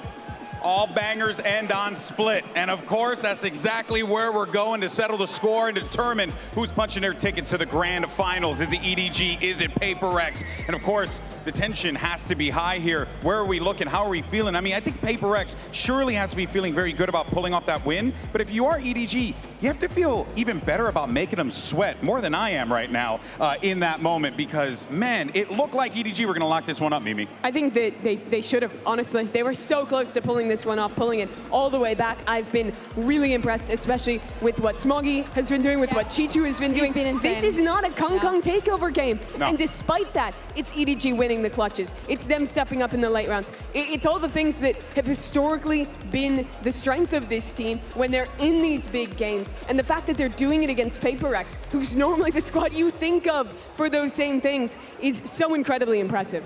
I think when I think of HyperX on this map, we need to talk about how dominant they had been up until that match against Vitality the other day. Of course, Vitality being able to steal that one away from HyperX, and I'm hoping that they've been able to take those learnings away from that loss. I think that there was moments where I would have liked them to have fought through mids rather than putting so much focus on the extremities. Yeah, I agree. I think that what Vitality really got over HyperX is that their defense is reliant on winning those extremity fights. They're always going for that space, and what Vitality did was simply play back, go for late round contact plays into mid, and that was highly effective. I would love to see a HyperX willing to, once they have that operator online for something, just post that on an extremity and look for more rounds like trap plays in mid, re-pushing into that space instead. But I do think these are pretty easy fixes to their macro off the Vitality loss. But this is what you like, but what's the reality? I mean, what are we thinking is probably going to happen here, Mimi? It's double duelist mirror match between the two best double duelist teams in this tournament. She's crashing out, it's folks. Kong Kong versus Jing. It's going to be an incredible match that comes down to the clutches, that comes down to the individualism, where all of these guys are massively stepping up. That's how I really think it's going to go. And that's exactly where we're going to get here, Billy. We got double duelists locked in, ready to go. A lot of pressure here for those players. Definitely. I think, although you've said that, I think HyperX starting on the defense here. Chichu on the first map in particular, when I'm thinking back to Breeze, was getting away with some ridiculous lurks, and that's something that HyperX are going to be looking to punish. But on that same token, EDG, they need to be ready for this aggression. We've spoken about how HyperX like to fight for these extremities, and that's a position where Chichu can get caught out pretty easily. All right, well, Copper Box Arena, we're going to a map 3. You guys excited? No, I want to hear it. Upper bracket final. It's map 3. Make some noise. Casters, take it away. These first 2 maps, anything to go off. This third one bound to be explosive, bound to be neck-and-neck action between these 2 squads. Desperate for that chance to earn a spot in the grand finals. It's a chance to claim their own portion of history in VCT. The last time these 2 teams had clashed, neither of them had their trophy. Now both owning one and looking for a second. And whoever wins this would be favored in the grand finals with that map veto. HyperX have won every pistol, almost in the entire tournament, and yet EDG have still been hanging on. It could make all the difference. Really could. EDG rapidly all the way around, straight down the vents from a ramp. And HyperX were playing in spawn to play off the sound cues. They're on their heels. Yeah, Divide was in a passive position, so he's not going to get caught. Flank's coming through though. Look at this. They're not aware of this at all. That's a spike drop down. Invy's the one to secure that one. First blood going his way. Smoggy forward, seeing they can find a way through, punch a hole out of this setup. But with a spike drop down again, the HyperX pistols have just been outrageous. Yeah, it's a disaster, this one for EDG. They tried to cook up something interesting, and HyperX were in spawn, hot on their heels, immediately re-pushing vent. There was not a thought in nobody's mind that there could be a player running him down on that quick of a timing as he trailblazed for his team to take pressure in mid, up through B heaven. This spike should be unrecoverable. Chichu, Kong will do their best. 30 seconds left. Shots rattled now. Hold on, head to start the roll with a flash and a peek. What they ordered up here, the spacing, hold on, gripping, okay. Eventually gonna be able to find a way forwards. Pissed around again, par for the course of HyperX. It's absolutely unbelievable. The consistency that they've had and the immaculate read on what was happening during this. Yeah. I mean, it's not like you've never seen a pistol like this. You absolutely have. A-ramp take, flood back through mid, go towards B heaven. But the speed with which HyperX recognize what's happening to them, and they are immediately barreling after EDG looking for the fight, completely caught them off guard. Be careful with that gas. EDG changed their split composition. I think looking to mirror what HyperX were doing. There's damage done there, Jenny. Trying to get cheeky. You're right, they will try to look to mirror them. This is one of the advantages of being HyperX, is that other people are looking to you in metas like this to figure out what is good. A question to see who can do it better. Big brother, little brother type B in this final map. Yeah, see it now. Just with the Sheriff though, it's a decent amount of damage. Kills though, barely coming through. Divine's got to be careful of this one, 27 health, but okay. Fade away, steps to the side. It's a lovely 3-piece for him. What a reaction from the guy. I think HyperX can be happy anytime they just cleanly convert these positions. with the way that it's been going in the match so far. They're keeping the energy up. And they've got weaker weaponry heading into this bonus, but a lot of it's still going to be dangerous. Now you see Forsaken and Jing fight over B main all the time. And in rounds like this, Forsaken loves to do his walk through a smoke play. It really does. Jing with that judge. Passive from EDG early on. Yeah, look at them, they're holding for it. Yeah, they're just hoping that HyperX makes the play. Yeah. They want Forsaken to walk all the way out of that. They've seen it before. We all have. But it's also the threat, right? It's also the fact that HyperX have done it so many times forces EDG to just sit here for 30 seconds, essentially wasting the clock, their own clock. That's the threat, that's the pressure that HyperX's aggression can do, even when they mix up the tempo and throw a slow round at you like this. We'll see Forsaken. Slight pixel angle. ADS up with a Bulldog. Kill claim with Smoggy being cut out. 0 and 3. That contact also pulls Jing and Devi closer towards B main. And something's finding kills all over the place. Hold on, and we're going to see a bonus potentially in their sights. EG are looking for answers in a possibility like this. Hold on to Paranoia, sent flying out, but that DTP, that is accounted for. 30 seconds Paranoia was left. sidestep. Made her way onto the side. They're going to be able to get this plan down. Chishu is going to be so late on this. There's enormous pressure on Jenny and nobody to stand tall. It really is, but somehow still coming up with it. It's Devi who gets it, now a double Sancho. Oh my God! Nobody just leaves it into Jenny's capable hands now, and time potentially bought. Chichu is going to be arriving. Invi trying to step towards it, picks up the gun, but he's still looking for that second player because surely Chichu's nearby. Snake bite, sails out, reveals a handle where Chichu's playing forward, sidestepping, Invi forwards, 70 HP, gets on it, tap, moves out into the wide. So Jenny though just deletes him out of his sight. 4 kills to salvage a very tricky situation. It's another spectacular round from a player re-entering the roster for EDG. Chishu's lurk was outrageously late. They left a lot on this guy's shoulders, and he delivers again. Whether he's playing the smokes or the Senti or the KO, he's there, the glue guy for EDG. And they've been searching for a replacement player like him for 2 years. Finally found him in a meta that works better. Yeah, we're seeing it. DTP, rapid take now over towards that B main control. Forwards is Forsaken. Looking to see if he can run this one down, but he's going to be stunned up. TP again. Surely not this time. Once more. He looks straight to the top of that box. The plays being accounted for. EDG get full access over towards the B side. That nade needs to be respected. Nobody barely out of dodge here. Second wave of the util. Blaze is going to clear out the hell player. Jing is way ahead of the rest of his pack. Looking to take this fight forwards in B up towards that perch, but then again it's all Smoggy. Watching for it. Immediately steps back up to the plate. I think they completely misunderstood where Chichu was in this round. Something was still looking for a lurk, and that's why he wasn't with either of the other two on the retake. It's not really a feasible 1v3, this one. No, they are weak. We'll go down one shot to the Outlaw, but they're just not going to give him the option. He's not going to go for it. He's going to be left with an Outlaw. I mean, he might be able to upgrade this one. Yeah. Yeah, he's got a Phantom that he can go grab. But that's a round that HyperX would love to have another go at again. Money's not going to be in a great position. Jing, Forsaken, Devi all down to within the hundreds of credits. And Forsaken's gone for the same play twice in a row, as you said, Bren, and EDG have caught him both times. It's fine to go for a play like that when you feel like you need to take a risk. But in a spot like this, the expected value gets a little bit lower, I think. Yeah. One enemy remaining. Pretty hard read. You're seeing the frustration on Alex's face. Well, the risks in that round are very individual. Forsaken takes the risk. Jing takes the risk while Invi is smoked off. They're not really tightly playing together and relying on that team fighting that they are probably best in world at. Giving ways to get back in here if you are EDG here. That nade is going to be at least...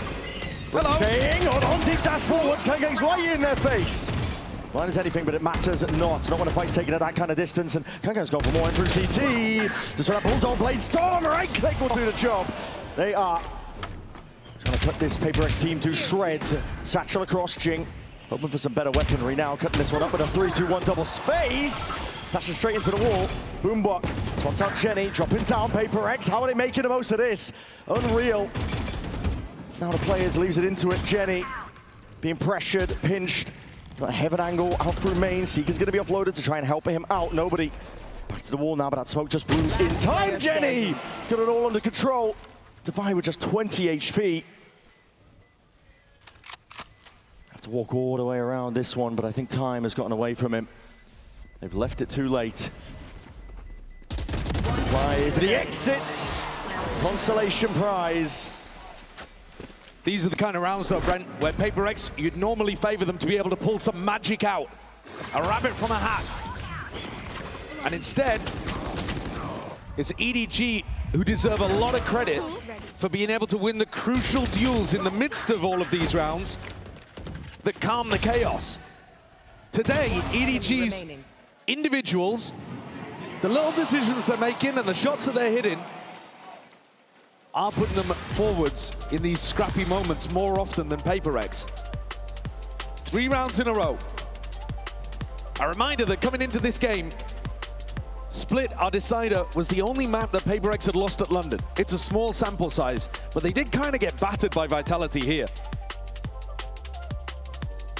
And Alex is having a lot of words. When we've seen the timeouts before, he's looked laser focused. This one, he looks more frustrated. And I would imagine that he's talking about the playmaking that's happening over towards B. It's very individual. Focused, really. A lot of risk being made.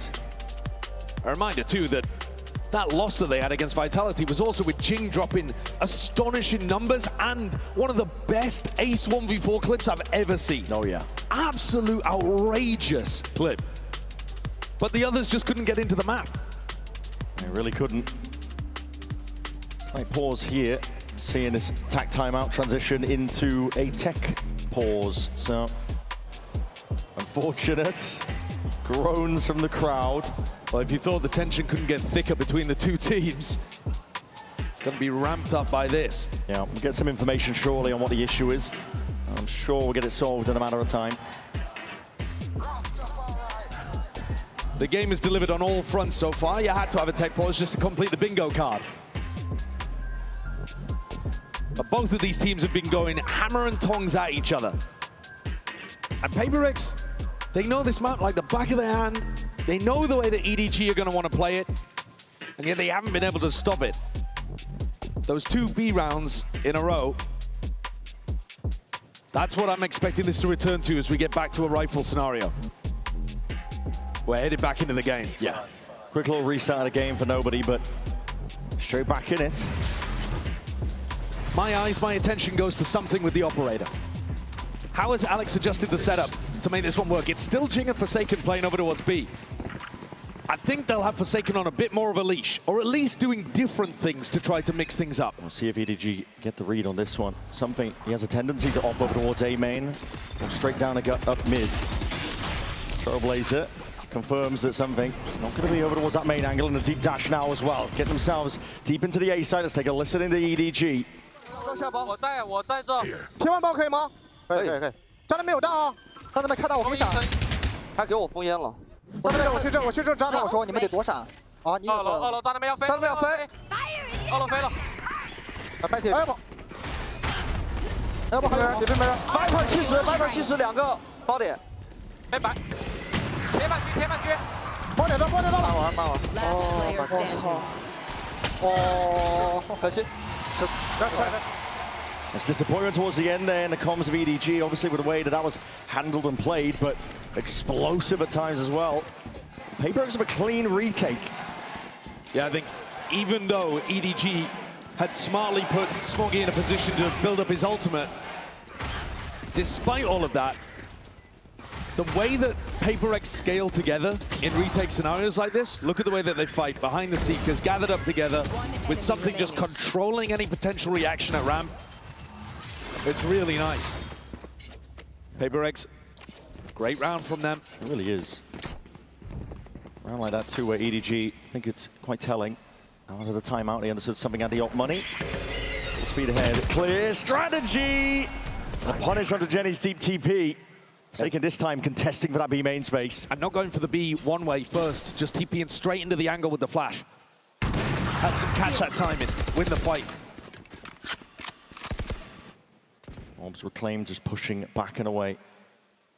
Holding on to a bit of that B main control here. Chichu has found himself a deep insert, but he's left guessing as to where the opponents could be.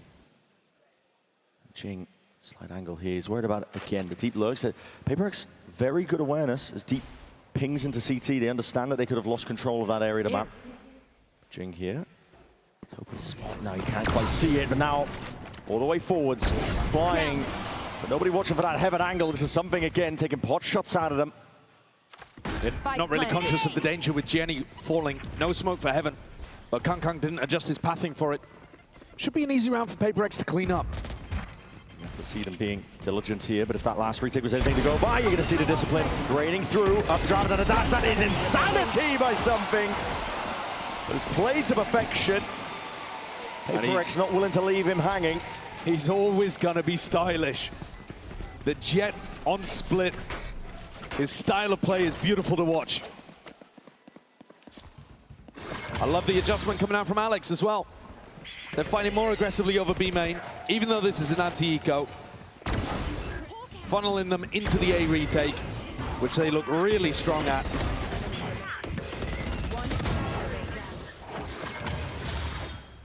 EDG are going to continue to pressure A again, even though these post-plant situations have not been working for them. HyperX in more anchor positions now as they swap Something's operator to B main. Looking to stay mobile with the defensive setups. Still potential danger here, though. Trailblazer broken down and a bit of spam, that'll do the job. It's Kang going down nice and early, but that's going to be the paranoia sweeping, but then a counter forward to Invi's anchoring positions. As we were saying, deep TP, it's going to be heard with the reinforcements arriving.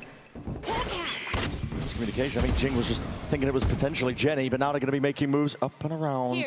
Divide pushing forward, let the pit drop, but now that lets Something pick up this angle. I know they've lost control over towards vents. Yeah, VDG fairly heavily trapped. Should be another round where HyperX just convert this one cleanly. Positioning's all good, player advantage all good. It's EDG that are being pushed into a corner here. There's no real exit. You just have to fight your way out. It's Divide catching that contact, doesn't want anything to do with it. His job is just to contain this space. Whittle down the time, force EDG into making a bad move. They ease up on the pressure as well. Not looking to contain super heavy. Time's fairly low. EDG, it would be a mad scramble if they wanted to pivot over towards B, and Something would have a chance to contest. 30 seconds they've given up control though. Contacting all the way. Something was still here, but the operator would have been able to punish this. 24 seconds left. Into this round, B is the objective. It's an open site. What a call to make. They've slipped past Divine and Something.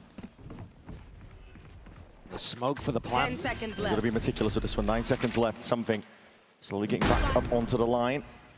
Doesn't want to take this one aggressively at that. These deep positions, risky business. EDG, you've got to try and take it to them. Oh! Punish onto the players. That contact play, and Jenny. There's only so much you can do in a spot like that. Something saves the day. Skewers EDG. That's another one of those rounds you could not afford to lose. EDG are putting a lot of pressure over towards A. I love this decision from them strategically to mix up what the defensive setup looks like. They were expecting once they got to site, there wouldn't be an anchor player. They were not ready for Envy at all, not in the slightest. And Something is taking over. It'd be immaculate to get that Jet head-to-head with both firing on full cylinders for the final map. But at the moment, defense side with the op, Something's in control. Desk, we're talking about it, hasn't been a Kang takeover game. He's had, I mean, unbelievable round on Breeze, but he's actually got more to give. There are a few things, pistol rounds, Kang's individual level, that if EDG managed to get them going, absolutely could make the difference. It really could. I mean, Kang, previous series that EDG have played, it's him that has stepped up to the challenge. Top numbers across the board to close out their previous series. They're going to need to see it from him once more. This EDG timeout has got to come up with something good. This one It's going to be a weaker buy for EDG. More of a minor investment. Not willing to really go all in, other than Chichu. He's got the hero rifle. They were getting their success in rounds 3 and 4 by putting immense pressure over towards B. And for whatever reason, nobody has not led the troops back in that direction until this round. From memory, it's been 3 retakes in a row on the A site. Yeah. Great time for a B hit, though. Deep ping into the back of the site. Might anticipate Jenny's going to use his ult here as they go into the B exec. And there it is. It's going to be clearing that backside control. And EDG can rapidly approach now to the B side, but HyperX seemed to be one step ahead. No one was anchoring. Everybody off site. Happy to pepper them with bullets. And a nade primed for the plant position. As soon as they hear it, Chichu now committing and watching inside the smokes. Kankan going walkabouts here, drop it down! That is disgusting work! Jing eventually dealt with, but HyperX more than ready once more. Nobody dropped down to just a single digit of health. Snappy stuff. Chichu forced just to retreat all the way back. Spike in his hands for any chance of salvaging this round, but HyperX one step ahead of them out of the timeout. Leaving something posted on the line. It does grant a very slim chance for Chishu to do something remarkable, but they've been great at monitoring his position this entire time. Toxins going up. They knew he was 1 orb away. He'd be playing with the team, looking to get the spike plant, looking to get the pit online. So they were never worried about him on the lurk. And something's got the read again. 30 seconds left. Not really enough time for Chishu to do anything over towards A. No. He's just going to look to try to preserve his gun. Was hoping the HyperX would make the mistake and step out into him. But like I said, it's an immaculate round. They've just got the perfect read on where Chishu was going to be. They weren't as worried about the lurk this time. They had something gathered together. And the push out through the rafters smoke, much better executed this time. Yeah. Jing dropping heaven, Envy wide out on rafters. And the retake smoke matters a lot. I mean, in previous B situations, Forsaken's been dead. This time he's alive and able to provide incredibly important util. It's a very heads-up play from HyperX. Out of the timeout. Everybody off site, no anchoring over towards the B site. They saw the ults, they saw that Jenny had it available. Anticipated that B exec with a deep TP into it, but... And the pressure down onto the plant is enormous. They're not waiting for EDG to put the plant down, get the pit online, get into funky positions. The pressure is on instantly. And a nice mix-up after they've been threatening to fight B main a couple rounds in a row. Yeah, back again. Something though. Applying onto the A side. Chichu! Not long for the world. Shut out of this game. Insane level of consistency is what you're going to get with an operator in the hands of something. EDG given full access once more towards this site. Again, worried about the next step of things deep. Flash, kind of not looking to take the space off the back of this one. Get out of my way. TP, this time a tap, but this time no nade. Seeing him hold it all the way down by taking towards CT. Something activating. All that pressure applied. Jing getting away with murder. Another round where they bait EDG and they lure them into the site. You guys can have it. It's free. And then they collapse the trap. It's a masterclass. It really is. It's beautiful. They know the conditioning from earlier. They know the first few taps of the spike. It's just going to be that. Just taps. They also took down Chishu so early on, so they don't need to worry about the lurk. When you're playing against a team that likes to 4-1, as soon as you take out Chishu, all eyes focused on the site. EDG have occasionally mixed things up where Kangkang also lurks through mid. It'd be nice to see something like that because the game plan is not working right now. This is interesting. The money's all over the place here for EDG. Big group up into A. EDG have also just been putting a lot of pressure on the outsides of the maps. Think about what the desk was setting up. Vitality won this map by putting pressure through the center of the map, by splitting into these sites. Not something that EDG have been doing much of. EDG are hyper-focused on execing through A main and B main. And they're getting punished for it. They know Smoggy's one away from the ult. This is risky business from something. It's a lot of angles to account for, but a dash. It's going to be prime for this one. Nobody used the dog, but nobody took the space off the back of it. Now set up potentially for success here. Players just waiting to walk straight into him. Reaction time test, but usually good for it. A shot just goes wide. Top of that face here is going to be immediately evacuating, looking to not contest whatsoever. It's going to be sailing though. Up and over now. Risky business. 30 seconds left. He's not going to be going for that plan. Asika's even just blinding up the opposition, but it's a full retake yet to be played for. Now we see it. Jing! Showstopper finds a mark, and the Bucky can't even get it done. Jing running all over them now, still alive and kicking. And the spray control just whipping it around, making sure to put a stop to any of it. And Chichu's on that he's been trying to deploy for the last 3 rounds. Chopped down at the knees. HyperX retake game plan is working excellently here against EDG. It's too one-dimensional. They can't figure out how to win a post plan. They don't contain enough of the map because they're not threatening through mid. EDG have been hanging with HyperX this entire match. And now it seems to have all slipped away. It's essential for EDG to put this last round on the board with the way that the pistol rounds have been going. You can't let HyperX get a 9-3 up. Pistol round into the next, you'd just be staring down at the barrel. They've got an Odin spam on the A main line. Spam, straight shot though. Operator's going to be going wide here. Kankang straight up, now we're going to see that showstopper utilized. The Odin spam punished. Divide taken out. Rocket, potential there maybe, but sidestep for now. The Divide going down, this retake wall is not going to be coming to fruition. Much harder in terms of the retake for HyperX, but I've barely getting under control. Double satchel, what is that? Jing! Almost wrangling control with a rifle in his hands. A blind shot in the time. Still something getting it.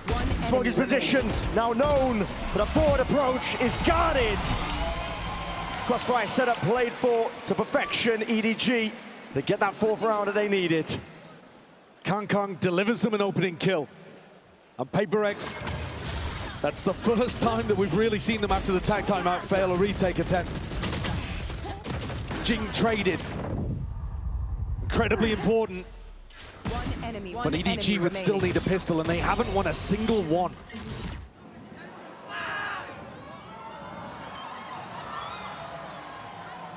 Tough going, but it's all to play for. Grand final spot on the line between these two teams. Who gets there? We're going to be finding out after this.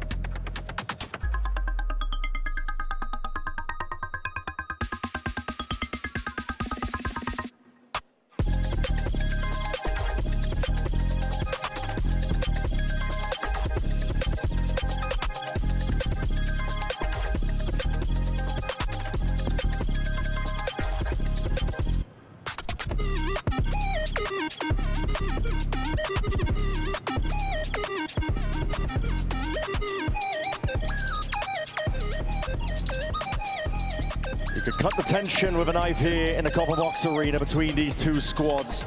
The impossible now being asked for of EDG to get back into this half. Every single pistol round has gone the way of HyperX so far in this series. They get one more, it could be spelling defeat, it could be spelling doom.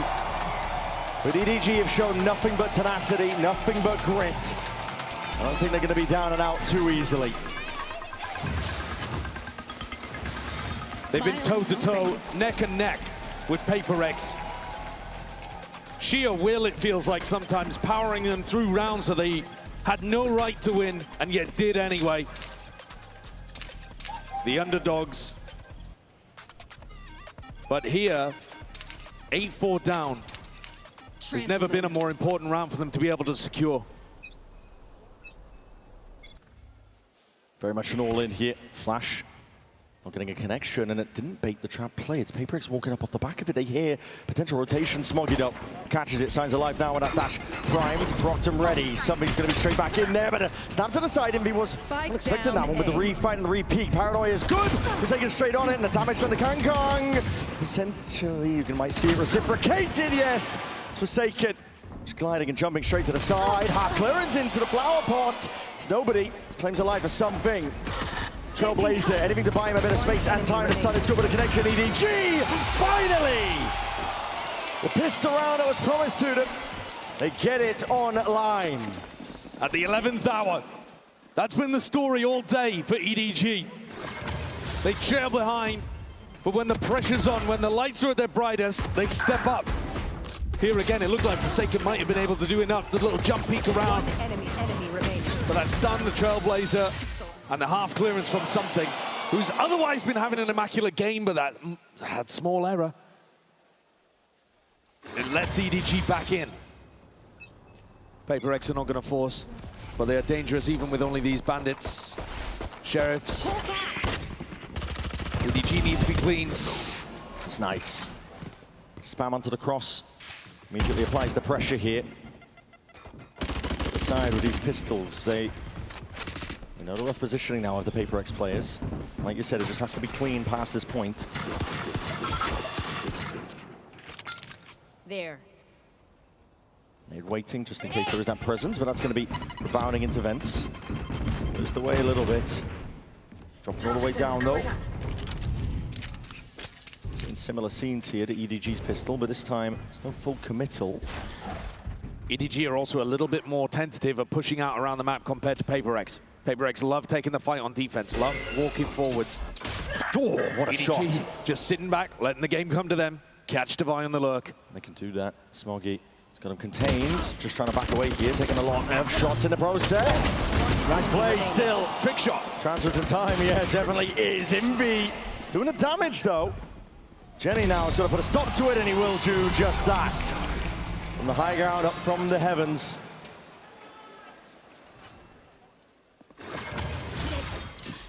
EDG unable to recover though. An extra weapon off the back of that. Remaining. But coming in on the bonus. Not looking super great in terms of having a good defensive setup here, really. I mean, look at the weaponry that they're working with. It's going to be a Bucky. Oh, force of the Phantom. Okay. Oh, that is a massive decision late on, about to head into this round from Kangkong. It's a big gambit. Full armor, Phantom in hand, and a one-and-done position with no one holding B Heaven control. No. He's in danger. And he's also nowhere near the Blade Storm. I mean, he'd have to have a phenomenal round to even have that in the back pocket for the next. It's mid control being given up by EDG. Just the boom bots exchange on either side. Poking, prodding over towards B main. They are probably going to have a slightly more defensive setup, as I say, on this half, compared to HyperX, who are always looking for that fight. Thus far, really nice read from HyperX too, taking up all of that space that's being given them through mid. And have to take this all the way up towards B Heaven. Chichu is going to have one hell of a task. Looking at the defender, pushes one back. Kangkang is hard, committed to dash. It's not going to be primed. It's open angles, open avenues, just trying to shoot them all down. It's immediate dash to disengage, dinks through the wall. This is definitely picking apart this HyperX opposition. Gearing up though, prime time, waiting for the smokes to dissipate before the B main players potentially activate. Spotting these barrels out wide now. We're going to see that nade and a flash forwards and the activation of all the sound cues. Pressure being made. It's perfect stuff from HyperX. 30 seconds left. Able to play each other in perfectly at that. This is risky business. Kangkang gets away with it. Hold on, pick that one up. You're not done just yet. He's got a dash back in his back pocket too, and a heal on board from the IGL. Raid boss himself looking to see if he can step all the way up. This is HyperX trying to gear up, but falling asleep ever so slightly. Trying to time it just with nobody's flash. Now he's picked up the gun, reclaiming it. It has to be coming down to these individual shots. Slight reaction times here. He's going to be chipped down potentially. Double dash in now with a satchel. Smoggy straight there. Need to push them. Nobody's found it. Hold on. Envy! Snaps back to the side. And earns himself that Red Bull clutch, rifle in hand. Treachery from the Bucky. Envy stays alive. Look at the aggression here in the post-fight from HyperX, giving nobody multiple different opportunities to close. And a blast, taken down at 26 HP, but not enough. That man's heart may not last the entire match. I'm gonna be able to take all of this. Seiken, TP, this is all an attempt to pull the defensive players into spawn. It's succeeding. Yeah, very passive position. Pulling the Util out. It's going to give Divide tons of space to work with in mid. Yeah, look at it. Just follow the Seekers all the way up. Not too worried about it now, but he should be potentially. The adjustment of the shots. It's Kankan that's gone wide. Falling prey to Divide, already taking up all that space, but still doesn't force the issue. Jing just sidestepping this one. TP into the back. Jenny is already going down. Cut to shreds by the bullets. Smoggy there. Shooting in the dark, he's able to trade out at least one of the kills, but it's a 2v4 at this point. HyperX have slow sieged their way all the way into the B site. EDG have already got a somewhat cautious approach to their defense side. And then after Forsaken throws the ult in, they've just pulled back their defensive line really heavily. Granted HyperX all the space. Kangkang only needed to hit one of those bullets with the Outlaw and Divide would have dropped. The pressure would have been relieved. But he couldn't land it. It's a really nice idea by HyperX. Seekers on one side, Fake with the Omen ult on the other. Gone hunting potentially for these EDG players, but Smoggy is one away for his ult. It's a round that comes down to the wire in the previous, and then an instant response where they just dismantle the defensive setup. It's so much harder to defend when you're being forced to run back through your own smoke into the site. Especially if you don't have B Heaven. Yeah. B Heaven's got to be your position to try to flood from. EDG, I feel like this entire match have been losing the positioning battle, but they've still been able to find success in other areas to make up for it. Now it feels a little overwhelming. Yeah, the clutch potential. Don't want to count this team just out yet, but again, the weaponry taking a knock. Some blind firing. Hoping for a lucky connection. Flash in the face, but dodge for now. This wall causing a couple of issues, but the fuel going to be running out of it soon enough. HyperX happy to just wait it out. Crouch are now slowly creeping back up onto the line. Contact plays. The Trailblazer's going to be able to clear a decent path up towards that Heaven angle, and it does put pressure onto Smoggy. Trying to anchor from this spot, yet how does he find it? As that smoke blooms, now the ult's earned right from the backside. Now this is Jing looking to see if he can satchel in. He's creating a little noise. Pressure made. Trying to see if he can bait out these shots, and kills. Flooding in though. Wonderful spacing and good fundamentals on display. Potential chance to claim a kill. Still a 3v3. Love the way that Jing is jiggling that. Perfection from HyperX. Pulls all the tension away now. Kang backs himself out. Is there any other better weapons that they can reclaim? Because Jenny's playing as a judge, Chichu with a sheriff. Not ready yet. Kang the only one with a rifle. It's going to be on him. And look at this discipline. This is unreal stuff. High-low cooked up. Heaven angle accounted for. Swinging with confidence in their hearts. But you might be going toe-to-toe here with Chichu. Got to be careful. At the end of the day, HyperX have got shooters themselves. 11 rounds now for HyperX. Getting closer and closer to a date with destiny in the finals. And the discipline difference as they've warmed up throughout the series. Jing only commits to that when the rest of his team is already through the choke point, ready to pinch. And then a high-low setup in front of the Paranoia. No way that Jenny can have any impact in that round. Or Kankan for the matter. Head taken off instantly. That was a round where EDG took a gamble. EDG decided to invest up in that round and see if they could pull things back, even with the lighter guns. And now, HyperX are running away with it. 3 rounds in a row on their attack side after an 8-4 dominant half. Puts them with a lead of 5. And EDG's economy again in a poor spot. They will be able to buy it. It'll be a scrappy force. It's all over the place, really, yeah. The money, you can get some rifles going, but Jenny looks like he's forcing a rifle, no armor. Smoggy's not going to be able to get too much done. This is a tough position for EDG to be placed into. They've shown amazing grit, do not get me wrong. Map 1, Map 2 being able to drag back these rounds, make it competitive despite just getting blown out when it comes to the scoreline. Kills not going their way. They found their moments. Yeah, they've showcased that resilience that you need to be able to lift trophies again. But whoever wins this game is going into the grand finals with a massive advantage in the map veto as well. If you win here, you've taken that first important step towards that second trophy, towards legacy. Chance again to secure yourself in a history box. Good punish. Jing with that satchel play, it's Kang just stands his ground, immediately dash to disengage. It's a wonderful first kill opener, but HyperX, question is, how do they reclaim it? Divide, wanted space over towards A. Could be calling for the rotation of the troops to come back over towards his direction. And because Jenny plays in such a hard anchor spot, his opportunities to re-clear areas are extremely limited. He's alone on an island, no idea if people are walking into heaven. Let's take a listen. You can come back, actually. We have 1 minute, guys. Don't worry. They play inside. They have Sky. Go back. Dude, let's do 2-2 from me there. Legit. Go be man. You guys go be man. I go 2-2 with Zilla. Yeah. Because they're not gonna clear this MN again. Yeah. They're fucking kancang now. Yeah. Just keep holding up that side. Careful, check, huh, boy? I tell you once more, guys. For later.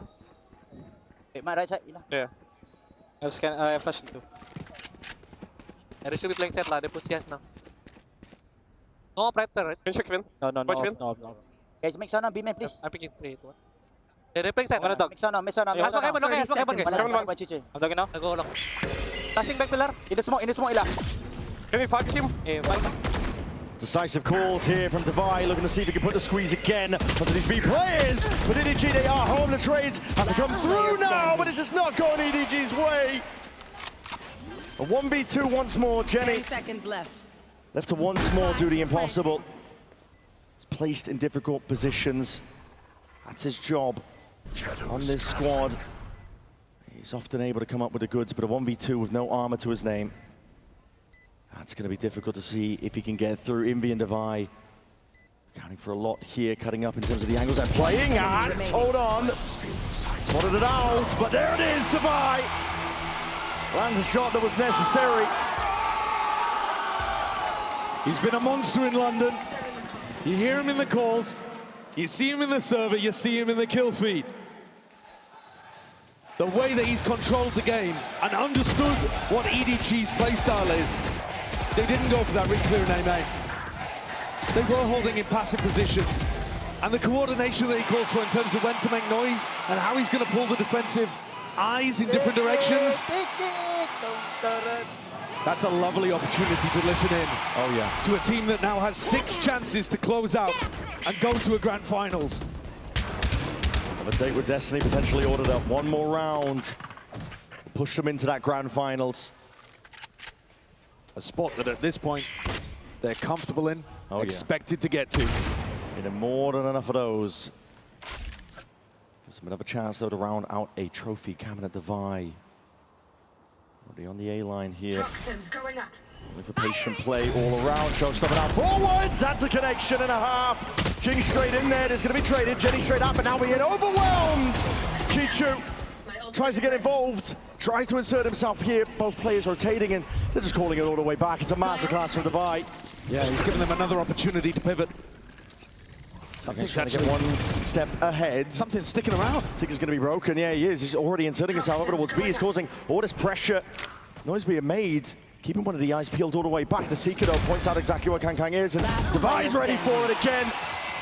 The cerebral nature of this caller. He might not put up the bigger numbers, but he will call you to a win. 30 seconds left. Plant going down. Obviously no contestation, and it's all in the palms of Chichu. Gonna get his first chance of it. Crosshair placement's good. 1v2 now earned. But how the hell do you find a way forwards? The pit ready to be played here. Placed down, potentially overlapping here. There's going to be a cause for concern for HyperX, but spamming away. The bullets raining. Hold on, he's vulnerable himself in the process. 26 health. It's all on the line. Half one of the views is what he's trying to worm, but it's all HyperX today. The grand finals. They find it and take it all the way. And a day with Destiny, that's what we've been calling it. This squad will have another chance to lift the trophy. Another chance to join an exclusive club that only a handful of teams have earned of a 2-time trophy. It feels like Toronto again for these HyperX players. EDG pushed them. There were absolutely moments of immense pressure where HyperX were barely able to hold on. But this final map, they showcased a quality that is absolutely undeniable. HyperX are favorites for a reason, and they head into that grand finals looking to take the crown. Double map man advantage they're going to be working with. They can take a bow here today. They've earned their spot in that grand finals best of 5. EDG, of course, their story's not over just yet. They're going to be sent down to that lower bracket. They're going to be waiting to see who they are going to be playing against. Match after this one, bound to be a good one.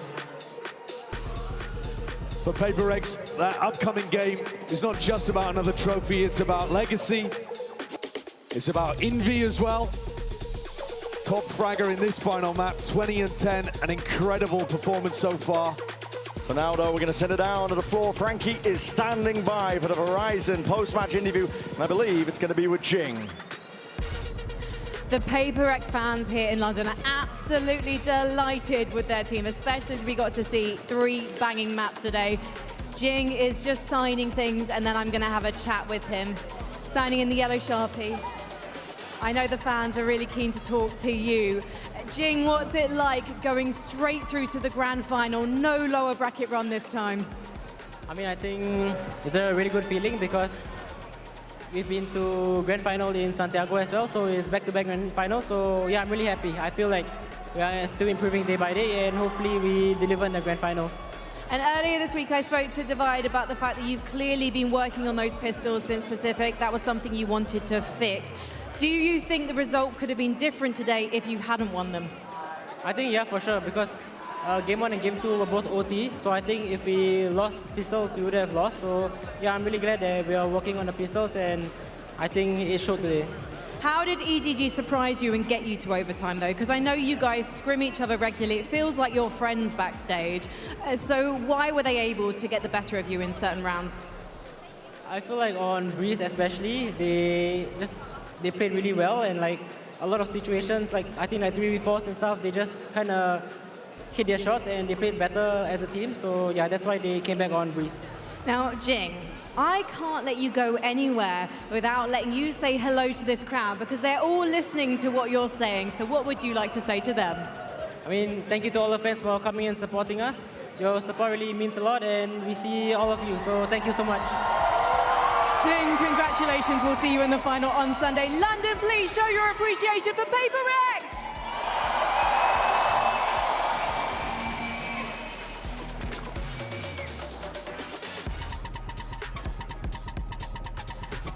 Thank you so much for that. And wow, I mean, of course, congratulations to HyperX. Always a pleasure to hear from Jing. We're joined by the man himself. Give it up, London, for Divide.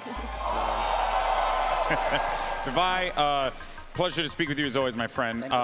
Yeah, always. This was a tough series, right? And I think for you in particular was a tough one as well, because you were trying to rally the troops back together. How did you keep yourself motivated in this one? Because EDG is a phenomenal team, and they were really taking it to you guys. Yeah, I think for me, I mean, as you can see, my aim wasn't aiming today, so I had to... You had a lot of great moments, so don't sell yourself short, baby. But I think for my standard, I think it wasn't the greatest. And I think I had to focus more on what they were doing rather than focusing on the aim, because you can't just rely on your aim when it doesn't work, So yeah, I think my job today was just to align the boys and stuff. And as you can see, Jing has been having a good series as well. Yep. Even for something on Jet and stuff. Yeah. He just feels like a trap card, man, like a Yu-Gi-Oh trap card. You just play him, and he's gonna get you something every single time. So good. It's like the Pokemon just set.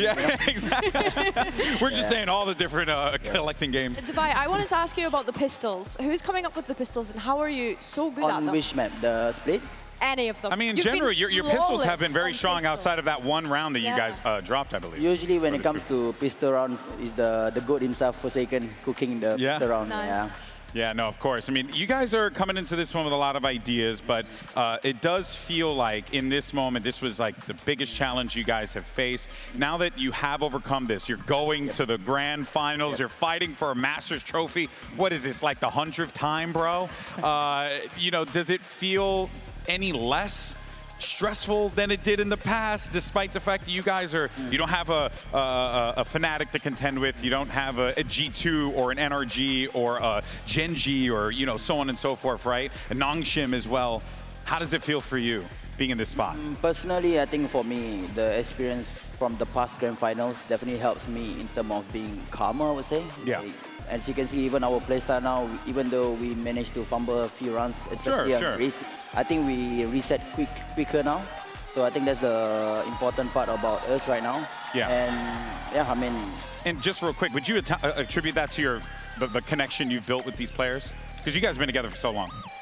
Yeah, I think for us it's easy to just like tell the boys. I mean, each of us, like if anyone of us like kind of like upset or whatever, we are okay to just tell him, and he's okay to receive it as well. Yeah. So yeah, I think that's a good thing about being with players for quite some time, you know. Correct. You sent every single team remaining in this competition to that lower bracket final. I guess the question is, who do you think, or who do you want to meet you there in that grand final? The classic question, baby. Give it to us.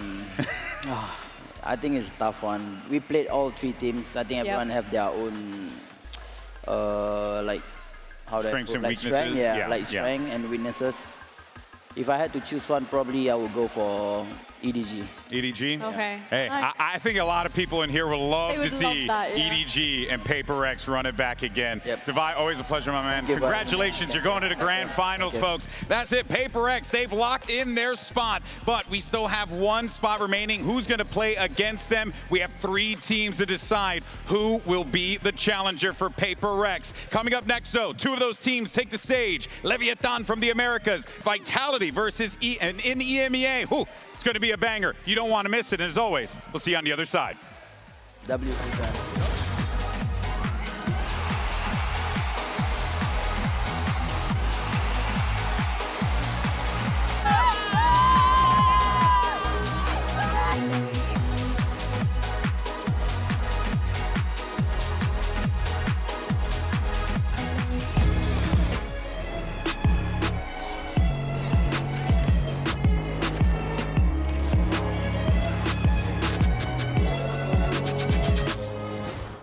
Yep, that's me. You're probably wondering how I ended up here. It all started when I got to the FIFA World Cup. And wow, thousands of Verizon customers. Oh, you got the free Verizon tickets too? No, I'm... With amazing seats. I'm sorry. Okay. And even pitch-side access. Are you? David Beckham, a Verizon customer. This used to be for players. Now it's for Verizon customers. No one gets you closer. Only on Verizon.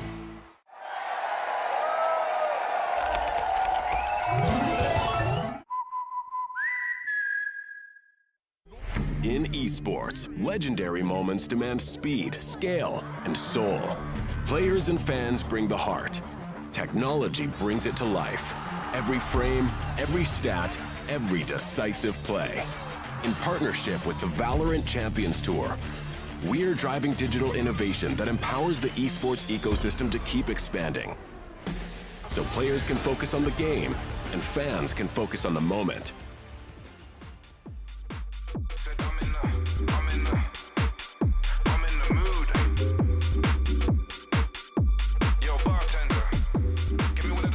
Guys, I think we're about to reveal the new agent in the VALORANT agent pool, and it's Pope Wilfred. Are you going to be joining the game sometime soon? Yeah, it's confirmed. It was confirmed weeks ago. I'm coming back. I'm coming to the game.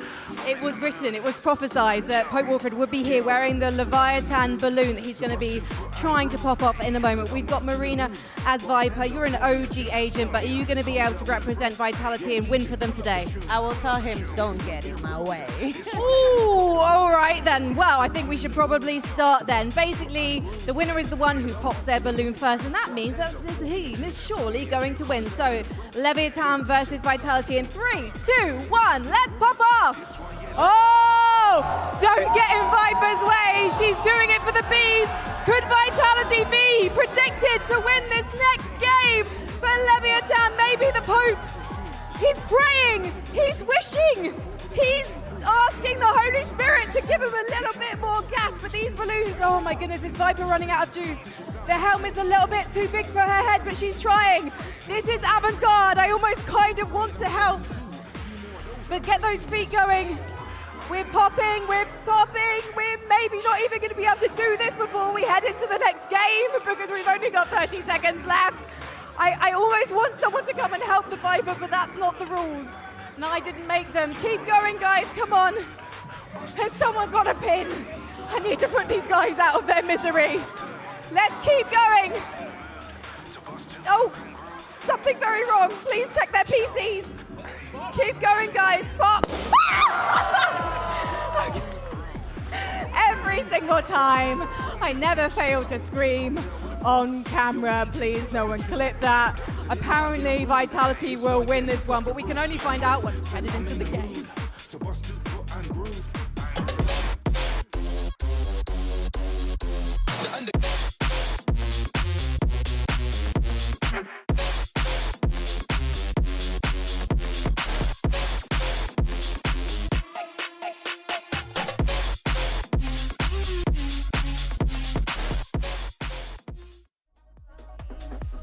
Welcome back to day 11 here at Masters London and our last best of 3 of the event. It's going to be Leviathan taking on Vitality, and the winner will be moving on to tomorrow's best of 5 lower bracket finale, where they will face off against EDG. Golden Boy here alongside Mimi and Billy yet again as we are looking to break it all down. We got ourselves a banger matchup here, folks, because it's a classic story of EMEA versus NA. You'll love to see it. And why don't we go ahead and start first with the America squad, the last hope for the region here. Well, everyone's the last hope for the region in this case, but in particular for Leviathan, Mimi, they genuinely were the only ones still carrying it for the region up until we got to our top 4. They went into an XLG who had gone out and beaten both other America's teams, and they absolutely crushed them to get revenge for the region. It was a really nice approach. I think in particularly the defensive aggression and trap plays we've been talking about all tournament looked great yet again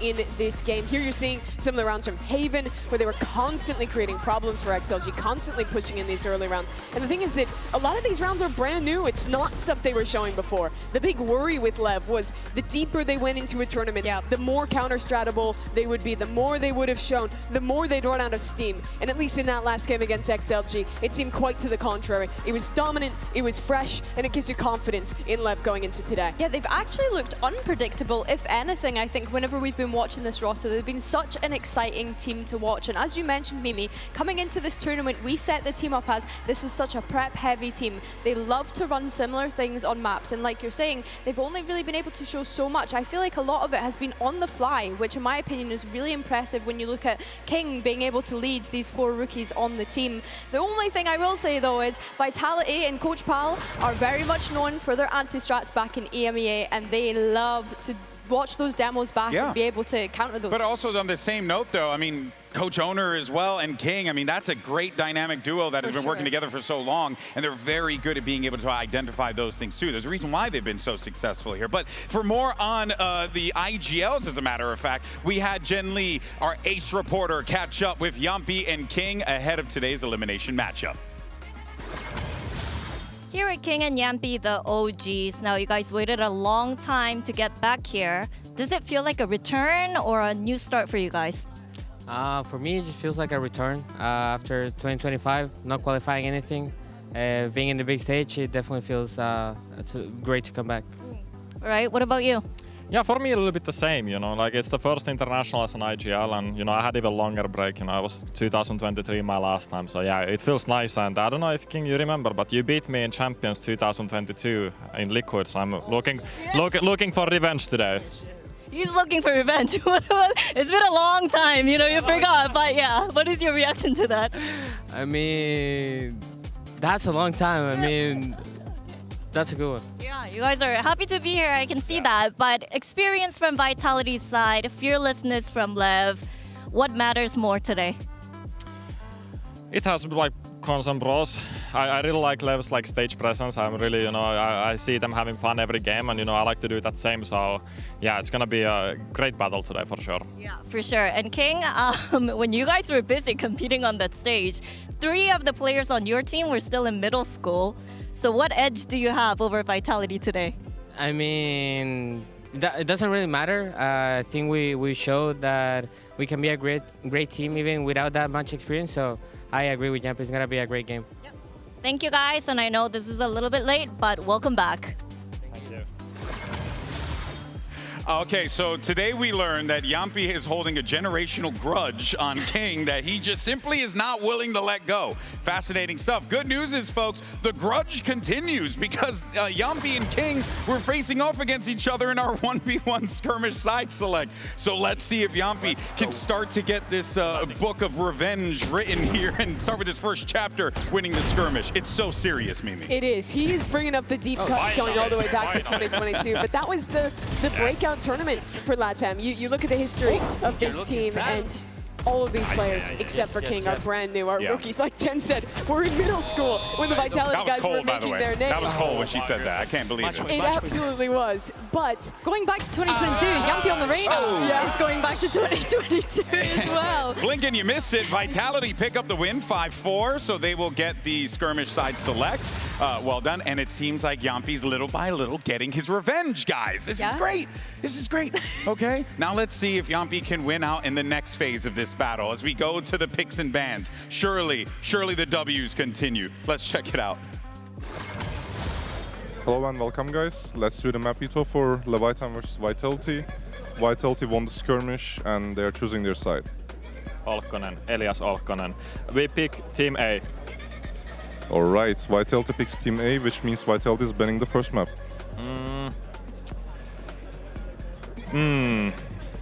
I think Haven. Alright, Haven is banned, Leviathan is banning next. Sorry, you said Breeze, okay. Yeah. Thank you, and Breeze is banned. The first map pick for Vitality, please. We like the cheesecake a lot. We do. Big fan of Lotus cheesecake, so I can go with that. Lotus cheesecake. Alright, Lotus is picked, and the side for Lotus, please. Attack. Attack it is, and your map pick? Split. Split is picked, and the side for Split, please. Attack. Attack. Then we have Ascent, Fracture, and Pearl left. Vitality is banning first. What was the maps? Ascent, Fracture, and Pearl left. We ban. Huh?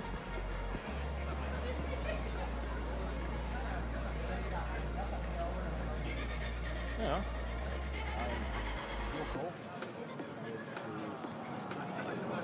Last 10 Ban seconds. Ascent.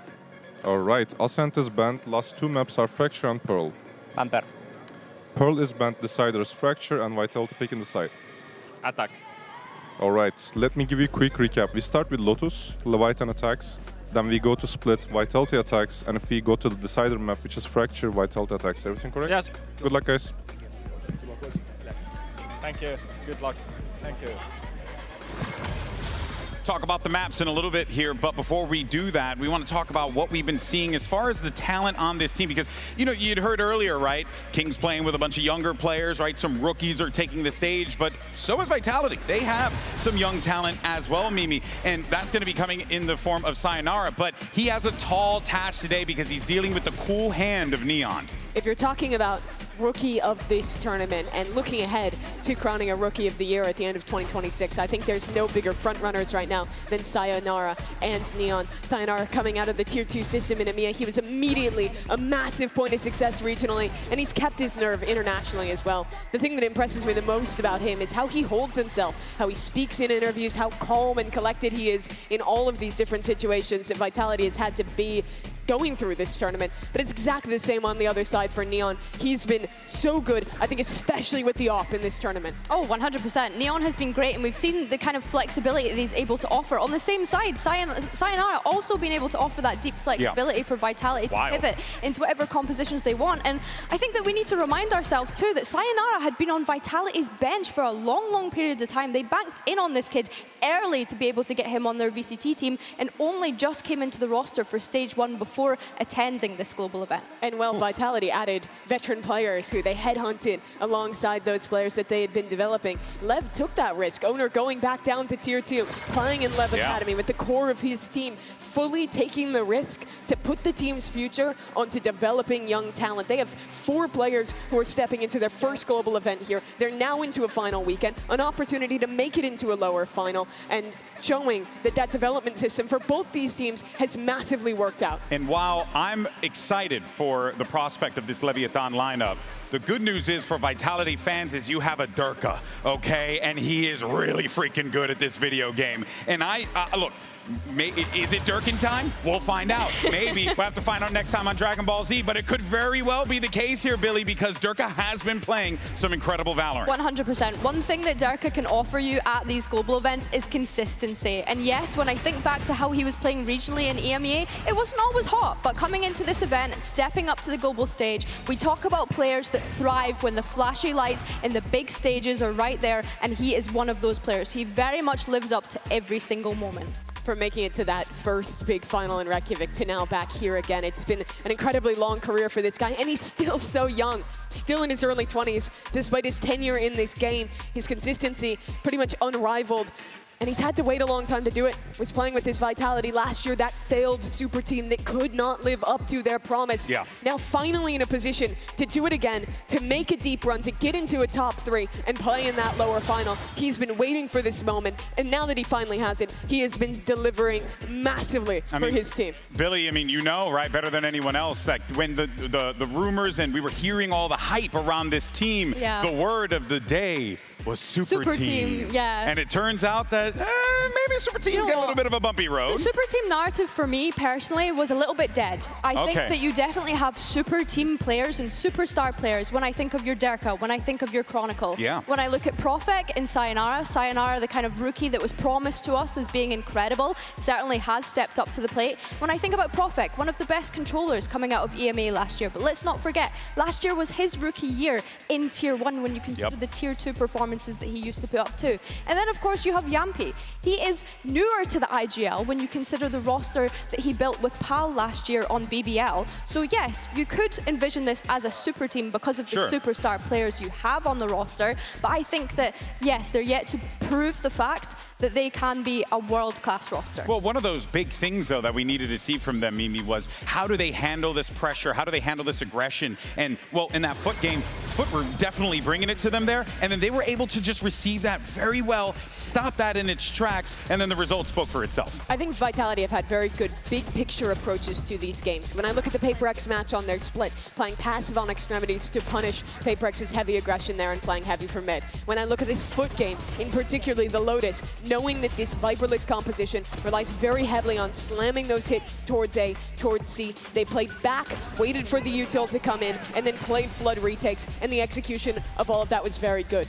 I don't think I've seen very flashy game plans from Vitality in this playoffs. They're not like Lev, who is going to come out with a million different individual trap plays that look super pretty, but what they will have is a good overarching read of how to deal with their opponent and extremely good execution in the micro of how to follow through on that. And the main thing for me is that they look calm, they look composed, they look cohesive. When they're doing things, they're doing it as a unit. And that was the biggest thing coming into this tournament that I had said Vitality need to improve on to be able to have a deep run at the global event. My big thing is I'm looking at the coaches, right? Who's going to keep the boys in track? Coach Powell has a great head on his shoulders, but so does Owner. They are masters when it comes to manipulating the game, how they want their opponents to play. This is going to be a masterclass. You're going to see a little chess match here, people. You should be prepared for this one. Get a cup of water, get yourself a snack, because it's going to be a good one. Let's send it down to the stage because we got to settle the score in a classic battle of EMEA versus the Americas.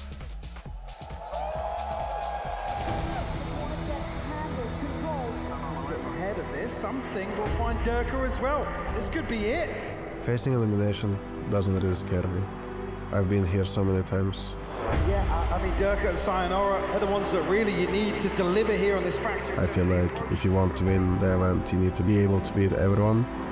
There's no fear on the side of Lev. It feels like they never had fear. Sato! And he wants more. We want to enjoy it as much as possible. Sensational for the young man. We don't want it to be the last.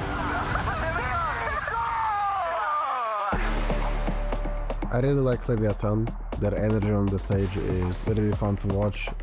Us 5 just standing up, screaming our rounds. I can tell it definitely gets to the opponent's head.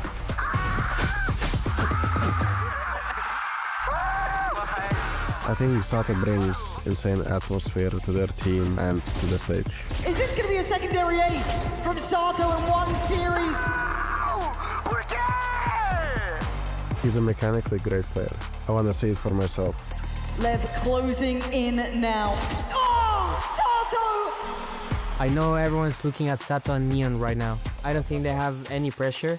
They're showing why they're so good. Last team of Rankas against last team of EMEA. I know it's gonna be a banger. Let's settle this here. On a global stage.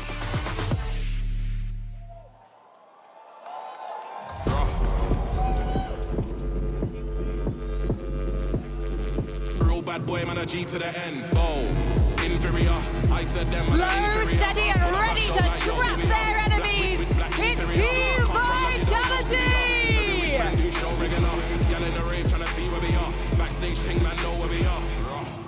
Similar, not quite P, them man similar. Spot hates all like yo, there they are. Educated, don't need seminar. Imina, real lyrics, not no P, no manner. I belong set ostrich stamina. Big paycheck, then it's back to the car.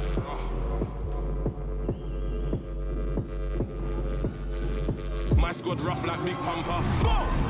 This dark horse is galloping towards the final. It's Leviathan! Expensive jumper. This money make men feel younger. Throughout the history of esports, few battles have been as timeless as NA versus EMEA. But in the history of Valorant, those battles are often fought by the likes of G2 Esports, NRG, maybe even Fnatic, heck, even afoot from time to time. But this time, it's completely different. It's Leviathan versus Vitality. Fresh blood to bring the hype on that stage. Fresh blood on the side of Lev, but a lot of experienced players on that Team Vitality, as we've already mentioned. Really excited to see this head-to-head between the both of them to see who's going to progress throughout. I think when we consider the maps here, Vitality selecting Lotus. I don't know if that's because it's a strength for them or because it's been a weakness for Lev throughout this tournament so far, Mimi. I think it's both. So far here, the Viper teams have looked incredible when playing against the Viperless double duelist squads. I think this has looked like Leviathan's weakest map in this tournament, especially their approach on that attacking side. They struggle to recontrol back into A, and Vitality, they've looked very, very clean. They're one of the few teams, besides G2, who's gone in this tournament, actually playing this map with a Viper, and I think that approach works so much better. But you look over at Split, and honestly, I think this is a pretty solid map for Vitality as well. Sure, I'd say Lev is favored They here, took HyperX down on it the other day. It was a great approach from them in that one. So this is an interesting map pool, especially when Lev had the option to go into the Ascent. Choosing this Split instead is a bit of a surprise to me. I wanted to take it back, though, to map 1. You specifically talked about Lotus, and you were talking about, you know, the compositions, what we're going to be seeing here. And I guess the question that I'm wondering is, maybe you see Leviathan make that choice on attack. Does that tell you that maybe, just maybe, they have something cooking, or are they just trying to get that thing over with? I think it's too late to change your comp, especially that massively. You'd have to rework most of your theory. Maybe not comp change, but maybe just like how you approach certain elements, certain strategies, if you will. Sure, and I think they'll definitely want to look at that, but I think it's going to be tough. Vitality is really damn good at this map. Their defensive protocols in particular, I think, are really great. The way that they re-clear space on this map is top tier. When Durka gets you up on defense as well, he's an absolute menace here. So I think it's a really, really big surprise in this series. If Lev take this map, that would certainly set the tone early. What I'd love to see from Lev on this map, especially starting on that attack, is going for these refights, not always feeling as though they have to full send it every single time. I want to see them take some map control and some space, but then be able to pivot away from that as well to kind of catch Vitality off guard. I think that one of the things they'll need to keep an eye out for is obviously Chronicle's Vi's utility, which we're expecting, and being able to deny as much information away from them as soon as they can, really, when we consider how explosive Leviathan's composition is on this map. You look at the rookies on the stage for Lev as well. 4 players stepping into their first global, and now onto the biggest stage. And they're playing against some of the guys who have been there the most. Chronicle, Durka. Mimi, they look comfortable. They're the all-time best players of this game, but Lev doesn't look phased. We've been doing this gig for a hot minute. Those kids look comfortable on that stage. They look comfortable, they look fine, but of course, I mean, Sato's waving to the crowd over there. I mean, this guy is definitely in the zone as well, but on the other side, you see that sign right there. Could it be Dirk in time? Because let's not forget, folks, on the other side, you got the likes of that man right there, and you also have people like Chronicle, Game Changers, people who have considered to be the GOATs in the game. Is it enough? They haven't been there since 2023. Hey, in facts. the top 4, playing like this. It's been a hot minute for these two, but these are the matches they deliver. Today has really been about those players, those teams that rise under the bright lights. These are two of the best examples of it. This is one of the biggest tests for Lev. Even if you win today, you have to go into a lower final tomorrow. And this one is tough. Vitality, a team that's very good at preparation, very good at getting a read on their opponent. Lev, they've had a little bit more time off, so they have more to show. And you mentioned Lev potentially going into that BO5 tomorrow. This roster only played their first BO5 in America's Stage 1. It was the first one that they'd ever played. That's how new and young this roster put together is. I think for Vitality, you need to get off to a good start here. But it's not all comfort for the other side either. Sure, you have Durka, you have Kron, but for Sayonara, Profik, Yampi, Coach Bal, those guys are also stepping into a deeper stage, a stage of a tournament Right to the deep end. they haven't been to before. For Yampi, he was here, but that was absolute years ago. And he's when still he was holding the towards grudge. top of these tournaments. So clearly he's got a chip on his shoulder. But one thing that I do know for certain is that we are going to be treated to one hell of a matchup here, because there's no world that Leviathan just wants to go without a whimper. And you know Vitality wants to show that EMEA is here to represent in their region. It's the last squads from EMEA in Americas fighting to stay alive. Folks, let's make some noise as we get ready for map 1 and send it over to your casters, Pansy and HyperX. Thank you so much, GB and the desk, and what a moment, right? New generation, same old battle, America's EMEA, a matter of survival.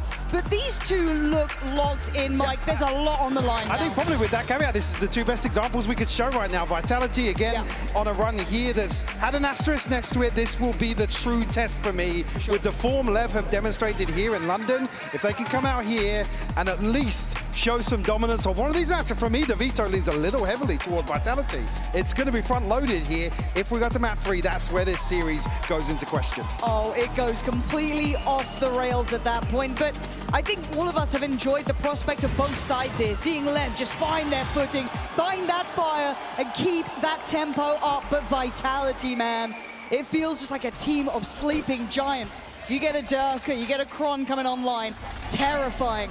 So Lev starting out on the attack, Vitality on the defense. Early intention shown here by Lev. Stack up behind the smoke here. Profek sending out some feelers, won't connect just yet. Still they find their way onto site safely here. Actually looking to pressure onto Profek as well, just before the spike plant. And we've already learned the lesson. They don't care who they face, but Durka tries to remind them. A little note sent, and it's been received. Profek tries to steady himself, but Lev continues. Step by step, but where do they head? Where do they want to finish here? I don't know about this double stack over towards C right now. Actually wrapping through the spawn. Yampi at least will have a chance to check back over towards the A side. The door, giving away a sound cue here. Blows tagged up, but still looking healthy in the 3v3. Yeah, it's Sayonara who I'm curious about here.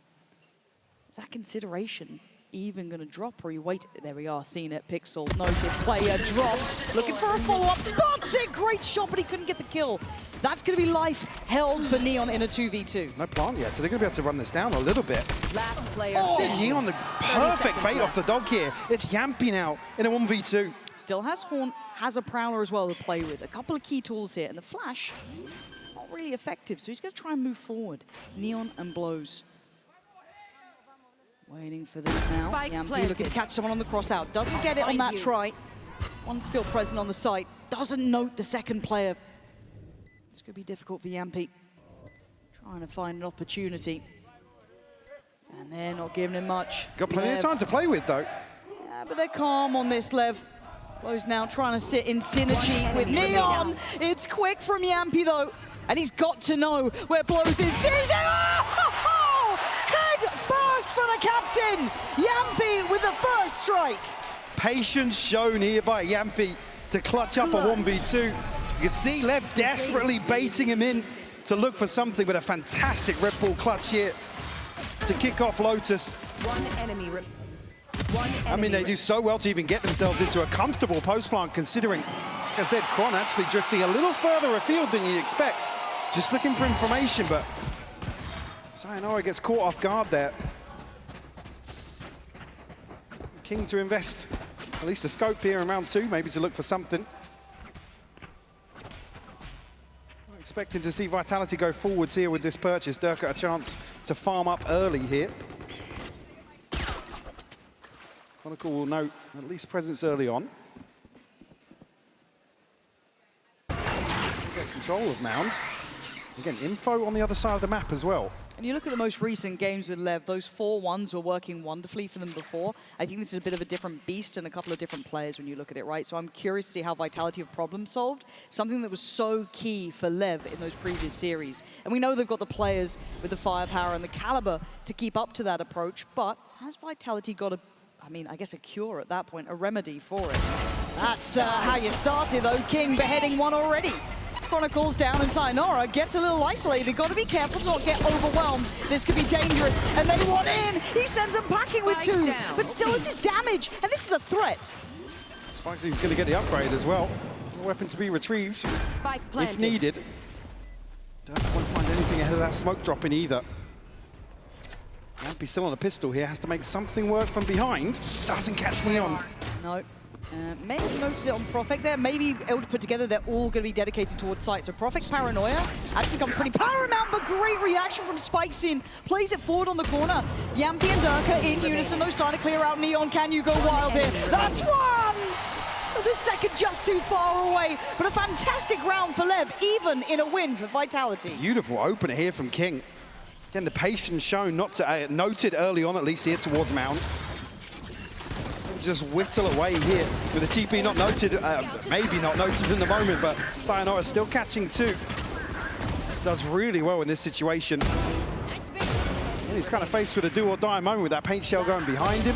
Opts to go forward, so needed something on that swing to trim the fat at least.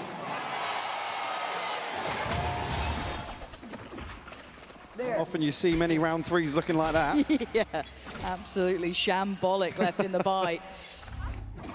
Durka, though, trying to be instrumental here.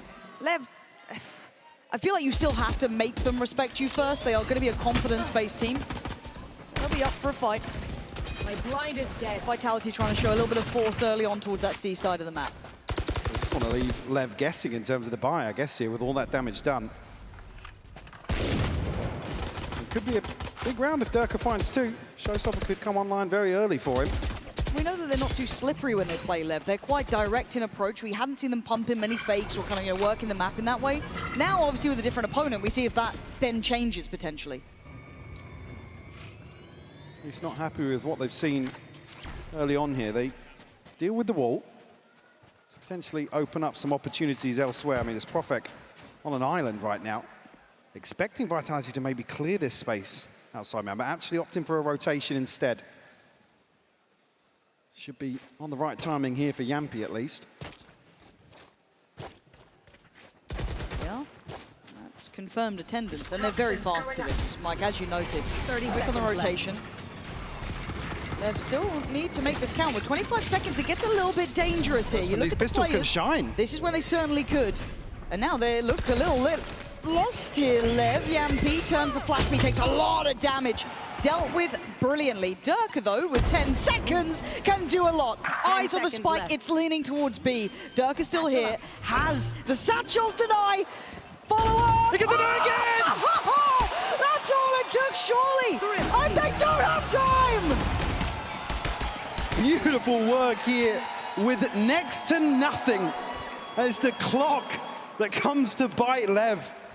I mean, the original Iceman Durka there, pulling off the Mastercard Thrifty, and you saw there was that just almost hesitation when they were eyeing up that A site. They went for the pivot. I don't mind what Lev were trying to do, but there was always that danger. I mean, they didn't find anything. Nope. They took so long to even pressure towards A. They know potentially 2 players, maybe even a stack behind that. And then it's Yampy to be isolated, and they think, great, we've opened up the other side, outside of that stack. Great work from Durka. Have a massive effect in terms of Lev's inventory, but Durka will remove Sato immediately here. Showstopper now online. I'm scared if he's going to have a game here today. We'll keep a little watchful eye towards it, but for Lev, they need to stabilize. It feels like their approach has been quite well read, or at least considered by Vitality. Now, whether or not you can still continue that further forward is yet to be seen. Lev have opportunities here, but I feel like that first hurdle, they're not getting the same walk in the park that they've had in the past. However, eyeing up this A site, you can see the amount of bodies here. It's being mirrored by Vitality. There's 4 players on this side of the map. So early. Spicy's going to be removed. There's not really anything to counterbalance that. Yampi will fall, though. Slight overpeak from him.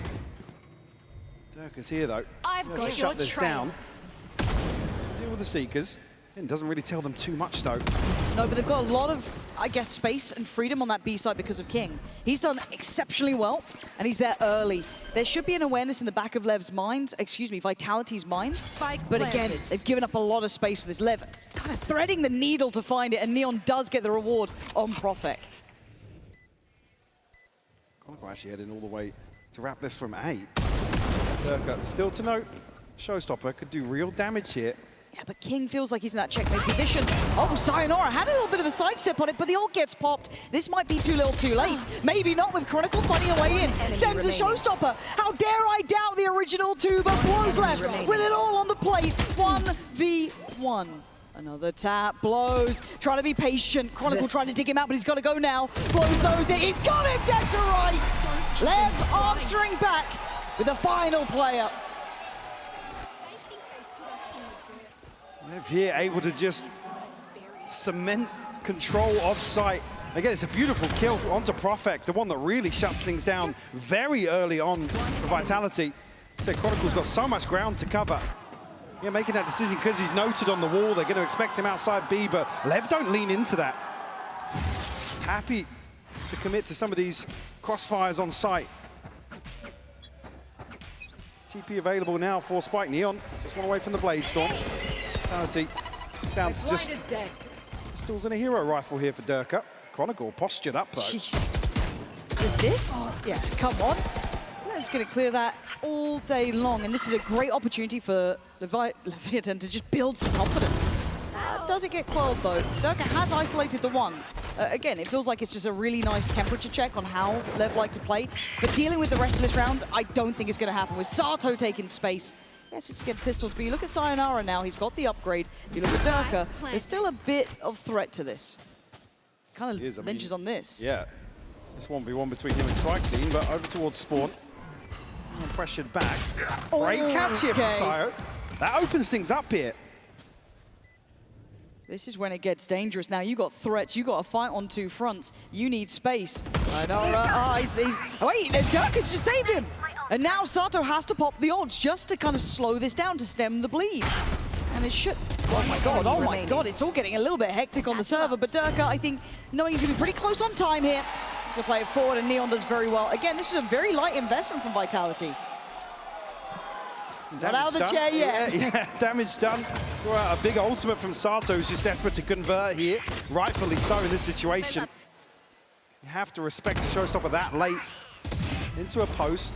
Not sure what exactly happened there. I mean, thank God Blows falls to Durka at just the right moment.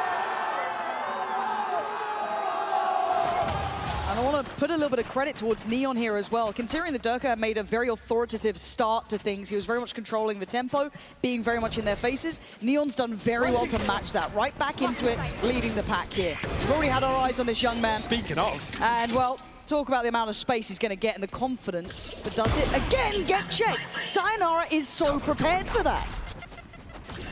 Almost read very well into this seaside hit now, especially with the util being invested. Sato caught with the blind. Lucky to escape with his life there. Oh, it's going to get messy now. They have no idea what's going on. Is there going to be pressure beyond this? No, they actually just stall out for a second. They didn't want to crunch on that. Oof! But an angle found. And Sato going to have to try and get himself healthy again. They are down to 3, and they need him in this round. Flank coming through as well. Spike's not going to be able to go down here just yet, so they have to fight. Vitality can just freeze.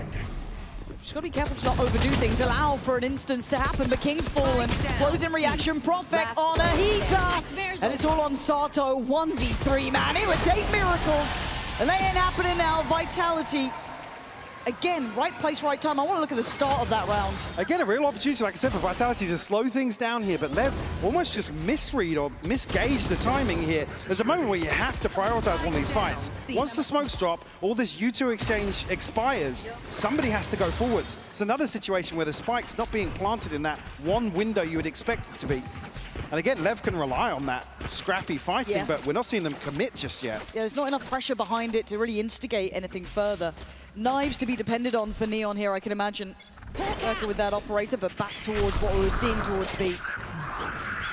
Rinse and repeat, and hopefully to a different outcome here. Gonna be able to at least beat the wall. Spike's gonna get himself over towards the blue room early. And Neon looking again for a fight. Up for the challenge, and he spots his opponent. Again, Sayonara on the case. Neon this time respecting it enough. Eats the paranoia, but gets at least invested early. Seeker's come out here, but it doesn't really slow Vitality down. Full 5v5 here in the post. Urka's going to be the question mark in this equation. Oh, that's a nice little trade for Neon there, keeping things in equal footing. 4v4, there's the tipping of the scales. Sato in on it, Sayonara back. Hard to split these two, but the time is on Lev's side. And now you got to look at what's remaining. Neon waiting for someone to walk that smoke. Anyone to try and make a move. It's gorgeous from Neon. A lovely read of the game, and Durka, he knows the door is shut here. This, again, another round for Neon in my mind, where he has been the difference maker. Taking charge here for Lev. Creating so much pressure. You can see Vitality just waiting for an overbit. I mean, Durka's wall banging through to Link on repeat because there's just nothing to do in this downtime. They trade perfectly out towards C-Link as well. What a suck. Again, you got to question what's being called in this situation for Vitality. I don't know, it's just waiting for one of the extremities to pay off, but it didn't even look close with those two engagements that were key for them. Last place. 4-3 now. I just noticed that was all without popping the blade stop. Yeah. That was just a shorty. Which is wild, right? Like, that's actually outrageous. It was in their spawn. It's a different generation, man. Now, let's see Vitality feel they have the freedom, at least towards A for now.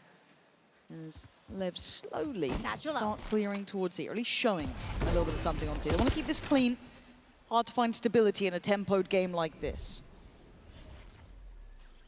Well, Vitality happy to lean into conceding a lot towards B. I mean, correct read here for them. Sayonara really the one to do damage. It's got the Guardian. Time to hunt. Yeah. And it's only a classic for them, sadly, so very, very hard to be imposing if they figure that out. Flash to find nothing as well. This is very patient from Lev, actually. Respecting maybe. Well, I say respecting what actually led them astray earlier on with an awful buy from Vitality. 30 was seconds the clock. left. You see a similar situation here. 20 seconds. With that Horn seeing nothing, it actually might compound the problems that are about to fall onto Yampi's plate. Because as it stands, Lev got the right read and a great catch from King. Again, showing some real diligence and patience with that explosivity. It is a lovely sight to see. This round, they've really buttoned up here. Again, this is against Pistols and a slight upgrade for Sayonara, but beyond that, the way they've approached this so far, Mike, to me, tick in the box. Way more clinical this time around. Damage a consideration, sure, but I think King's going to be moving forwards here. Money in a very good spot for Lev. Do still have the blade storm to offset that. Sato building towards another showstopper as well. Yeah, not much left in this one for Vitality other than to wait it out. There. I'm curious to see if some of these slower rounds here, Vitality do go hunting. It's usually Chronicle the one to get a little more active on this defensive side. Have to give all three up. Yep. And I really want to kind of give credit here to Lev, because I know that in an exciting manner, we've seen that explosivity, their hyper-aggression, their kind of, I guess, willingness to stick to their ethos as well. And they've rarely been challenged in it to this degree, but seeing them already adapt a nice amount of patience, these really heavy burst site takes, it's brilliant to see a bit of depth to them as well. And again, the read is right from Vitality. They're usually 2 or 3 people on one side, anticipating that sort of approach. Again, the way in which they're winning out is kind of slowing Lev down on that initial approach. And we always talked about the smokes dropping and kind of being left in a weird spot where the spike's not planted and they're not then committing to that second wave that has suited Vitality more so. But still, 4-4 scoreline here. Now this Coinbase win condition for Vitality certainly going to be built around maybe making use of more players on one side of the map. I certainly do want to see them maybe dig out a player like King. We've seen Neon to be the one lurking outside rubble and kind of posturing up. And again, it's always a clear indicator in this sort of composition. You see all of the duelists, there is an opportunity to do something. Yeah, we'll see if they can figure it out. Again, audience-wise, I think you can hear it at home. The Lev fans have turned up today and already seeing a nice bit of resilience from them here. We win. But buy back in hand for Vitality. And a necessary one. You could kind of feel the change. Similar situation to what I was just talking about. Neon's probably going to go forwards here with an operator to look for something. Does have the Blade Storm, so he can play a little more aggressively. There's 3 players here, though. That is a decent amount to try and clear. But Yampi's got to be careful. Okay, going to be seen on the haunt. How do they react? It looks like with a proactive approach here, noting the operator. I guess you've got to just steady the ship on sea, make sure you don't get overwhelmed and fall in the meantime. They've taken the space back towards rubble as the exchange, but Lev carrying on, and Chronicle's going to be caught in no man's land. How is he still alive? Finally cleared, and a bit of a mistake it felt like there from Chron. Maybe just trying to back himself in a fight, but has given up the site, and Sayonara has to respect this. Fire's not noted though, finally picked up by Sato. Durkin out to try and deny. That won't land. Not doing any damage here. I didn't like that at all from what I saw from Vitality then on C. They looked a little lost in how they wanted to handle that slower side take coming in, kind of caught in between 2 ideas. That's exactly what I was talking about. They need to convert that pressure onto Neon into something. They don't even deal with the wall. They're opting here to hold on to what they've got. Like I said, if that's the call on one side of the map, I mean, Syra and Chronicle need to back out of sight, maybe. Either back out or commit to it. Yeah, it was honestly, that trade out on the front line. Cron's got a smoke to slip into. I mean, it's not like it's black and white. There's an opportunity for him really to get involved, but I just want them on the same page if they're going to do it. And I think that opportunity for Lev is going to love it. They're going to lap that up. Ticking the box for me, though, coming out of a timeout is to see the thing I want Vitality to do, which is to pressure at least onto Neon. Again, don't necessarily learn too much behind that. Certainly, Vitality, a team that have done their homework. They have to have a decent understanding of the approach here. Yep. Sato's starting to get a little bit more animated on stage, but this is all business for now, right? Hard to feel fully secure in it, even though it's a great string of rounds, seeing where they hit, right? The opening, yes, good for Vitality, but once we got into the kind of meat of it, once we got into the buy rounds, it has been Lev at the helm. Now, do we see an adjustment here for Lev? You were noting that they were kind of pressuring towards I think Neon. It's the perfect response now if Neon shows. The unfortunate thing being Vitality have completely switched up the defensive formation here. It's going to be fairly all in and direct here from Lev. I like this, though. The tempo changes are gorgeous, but Chronicle just swinging it. I feel like some of this is a misread. It feels too individual to my eye. And Lev will absolutely thrive in these environments, as they are, looking dominant as they take the site and more than likely take the round down to Durka, Sayonara, and Profek. It just doesn't feel like they're on the same page here. No. Back in here at a disadvantage. Scout destroyed. Flo's at least going to identify it.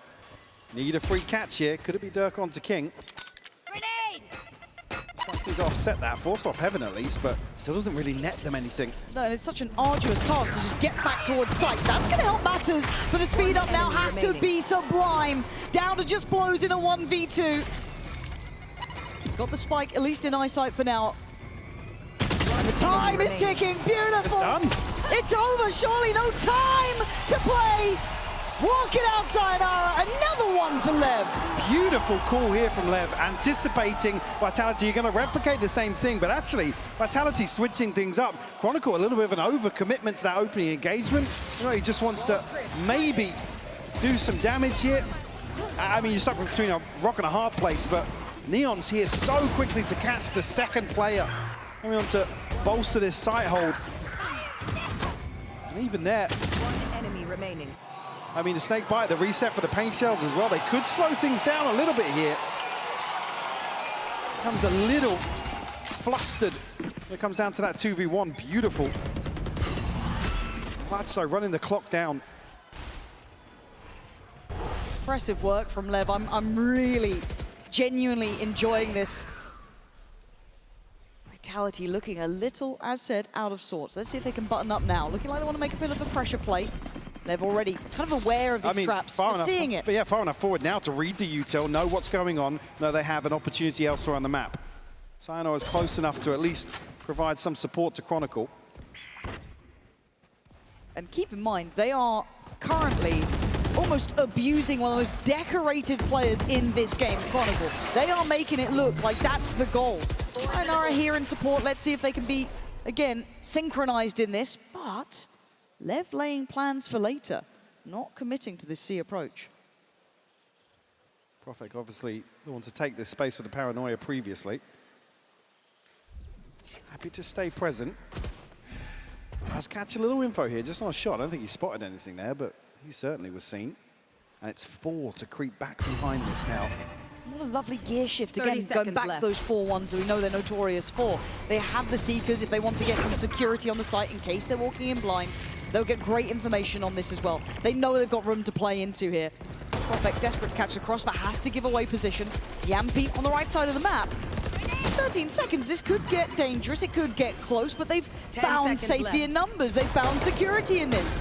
Plant now in playtime on their side, and Lev lighting up the kills. Spikes in, once in, buries him alive. Chronicle and Sayonara, do you have it in you now? A 2v3, and Sato falls. Okay, this time here a little earlier. Big ult here from Chron. Yeah, now you got to make the most of it though. Blows, gets involved early, takes the head off of Sayonara's shoulder as Chronicle left to do it all. The time is running low, and they are running away, making it work for his dinner. King! There'll be none of that. Lev look a cut above Vitality on this side. Looking so composed here. In situations where you expect Vitality's well-drilled retakes to really excel. It's the likes of Sato to find crucial kills. He blows us into the smoke here. A freebie found. That moment, just swinging out. Getting ahead of the ultimate is so key. Monaco, unfortunately, just has to chase somebody down in that situation. Lev looking all in once more. Neon to lead the charge here with the operator. Here. It's a spot. Good luck, Yampi. Got to get out of there, mate. There it is. Okay. Flash on the wall. They instantly scale up. Back to their 4-1s, back to business. And to be fair, Vitality early had the read. They've lost it. Composure starting to wane. They got the info. The swing looked a little too choreographed, but it actually delivers. And now Vitality want to get involved. Profek shoulders up, takes away Sato, down a 3. Advantage to Vitality.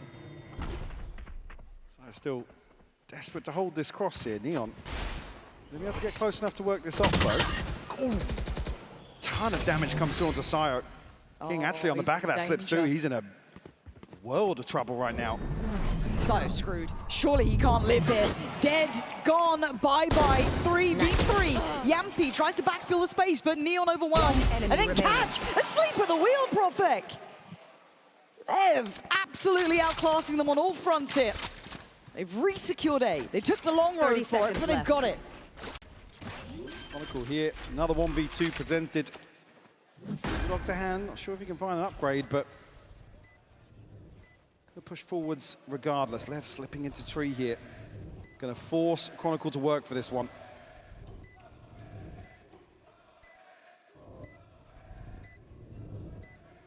Again, time to do this. He can clear out these early spots, but as soon as that spike starts ticking, he's got to make a move here. He must know now that they've given up sight and they're in towards tree. And it feels too little, too late, but I'm happy to be wrong. The swing, it is together, it's in unison, and it's dominant from Lev already, 8-4. These guys guys look astounding. Yeah, a beautifully called half here. Vitality unable to really find value from these anchors. And that's to say as well, Cyro's getting a ton of kills. Chronicle, unfortunately, falling short in my eyes in his first half. But, I mean, that's not to take anything away from the way Lev are approaching this. Really well drilled first half here from Lev. Highly, highly impressive stuff. But a man who started well was Durka. And we spoke with him about Vitality's dominant win over Foot for this HyperX player moment. I mean, I thought game against Foot will be a bit closer, as it usually was. I feel like Sop and Xeos didn't have as good game as they usually have. I feel like they might be tired, maybe something else happened, but also I think once you play someone 3 times in a row, you kind of get used to them, and in my opinion, they're still a very strong team, and we were kind of surprised that it was a bit easier than it used to be. So yeah, we were actually like doing really great on the server and kind of like recognizing the patterns or also knowing what to expect from them. With every peak, with every bit of pressure that's placed on the shoulders of Foot, they keep opening up even more mistakes. You can see it in the way that they're playing. It's wide swings, not set up at all. It's death from 1,000 cuts. Vitality perfectly happy to dish this one out. Cristali doing his best. It's 3 quick kills, but immediately evens out. I mean, getting at least top 4 this event already feels amazing after missing so many last year and even this year missing Santiago. I think means a lot for me because now I got like a couple friends with me, Yampi and Chronicle, also 2 new teammates, Rofek and Sayonara, so I'm really excited to play with them still. I really want to show people how good we can be and how much we prepare for this tournament or even this year overall. I think we can do even better than top 4 at this Masters.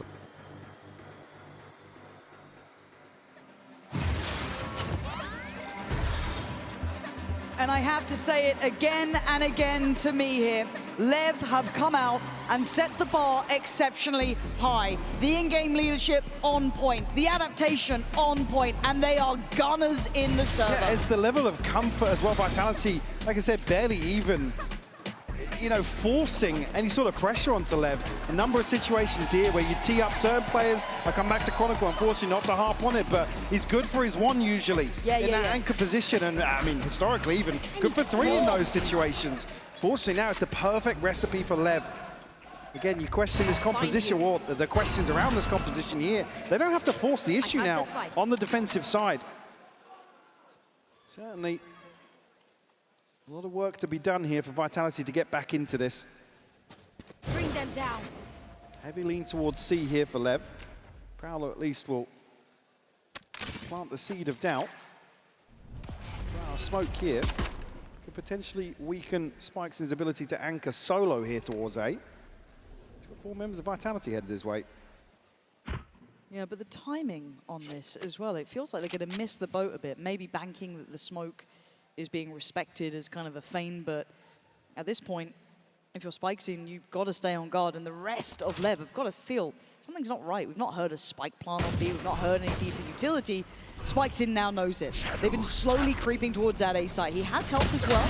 Blows beheaded though. Sayonara saying goodnight to him. That's the first. Spikesing backside. Didn't commit to try and make it out. Has the paranoia, tries to invest, plays ahead of it, plays up front of it, tries to maybe buy some time for some rotation, still holds his nerve, holding their ground. Lev, I thought they were out of this round already, but no, able to chip back into a 3v3. Rofek just found Spikesing through the smoke, I believe. Had to have been. And the re-swing here as well. Vitality don't even have the plant down. King's taking away Yampi. They get themselves boxed in on the site. This is where it could go terribly wrong. Already Sato there. King catches Profek, punishing the hesitation from Vitality. Lev are looking too good. Vitality on a brute force here, but Spikesing does so well to slow things down. It's one of those few situations where you have to deal with drop. You have to go forward. You can't really garner the plant you want without dealing with that. Sato's up. It's heartbreaking as well because Vitality get the first kill you want to see on this approach to site. They just can't dig him out of that position. Ooh, we are seeing a bit of a buyback in here as well, actually. Investment coming out from Vitality. So maybe turn a pace here. This is going to build mainly around Durka here. Plenty of light shields to punish. Offset that as well. Sayonara and Profek. Stingers to hand. I guess the tough part as well is that Vitality didn't even see Lev on this kind of stack towards Mound. They didn't get to kind of figure that out early. So that's going to be something they have to learn pretty quick. No catch on the flash. Let's see how deep Vitality is still playing.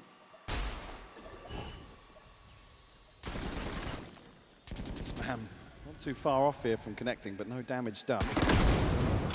This now will at least note some investment here. Side of Vitality. No secrets about this on the way in. Yeah, he's here pretty quick, and I wonder if he gets away with it. They've managed to get some safety here, but knocking on the door is Lev. They are not far away, and they don't need much encouragement. Keep in mind how explosive this team can be. Finally coming in, Lev all ready and waiting. Already Sayonara falls. Profek wants in. This is madness. What are you doing? Trying to get involved here, trying to maybe get a trade, but it's just too far. Feels a little desperate. They look dead to rights, man. This is Lev looking so locked in. Oh! Shots from Chronicle, but it's going to take the original Iceman himself to even keep hope alive to deny 10. They're both one shot. If anyone's going to land it. Spicing gets on here, needs to find this one. The satchel to slow things down. Switch down, classic, hunted, down, Messi, but it works! Blows will get it done. Not a pretty kill, but a critical kill. And 10 rounds for Lev. 4 on this round here for Blows. And again, it's a moment where Vitality make the right decision, right? But it's just a solo attempt in towards drop. And only made really close by Chronicle. Yeah.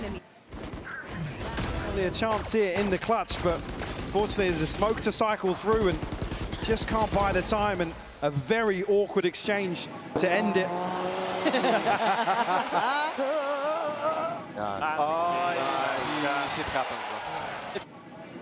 Vitality will pump the brakes here, take their second timeout. Lev still chilling.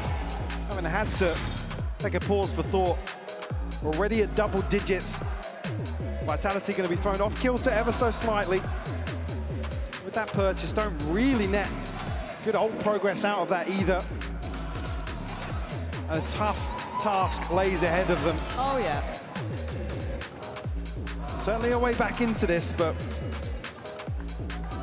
they are reducing that margin with that round 2 force for sure. And again, need I remind you, this is Vitality's map choice. They opted to come into this, sit at 4 rounds, 3 of those garnered at the very start of the first half. Since then, it's been a lockout. Lev have looked a cut above, quite substantially too. This hasn't, I mean, in a couple of rounds gone a little close short, but it hasn't felt that close here. Lev looked better. As well, just a perfect example of that previous round where I said Lev with this scoreline don't need to force the issue on the defense. They're happy to make Vitality sweat. Bring them down. This early intention towards B shown from Yampi once more, but a little misdirection. Door opened here will force Neon a little deeper, but does have support in the form of King. Grenade! Well retrieved here. I mean, still some investment here. I mean, Vitality just need a round. Yeah.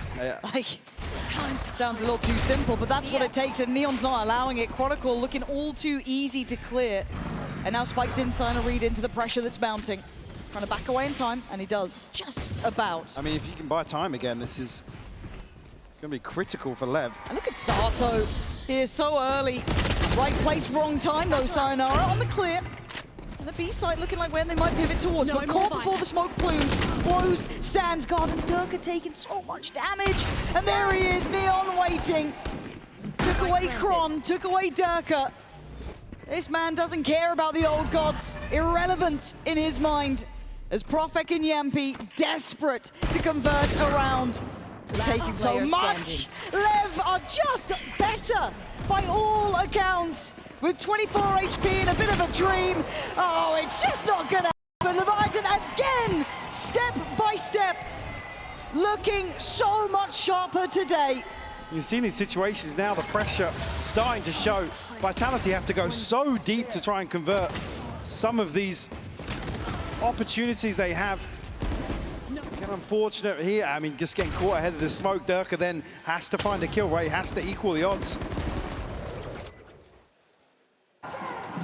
Up against the ropes now, 3 rounds to continue this streak for Lev. We look at the timeline. It's dominance, man. How many times can we say this about the team? Again, both of these two suffering under the hand of HyperX, right? So you thought maybe relatively equal. But there is a large difference between them so far, at least here on Lotus. Toxin screen down. And Neon not relenting. It's endless. So happy to keep pressuring here, knowing that they're up against financial struggles. Punish once more. King here with an Odin in hand, a chance to pump. Sato over the top with a showstopper. It's all going right for Lev. It absolutely is. Lap it up. They look fantastic today. 12 rounds in the blink of an eye. And nothing's stopping them right now. Walking all over Vitality. First chance to see actual rifles in hand. Some ults here.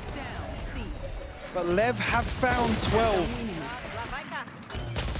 Almost replicating that previous map performance in a dominating fashion. Seekers available for blows.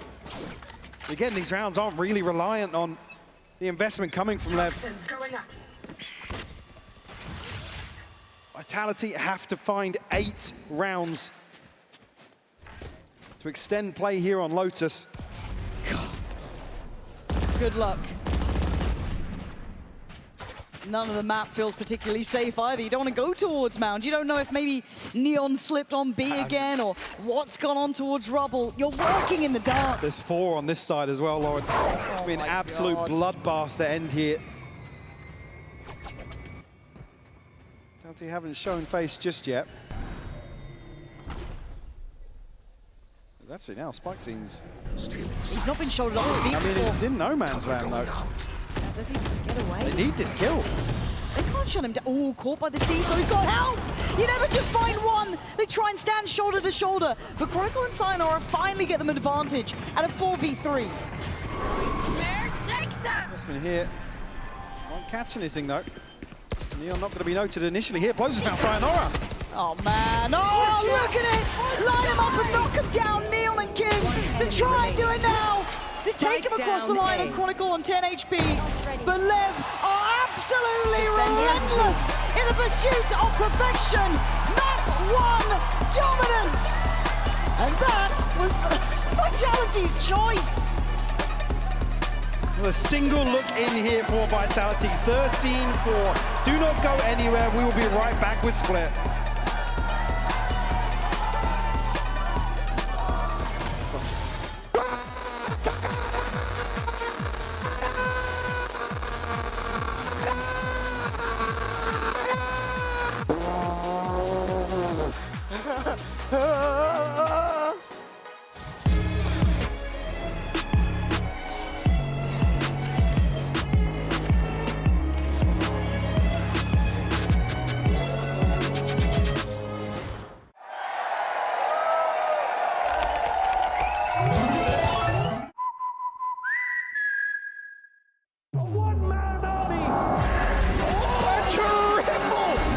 He's hunting down that title! The time to write the next chapter in the esports history books is finally here.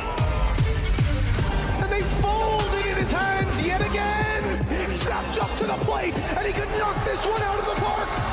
Now they shall be engraved alongside the greats!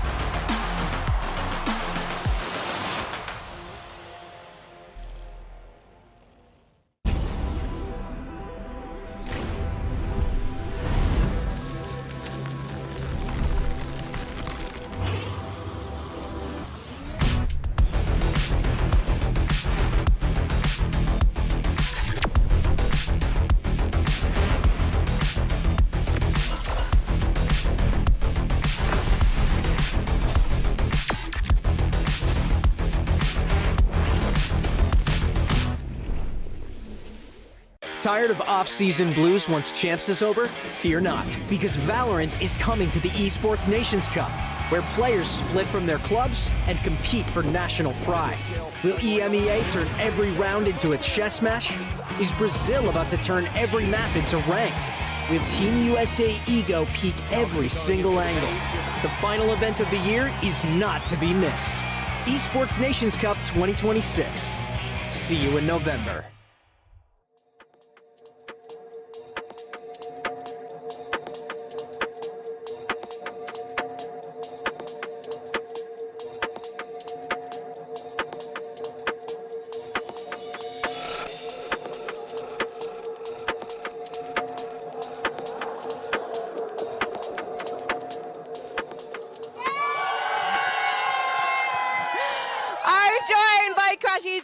So they're about to meet loads of fans. I know they're going to be queuing around the block to meet these two.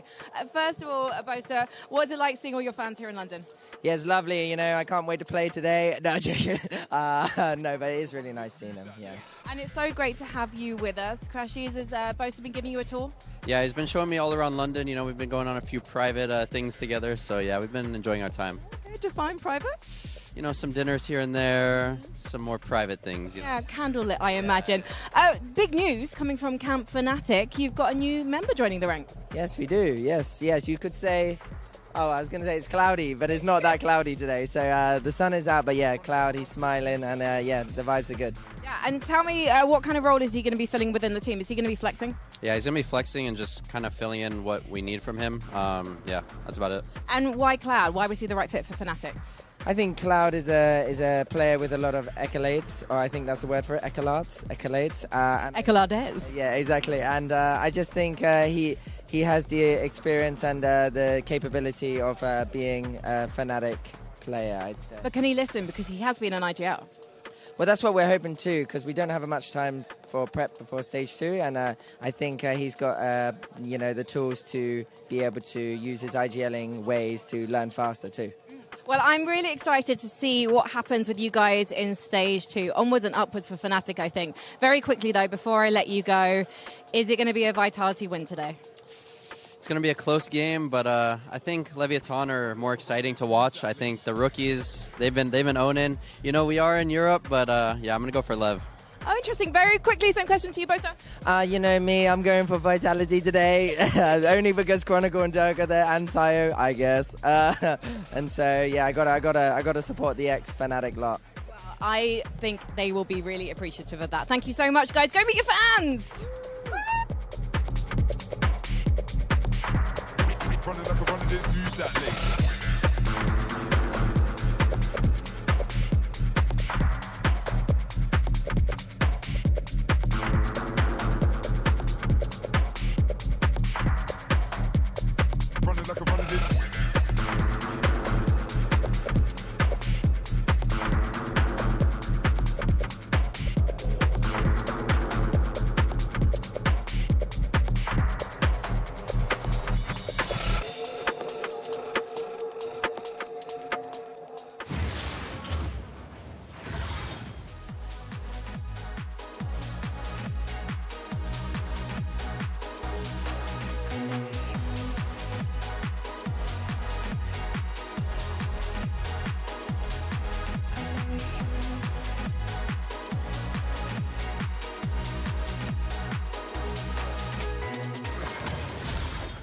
Here with Coach Owner of Lev. Owner, congratulations. Dominant win on Lotus. King was, reading Vitality like a book. Neon was on fire.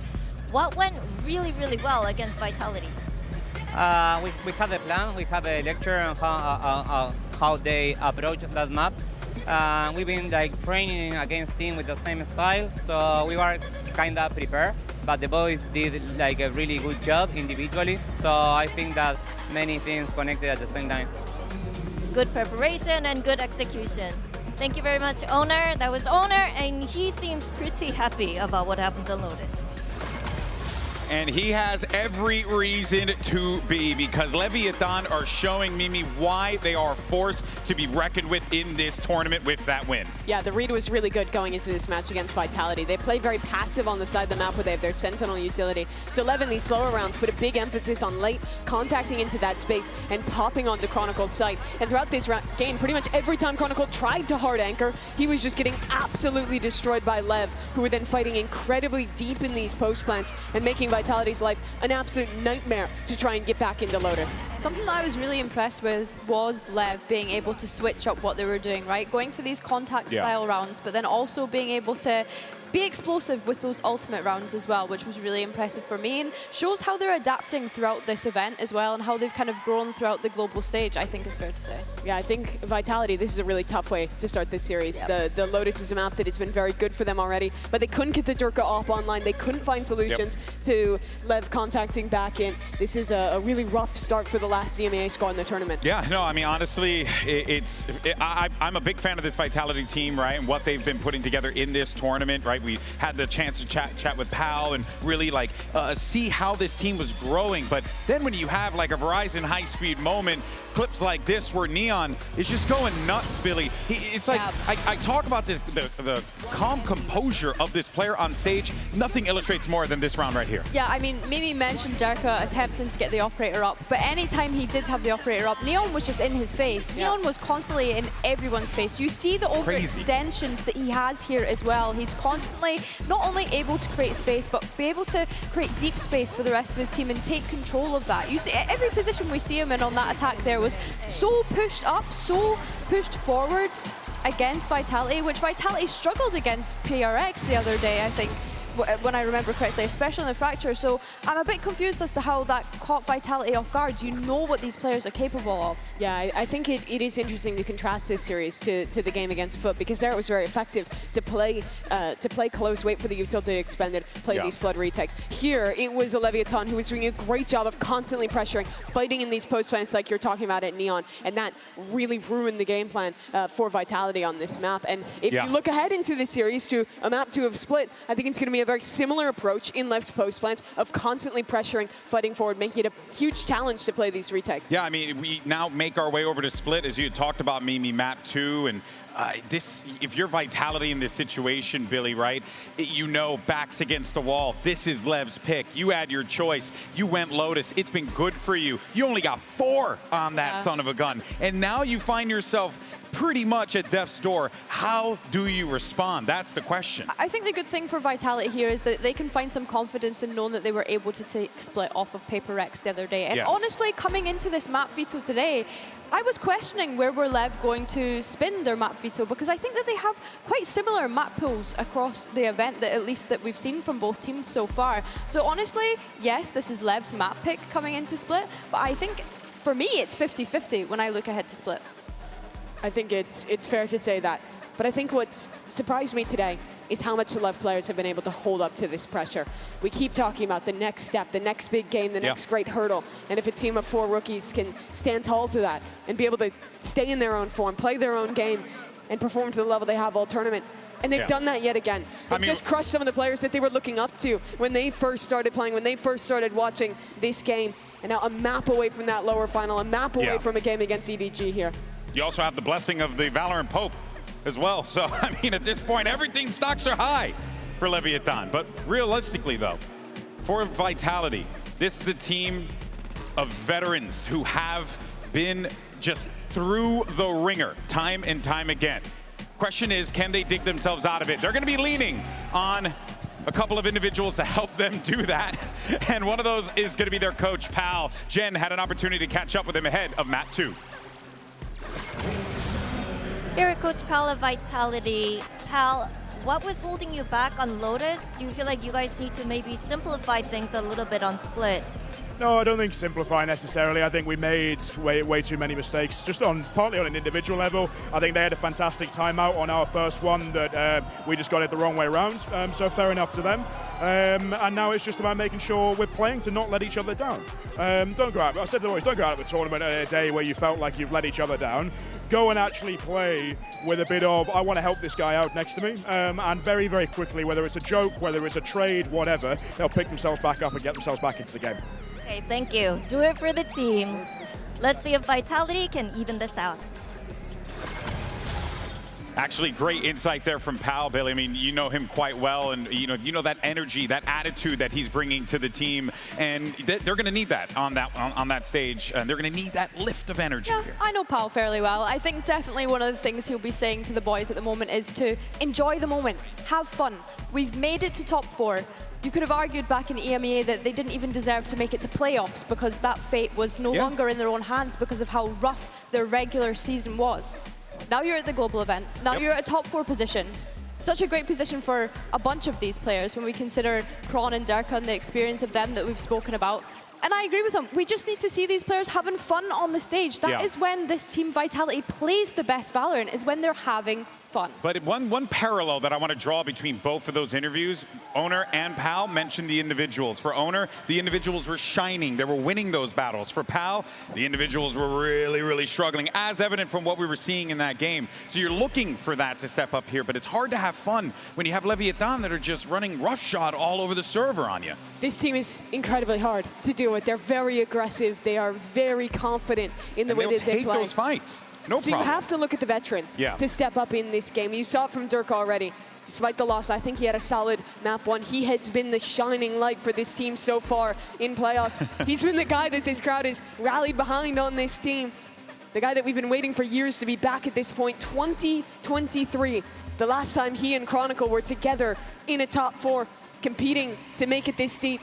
And now it's this young team trying to shut them down yet again, shut them out from having another chance to go this far. In case you guys aren't aware already, doing a little bit of vamping here as we're getting everything set up, ready to go. The stakes are too high for this matchup, friends, so we just want to make sure everything's all good and ready before we start things up. Should be remaking the lobby, and we'll be jumping right into the action, and as soon as we are ready to go, we'll get out there. I got to find my way out with the crowd. I love that chant. I can hear it almost. I can't quite hear what they're saying, but I can hear the chant. Well, let me tell you, as a Latino myself, we're quite loud. Yeah, okay? louder, so guys. Louder. We know how to get a little loud out there. Ain't that right, Buppy? Hey, all day, all day. I'm a big fan of that, though. Big shout out to the Leviathan crowd who's coming out to support the squad. It's actually been pretty incredible to see the fan reaction for all the squads here. You know, even, I know, Frankie, we were talking to her earlier. You got a lot of Fnatic fans in the crowd who, you know, maybe they might be aligning with Vitality, maybe not. Maybe they are, maybe they aren't. Seems like there's some bad blood out there. Billy, you got a little bit more insight, right?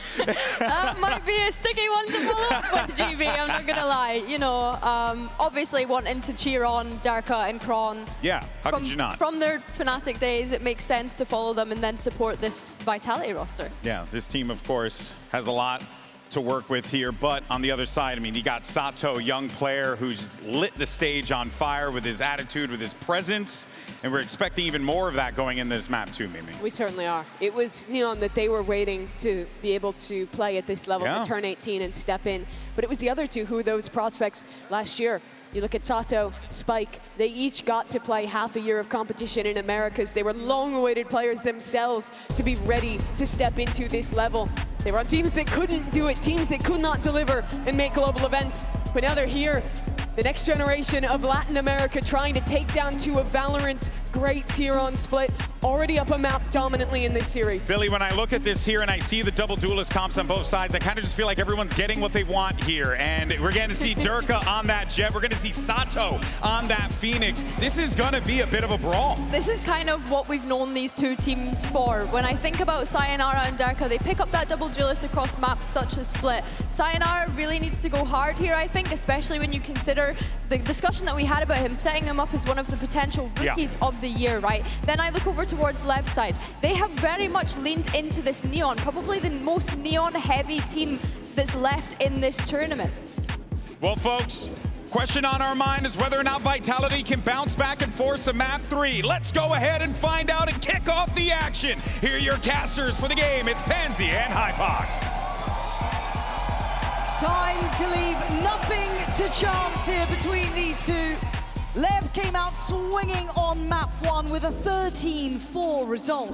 Vitality looking under the boot, beneath the heel. They barely got a shot in that first map. Yeah, I mean, Lev got to be feeling themselves now. Especially you come back to the discussion of this veto, with the split. Again, something here, a real opportunity for Vitality to fight back. I mean, probably one of the most dominant performances outside of the Pacific game domestically versus HyperX. They have to replicate that here. We're starting here on the attacking side. I'm out of here. Lev, at least in a position to greet any sort of mid-presence early on. King's just shouldering for info right now. Will be noted on the next one, though. You can see the ping come through there, just on the other side of the wall. Blows hasn't seen anything yet. Lev actually proactively looking to clear mid. At least a glance behind the orb. They had a little bit of a peek, didn't they? Does this get red? I mean, the way they're kind of stacking up on this, you can see the safety for Blows as well, kind of sitting pretty deep with that Sheriff. Not going to get the full connection they even want, but still, Vitality having to work for their entrance. It's Sayonara that I'm looking at here. Hard to try and stand up to the test of a team with confidence right now. And looking to, I mean, play it deeper towards CT. Look at Vitality. Trying to maybe stamp some authority on the match themselves, but you can see the reaction is quick, it's pacey, it's down ramp already. There could be an issue on the site, and they've got to get moving fast, because here comes Spikes in, already clearing front site, they're already on the spike. Surely not. Guys, you've got to defend the defuse! They can't even deny it! Lev are simply better!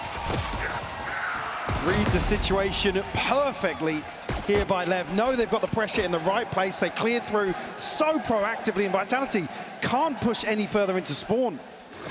I mean, they can, but they don't. There's the one win con here to regain control of Heaven, protect the spike, and it just never happens.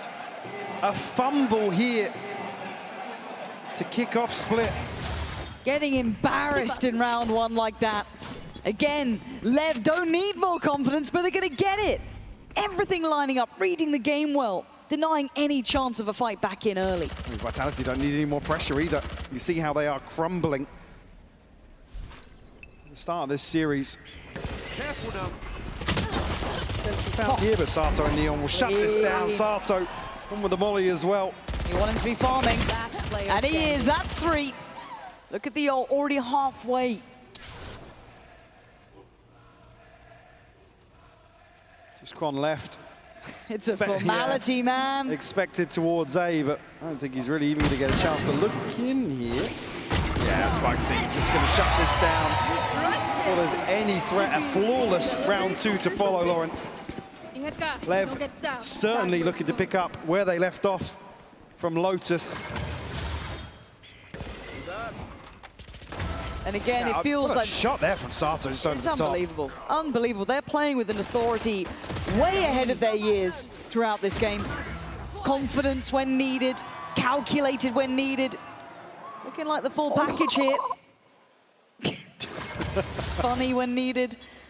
2-0 though. Vitality have to answer back. It's not even a negotiable at this point. This is do or die, it feels like. This game just feels like it's been a drought.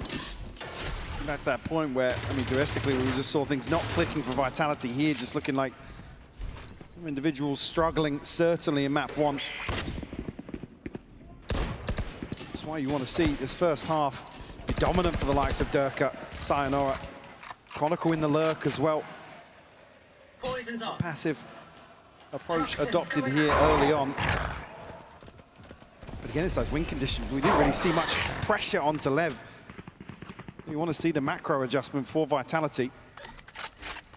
Obviously cautious here in the first buy round.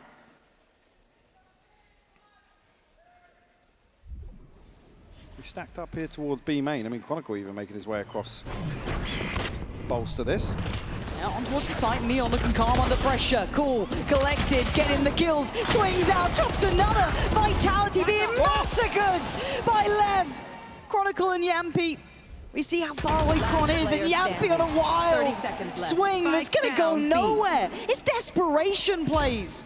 This is not what you wanted to see if you're an EMEA fan. This is a problem.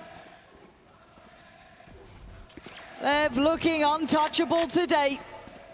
Chronicle would like to just live, and he does. Well, he's going to have to fight for that. 10 seconds left. Head for the hills now, but Another example where Lev just looks so well coordinated and Vitality fragmented in their approach. They're chasing him with everything. Not going to stay alive. He's having a little look across the stage, but why would they care when they're 3-0 up already? Add that to the streak that continues from map 1.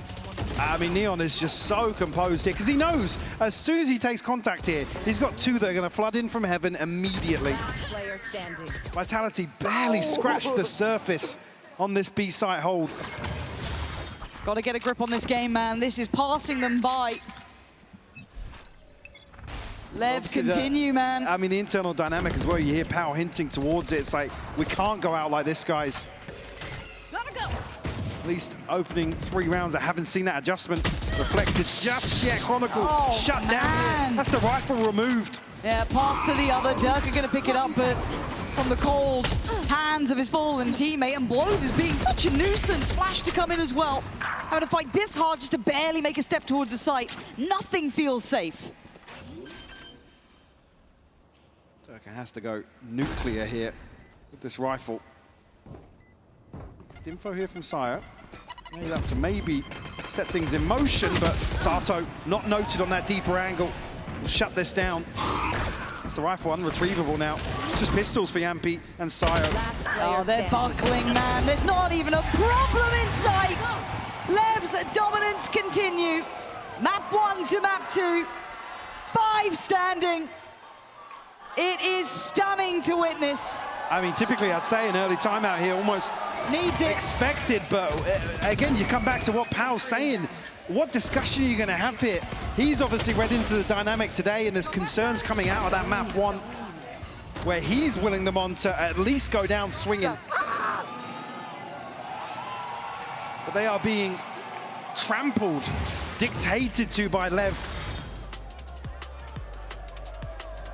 Not many early wins at all here in terms of this old cycle. I mean, progress across the board, but it's coming in round 5. Yep. Certainly want to see, again, low-hanging fruit, but you want to see Vitality take the fight to them. I don't want to see them passively looking to probe across the map. Steady, and they haven't been able to methodically work their way through any of those rounds on Lotus, to my memory at least. No. My concerns start now. I think it's seeing a flat Vitality into the start here. And obviously it compounds the problems for them. On the other side for Lev, they are walking on water. They're on cloud 9. Everything feels good. And it's not just a one-man show. It's not just like a Sato taking over the game or Neon taking over the game. It's everything going right. From the read to the strategy to the players behind it, everything's perfect. You see the commitment as well. Like once they feel that tempo and they've got the confidence, a perfect example on the bonus conversion. Again, for Neon to just go forwards with a Spectre in that situation. Paranoia's burnt. He's got to just challenge, but he knows Spike scene's there. It's full faith. It's the things that Pal's alluding to as well. It's like, guys, bail the guy out next to you. Fight for each other. Again, see them here split 3-2 across the map. Here. Oh, we wait and see, don't we? This time we will be having a listening with Vitality. And I'm sure it's going to be sour. From the word go, spikes in instantly. Removes Durka. Where's the danger going to come from now? What is the answer? What is the remedy for Vitality? Sayonara, is it going to be you? We're going to find out now on the listening. Yeah. It's Fade towards A. He took info. Just come towards A, please. Yeah, we're coming. As for Phoenix here. Stefan, you have double flash, double satchel. Yes. Nice. Stefan, go to the rafter smoke, okay? And we focus side. David, I need you to TP out to side, okay? Yeah. And they didn't have op. We go contact and we go on contact. Yeah, it was Neon ramp and 1 rafters. And let's pick me 3, 2, 1. Let's go ramp, 3, 2, 1. You can open the wall as well, boys, when you want to pick. Keep picking. Yeah. Careful left side ramp. Yeah. I'm ready to open the wall. I don't see. Ready to go. Rafters open wall. As the issue becomes, those contact plays are difficult against a team that's trading like they are, hitting shots like they are. Sayonara gone, the tip of the spear fully blunted, and Spike's in already on the site. They are struggling on the way in, they're struggling with the shots. This is a masterclass from Lev. Sato's in on the fight as well. It is magic! It is poetry in motion for Lev. and nothing is stopping them now.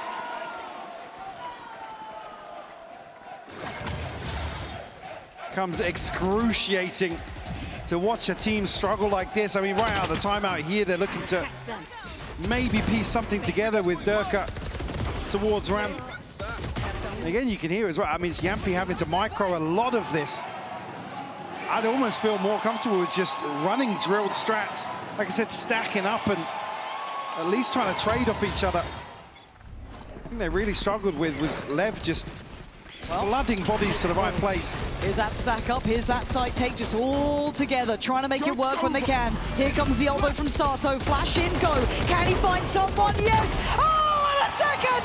Sato again and again, just keeps going. Desperate to answer back though, King bails him out. So I know, desperate to spray onto the reset there for Sato. Two of the best to ever do it left here in a 2v4. Guardian Chronicle. Well, no spike scene, but Durka solo endeavor towards site here to get the plant.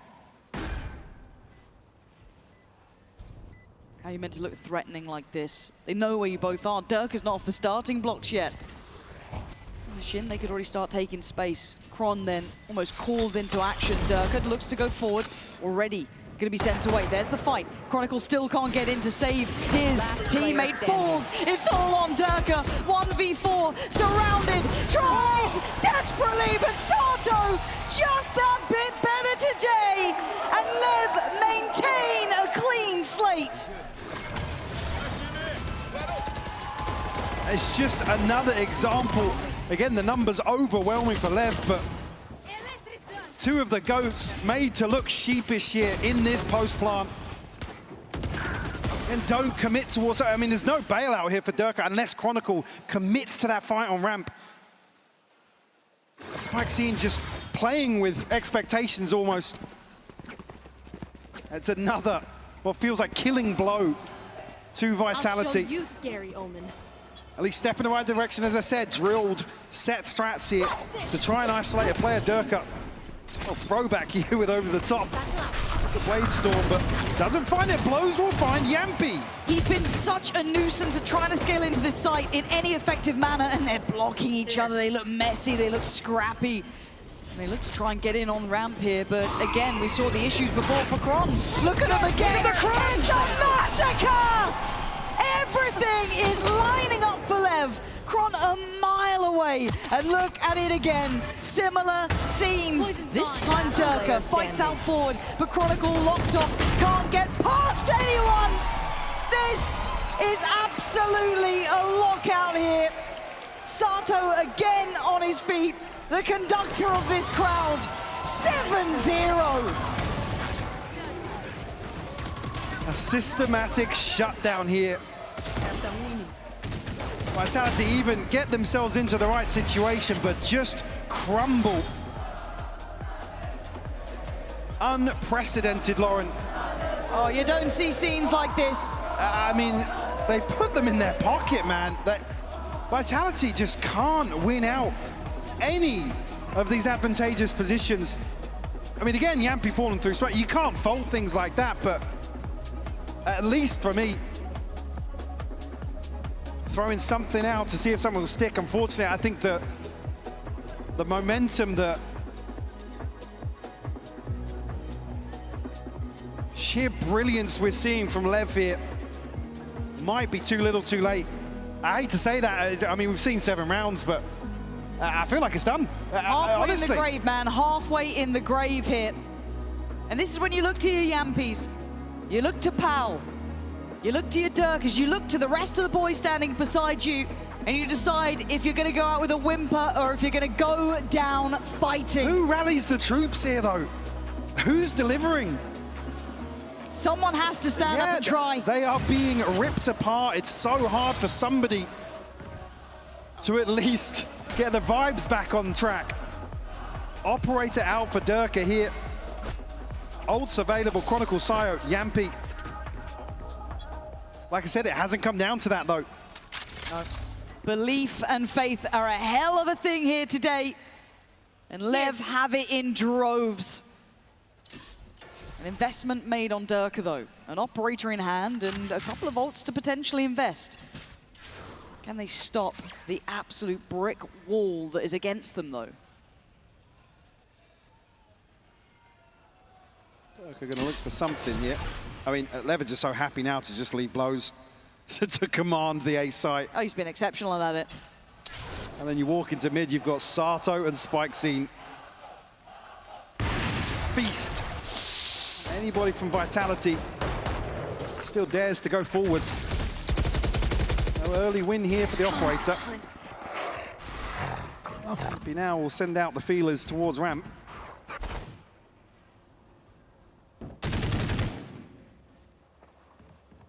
No catch just yet for this early default, but Chronicle has slipped the net ever so slightly. But to what end at 35 seconds? You still need to succeed on the site. And it's not like they've been getting these sites easily either, so banking on these ults to at least give them the way in. They need that to land. It doesn't! A fumble! But with the space garnered off of Chronicle, they're going to pull a mad rotate. He's got to stop this, though. He has to stop them before they get back. And it's a messy shot, and he's being pressured. He's being punished. It's again perfection. And Spikes in is fully off the chain here. Clearing sight. Yampy on the back lines tries to dive back in, but Spikes in clears Sayonara. Sato's there. It's Durka. It's Prophet. They're locked out. They can't even get back to the spike. Not again. Not like this. Prophet does something, but he's got to do it all now. 1v2. He's dead. He's gone. Lev untouchable still. 8 rounds now. Can they do anything against it? Chronicle just gets caught totally off guard here. Maybe thinks he's got a 1v1. It's put in a position where he ends up spamming onto the wall, does a little chip damage, but there's a real opportunity to completely shut this down with a pit. Or at least, I say shut things down, buy them some time to get an extra body up there. But again, it's that flip of the switch and Lev sweep the front line. I think this might be one of the most dominant games we have seen in a while, especially at this caliber, at this level in the tournament. For Lev, it is round by round in their minds because they've got so many to play with, no pressure. Vitality, this must feel like a mountain to climb. Didn't even really come close in terms of piecing together Scout destroy. a comeback once Lev got rolling on Lotus. Here. And Chronicle now at least going to be noted from the previous round. Didn't even really cause an issue. Nope. Stacked up now. Minute marker has passed. It's going to be all 5 for Vitality once more towards the A site. Blows actually switching things up a little bit. Got a second player in support here towards Heaven. And Spikes it not too far away. And I quite like the adjustment at this point. Could catch him off guard potentially, let's see. Almost lulling them in, but that was a clean shot there from Yampy. 30 seconds left. Clutching at straws, though, looking for silver linings. Blows still on the Durka's side, looking kick out. from behind. He gets a great catch on Durka. And there it is, Blows waited patiently. The adjustment in position, fantastic, and still doing damage even on the way down. And even 3v3, Yampy standing guard, trying to hold on to the line, and King, the last one alive. But confidence will be there. Why wouldn't it be? Planted. He's trying to do it all himself. Come on, all right, Vitality, finally make a mark. Yampy on his feet immediately, but you see that, what a catch there. Beautiful shot. We said who's going to be the difference maker, and it might be the captain. I mean, it would be the one person to actually get the vibes back in the Vitality camp. Chronicle trying to rally behind that.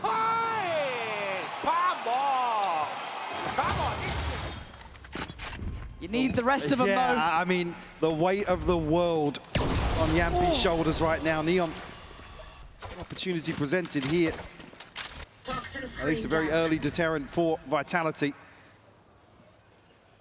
Lever happy now to at least contest this early pressure towards 8. Scout destroyed. Now they know there's an operator towards B site. Does that feel a little more tangible? Oh, the mid-walk. Nice info for Lev as well. And again, Neon holding towards site. Paranoid engage. And that's a great first pick for Vitality, keeping it simplistic, but there's the flood back in. Sayonara, there's one, a second. Sato and Blows can't do it. Just down to one now. And maybe that was the spark of life for Yampi. They got Vitality back on board with a second. A flawless to follow. Could this be the start? The chip away at the finances. Ulster consider here, but the first time they've really got bodies ahead of this flood.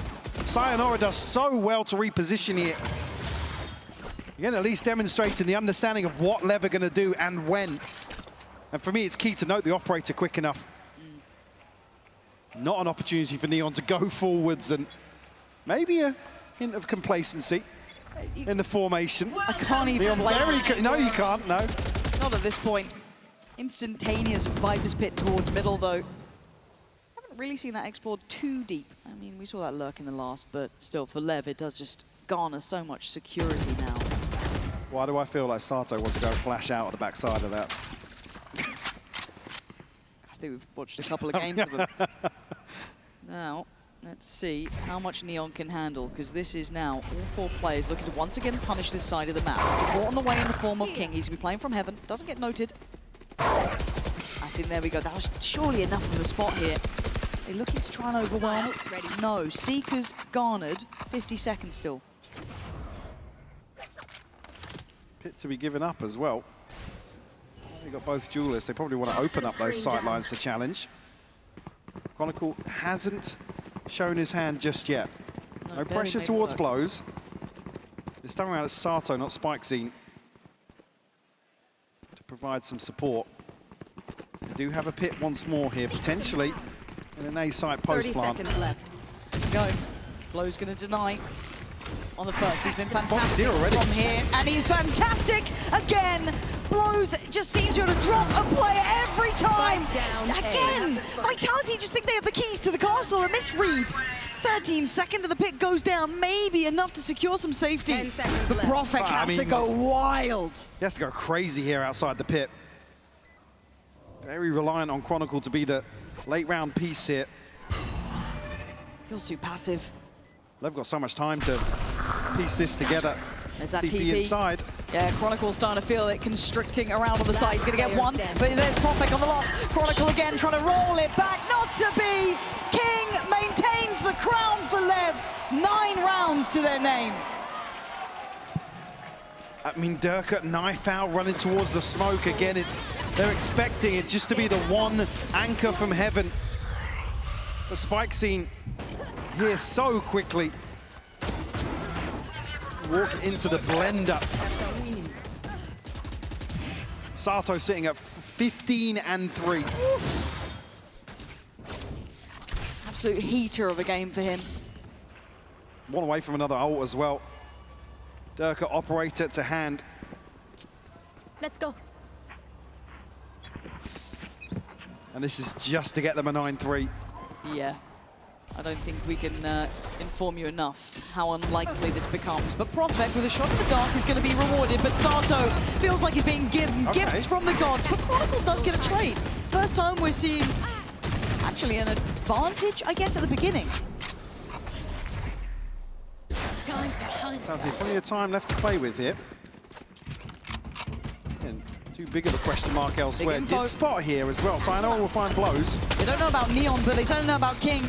But he's already dove down. I mean, that was an audacious attempt, but Neon! My word. Easy now, that's 3. Okay, there's a heartbeat onside, but that's about it, clinging to life. And the question is it just a death rattle before they fade away?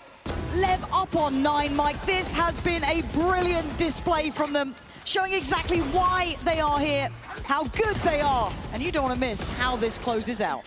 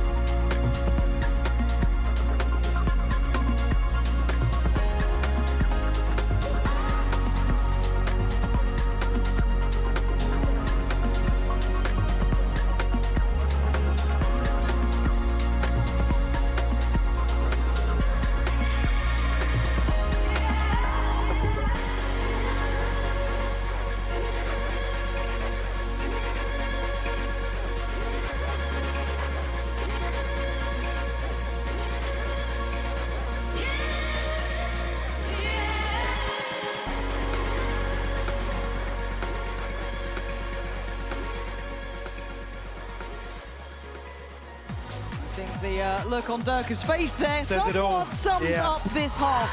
9-3. what a comparison as He's well. already up, as said the conductor today. No trains, more the crowd behind us. He has been a superstar in the making. Nearly 2 aces in one map in that previous series. And right now, eyeing up probably the next opponent. They've got a 9-3 on the half. Similar sort of situation to map 1, Lev. Again, you look at the playstyle, they don't have to force the issue here. It's Vitality. Have to be the ones to take the initiative. No damage done here, but it is just chip for Durka. King will be given a shot here, but looking as if they want to go forwards. Totally isolated. Yeah, where's the trade? Where's the pop off the back? Fortunately for Yampi, he does get a trade. But now at what cost? The rest of Lev have options. Good read here from Vitality, though. Look at Yampi's reposition. Won't amount to anything early on, at least. Timing now. Hello and goodbye. Chronicle, what? Gets a double, but it's quickly dealt with. Headshot as well to Neon. That is true, but when Blows is still alive here, I mean, roll it back to the first half. I guess Yampi is an unknown quantity, but keep your eye on the spike. Profex just figured this out at the right time. Don't think he'll catch through heaven, but a chance here, certainly on the spawn cross. Is he smoked off here for the plant? Does he spam in? Yes, he does. Okay, great catch for Profex. Blows called upon. I have the spike. In a 1v2. Do you dare do the dance now? Yeah. Easy. You got to stay buttoned up here. These guys command the authority. He has to back away. Gonna spot them. Blows now. Still making mountains out of molehills. How have you done that? How the hell have you done that? They can do no wrong. Even here, that first instance, you question the spacing if Profec's gonna commit, but it starts how it ends. The trade not landing at the right time here. That's double digits on the board. I don't think there's many ways out of this one. As Spike's in, just looking like he's in full control now.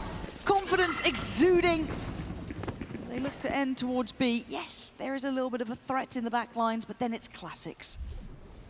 So it somewhat is crushed, as you already see them looking. You already see them aware. King, gonna know one, they try and shut down on him, but there's support, the cavalry's coming.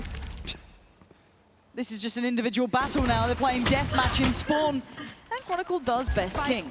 Mission is going back all the way for the upgrade. Oh, it's outside that's the map. foul Yeah. business. What you gonna do now? Oh, no. One enemy remaining. No. Okay, at least the knife's been put up. Don't knife him. Oh, he's still finishing with a flourish, man. This is the lowest semi-final. They just don't care. They feel no pressure. Vitality look to go forwards here. Again, just get simply outclassed. It's disgusting. It's from all Spike smiles. God, what are you meant to do against it? Well, this bonus feels like it's got a little bit of weight to it. Toxins going up. Obviously, the rifles to come out here for Vitality. Spam here early on, but Lev, again, you can see the wind in their sails now, straight up middle. Yeah, but Sayonara is going for a push. We are going to have a listen in with Lev right about now. Let's see how they're coping with this pressure. Dois CT, fria. CT. Pedal, Paquinho. Tá comigo. Bom, sério. 3. Onde do homem, 120 na raise. 120 na raise, Blue. 3 balas. Plantar aqui é muito bom, você pega o planta. Vou fazer, King. Eu gostei, eu sei onde você vai jogar. Bombe.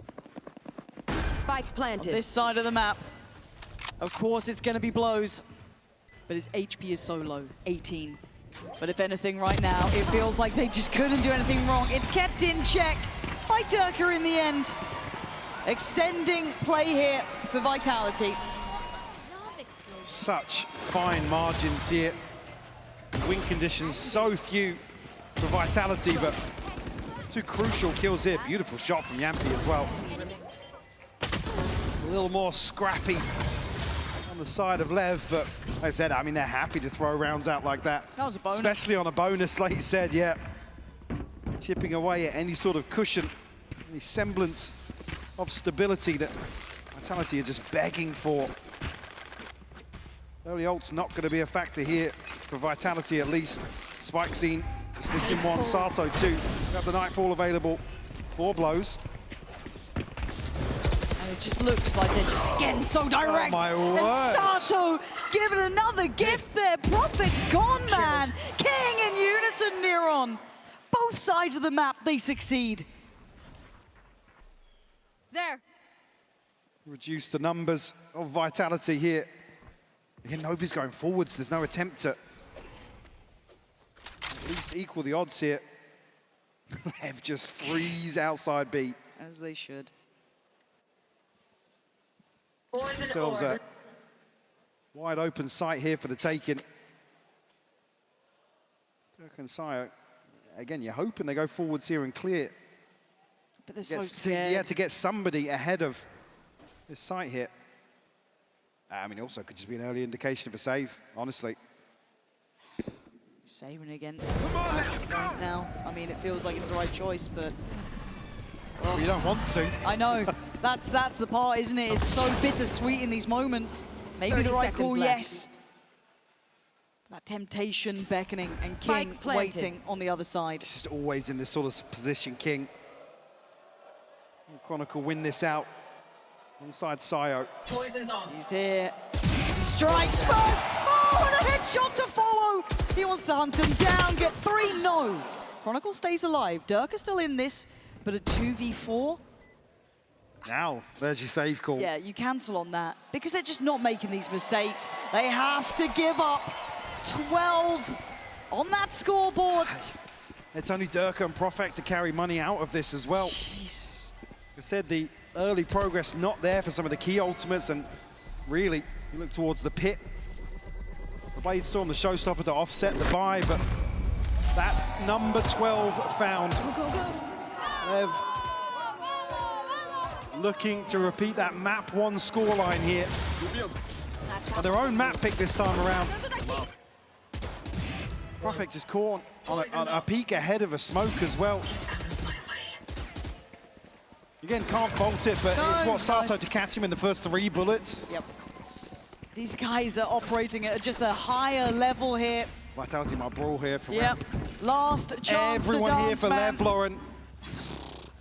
Lock in, folks. This might be a bloodbath, and it might be over quick.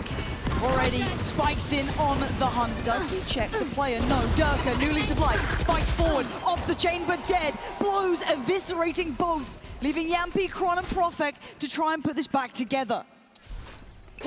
Oh, super low here. He won't get the pit off the plant. Face your fear. Vitality looking to clear through here. Ult to slow things down from blows. Doesn't catch anybody on this first peak. Great layering. Perfect. It's so good to witness. Look at this time being bought. And Vitality, second by second, seeing their chances dwindle. Yampi kicks down the door, pops the Seekers. He needs someone else there to help him out now. Spikes in still on the side. Chronicle comes online. He's still waiting on this, and King as well. Patient in the back lines. Spikes in! He's done it! It might be Vitality, but Lev looks like the Apex Predators today. This new generation is petrifying. Back-to-back 13-4s here. Total dominance displayed here from this Lev roster. I just feel like even the Vito coming into this, they've just gone from strength to strength here in London. Heartbreaking to see Vitality bow out like this. Is the ones that you'll learn the most from. Yeah. But today it was a clear-cut picture. Lev are simply better.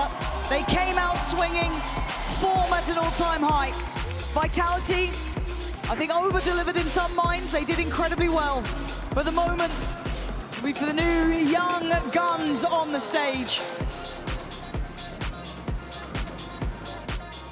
I mean, it's just got to feel so good playing alongside players like Sato, Spikesy, Neon as well.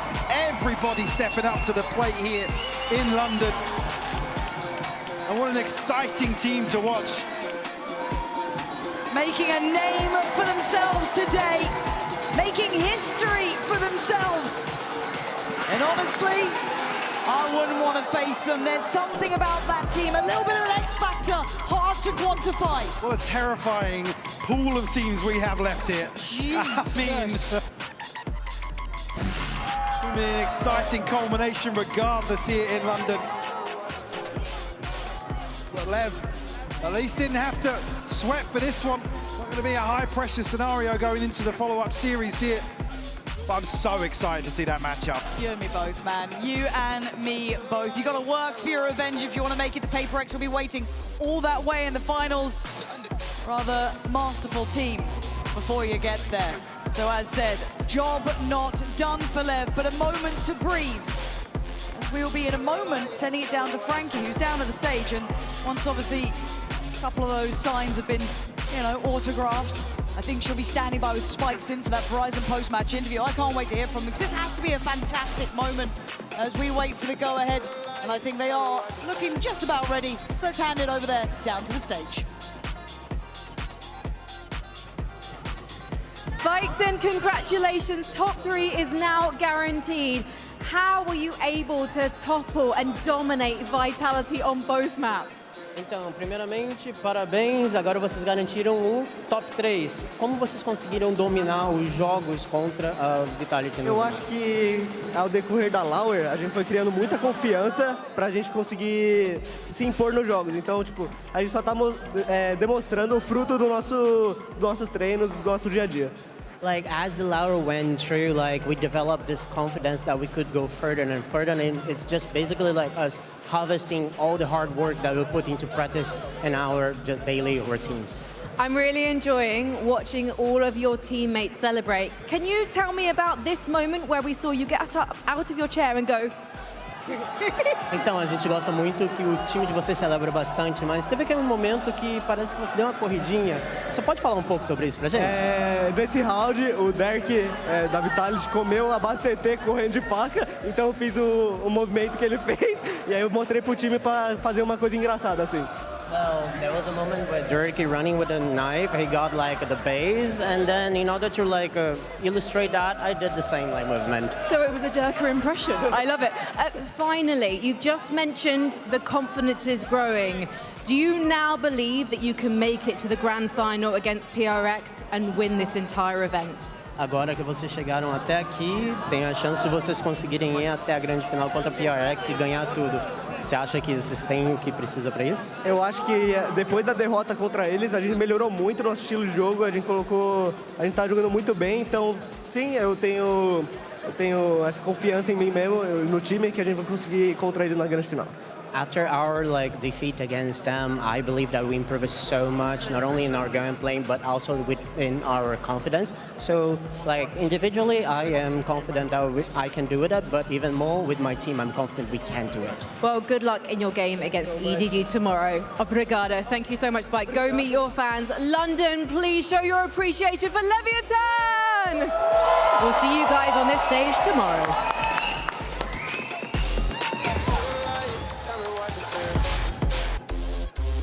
Oh, man. Unbelievable. As Leviathan managed to pull off the victory, and they move forward to the top 3. And we're joined now on the desk by that guy right there. It's Sato. Sato, my man, congratulations.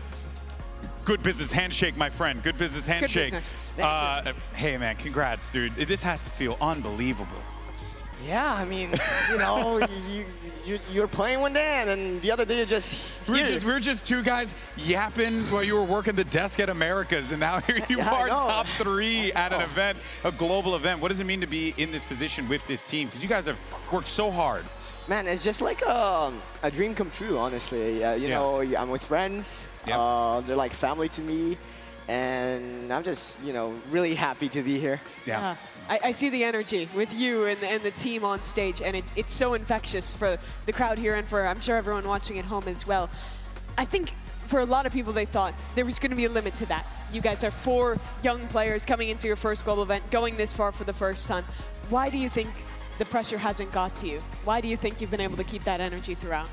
I think it's because we don't think about it. Like, honestly, it's just like we just go as it goes. Like day by day, you guys are just a day by day kind of crew. Like everything that we do, we always talk about the most important thing is forgetting about the past and being present.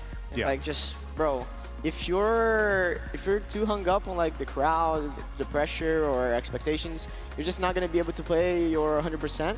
And I feel like the nervousness, the emotions that the stage gives us, like, makes us even better. Yeah, no. Yeah. Well, real quick though, when did that nervousness go away? It didn't. It didn't? Okay. So you're still going up? Because when you're nervous, you want it. That just means you want it more than anyone else, right? Yeah. Through the entire series today, I felt like I was going to throw up. Genuinely. Really? It happens a lot to me, like on freestyle, when things get a little bit more stable. It just comes to me and like, oh, I want to throw up. And then the round starts and I forget about it. Keep some Tums on the standby. You know? Yeah. Once you're in the match, though, it feels different. I want to ask about playing with the kind of leadership core that you guys have, because, like you mentioned, young team, all you guys stepping into this event for the first time, but you have King, you have Owner. There was a lot of talk coming into this event that your style would be easy to prep against, that you guys would run out of ideas going deep into a tournament. That certainly hasn't been the case. What's the impact of those two been like on the team here? Yeah, I mean, maybe at the beginning that might have been true, because the form that we are right now, I feel like it's the best that we've ever been. For sure. And I think Owner's work makes everything so much easy, especially since we're so young. And like, I think we mix up really well, because he's a guy that really takes detail into account. And since we're all young, we're obviously going to listen to him. And I think, bro, King today, man, that guy was on fire. He really was. He knew everything they were doing. It was actually crazy. I've noticed especially, it looked like you guys were just in their comms, honestly, some of the rounds on attack. Yeah, it was weird, man. It's like he opened his third eye. Don't fall yet. Fall off. We need you for the other games. But yeah, I guess, you know, to kind of lean more into that, though, like as you said, he's like Dr. Strange, opened up his third eye and he's seeing the world as for what it is. But I do find it fascinating that even with all that, you guys are still doing these like very fast, very just aggro plays, and it feels so cohesive. Yet at the same time, if you would have told me like, oh, I'm thinking they're just going to go out there and set it and shoot them and win the round, it feels like that too. Is that kind of how it comes across out there for you guys when you're playing? Like, because at times I'll just see you make a play and you do it with the utmost confidence, because you know, like if you lose out on it, it's okay. Someone else is going to pick it up. Yeah, I think yeah, obviously that helps, you know. Have 4 other insane players it's like on your my confidence side. is Like, okay, insane. I don't care if I die, someone's gonna kill that guy. Yeah. But also, we talk a lot about like not having regrets or not playing cowardly. Yeah. So Owner says a lot, like, you need to play the probabilities. If you peek a fight and it's like a higher than 50% probability that you're gonna win, then it's the good choice. Like, it doesn't matter if you peek and the guy just insta deletes you. If you think back, oh, this is the correct play, then it doesn't matter. So I feel like we think about it. We think about this a lot. Yeah. So whenever we peek or whenever we try to go for a fight, it's like it's all the time. It's an all-in. The odds always are in your favor. You always want to press that advantage. I want to go to a more whimsical question. At the beginning of the event, I think it was with TMV. You guys were talking about some of the interesting things you've done with your free time at this event so far. One of the activities that I remember you were counting was that the team was just going to the player hotel and just riding the elevator, not pressing any buttons, just going in there, seeing where it takes you. Yeah. Are you still riding the elevator to the step? Not actually. We haven't been going to the elevator anymore No? because there's so many less teams at the hotel. Less faces to see. Now we don't see anyone. It's a tragedy of winning. No one in the elevator. And I think it'd be weird right now. We just go into the elevator and we just see like regular people from the hotel just like, what are these kids doing in here, you know? So we abstained from doing that, but it was really fun. I think we'll probably do it again at the next international. Next event, you're going to run it back. You guys have certainly left your mark here. That much is certain. You have so much more left to do as well. Let's actually take a look at the bracket and see where we are right now, because as you all are aware, clearly only 3 teams left in this competition. And it's going to be Leviathan taking on Edward Gaming tomorrow in a best of 5. Wow. How's it feel, man, to go up against Kong Kong and the gang? Because these are incredible players. They put up one hell of a fight against HyperX. Yeah, they were looking strong today. Yeah. It's going to be an awesome game, guys. Yeah, I'm excited. I think we got a little crowd. Are you guys excited for tomorrow? Oh, yeah, we got a contingent of humans that's still stuck around. And that one guy, too. We have that one, though. We got to get the camera over there. But in any case, though, guys, thank you so much for tuning in today. Now, a quick reminder, we want to make sure that you are punctual and you show up early for the grand finals on Sunday, because we've got a show match on the way. With that show match comes a map reveal you don't want to miss, folks. It's going to be super cool. And, of course, you're going to watch a really cool show match. It's going to be Team Calm versus Team Chaos. And then, of course, as I mentioned before, we're going to see something really cool, something really special. Sato, thank you so much, man. You already know. I'm proud of you. Congratulations, dude. And good business. Good business handshakes from Sato. The business is done for today, but the job is not done yet, because tomorrow we have a best of 5. It's going to be this guy, Sato, taking the stage with Leviathan versus EDG. We'll see you tomorrow for tomorrow's best of 5.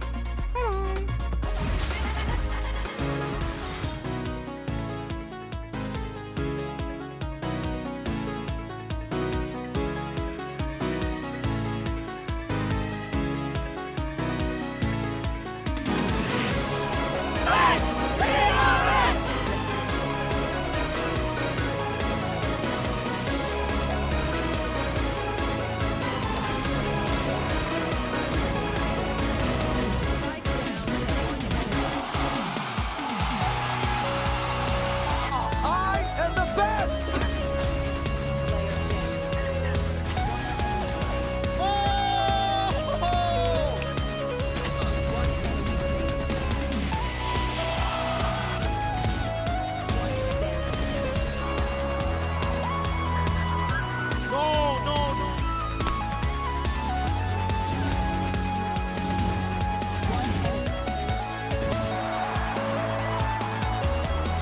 Play ball here, Envy! Oh my!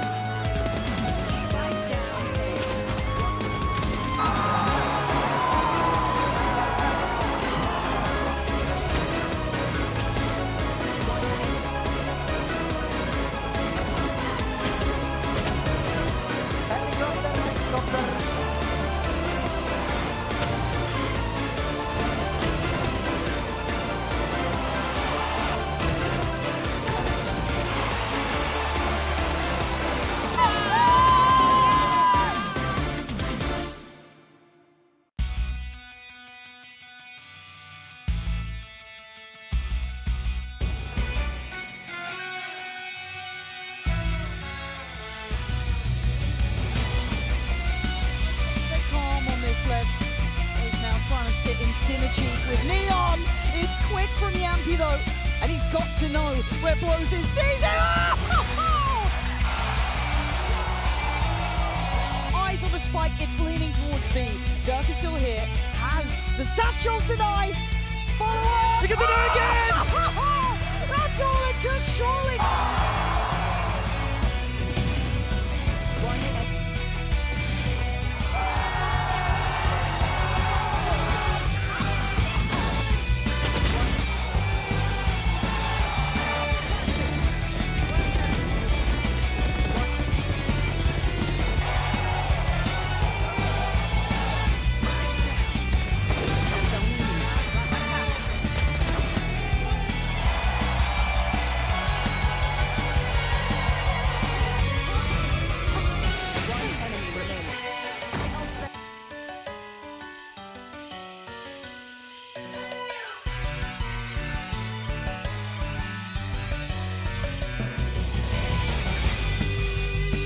here comes Spikes in.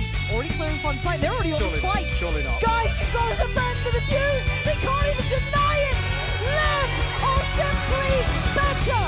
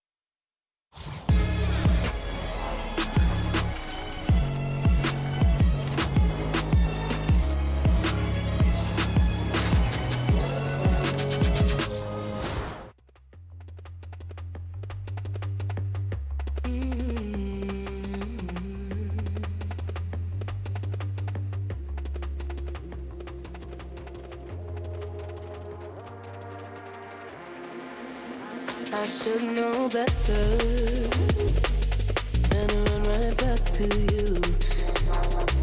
Losing my mind over how you knew I met her.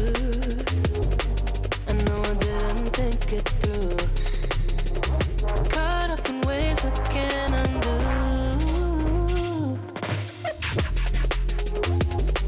We're so perfect on paper. Can't get you, I can shake you. Got nothing left to lose.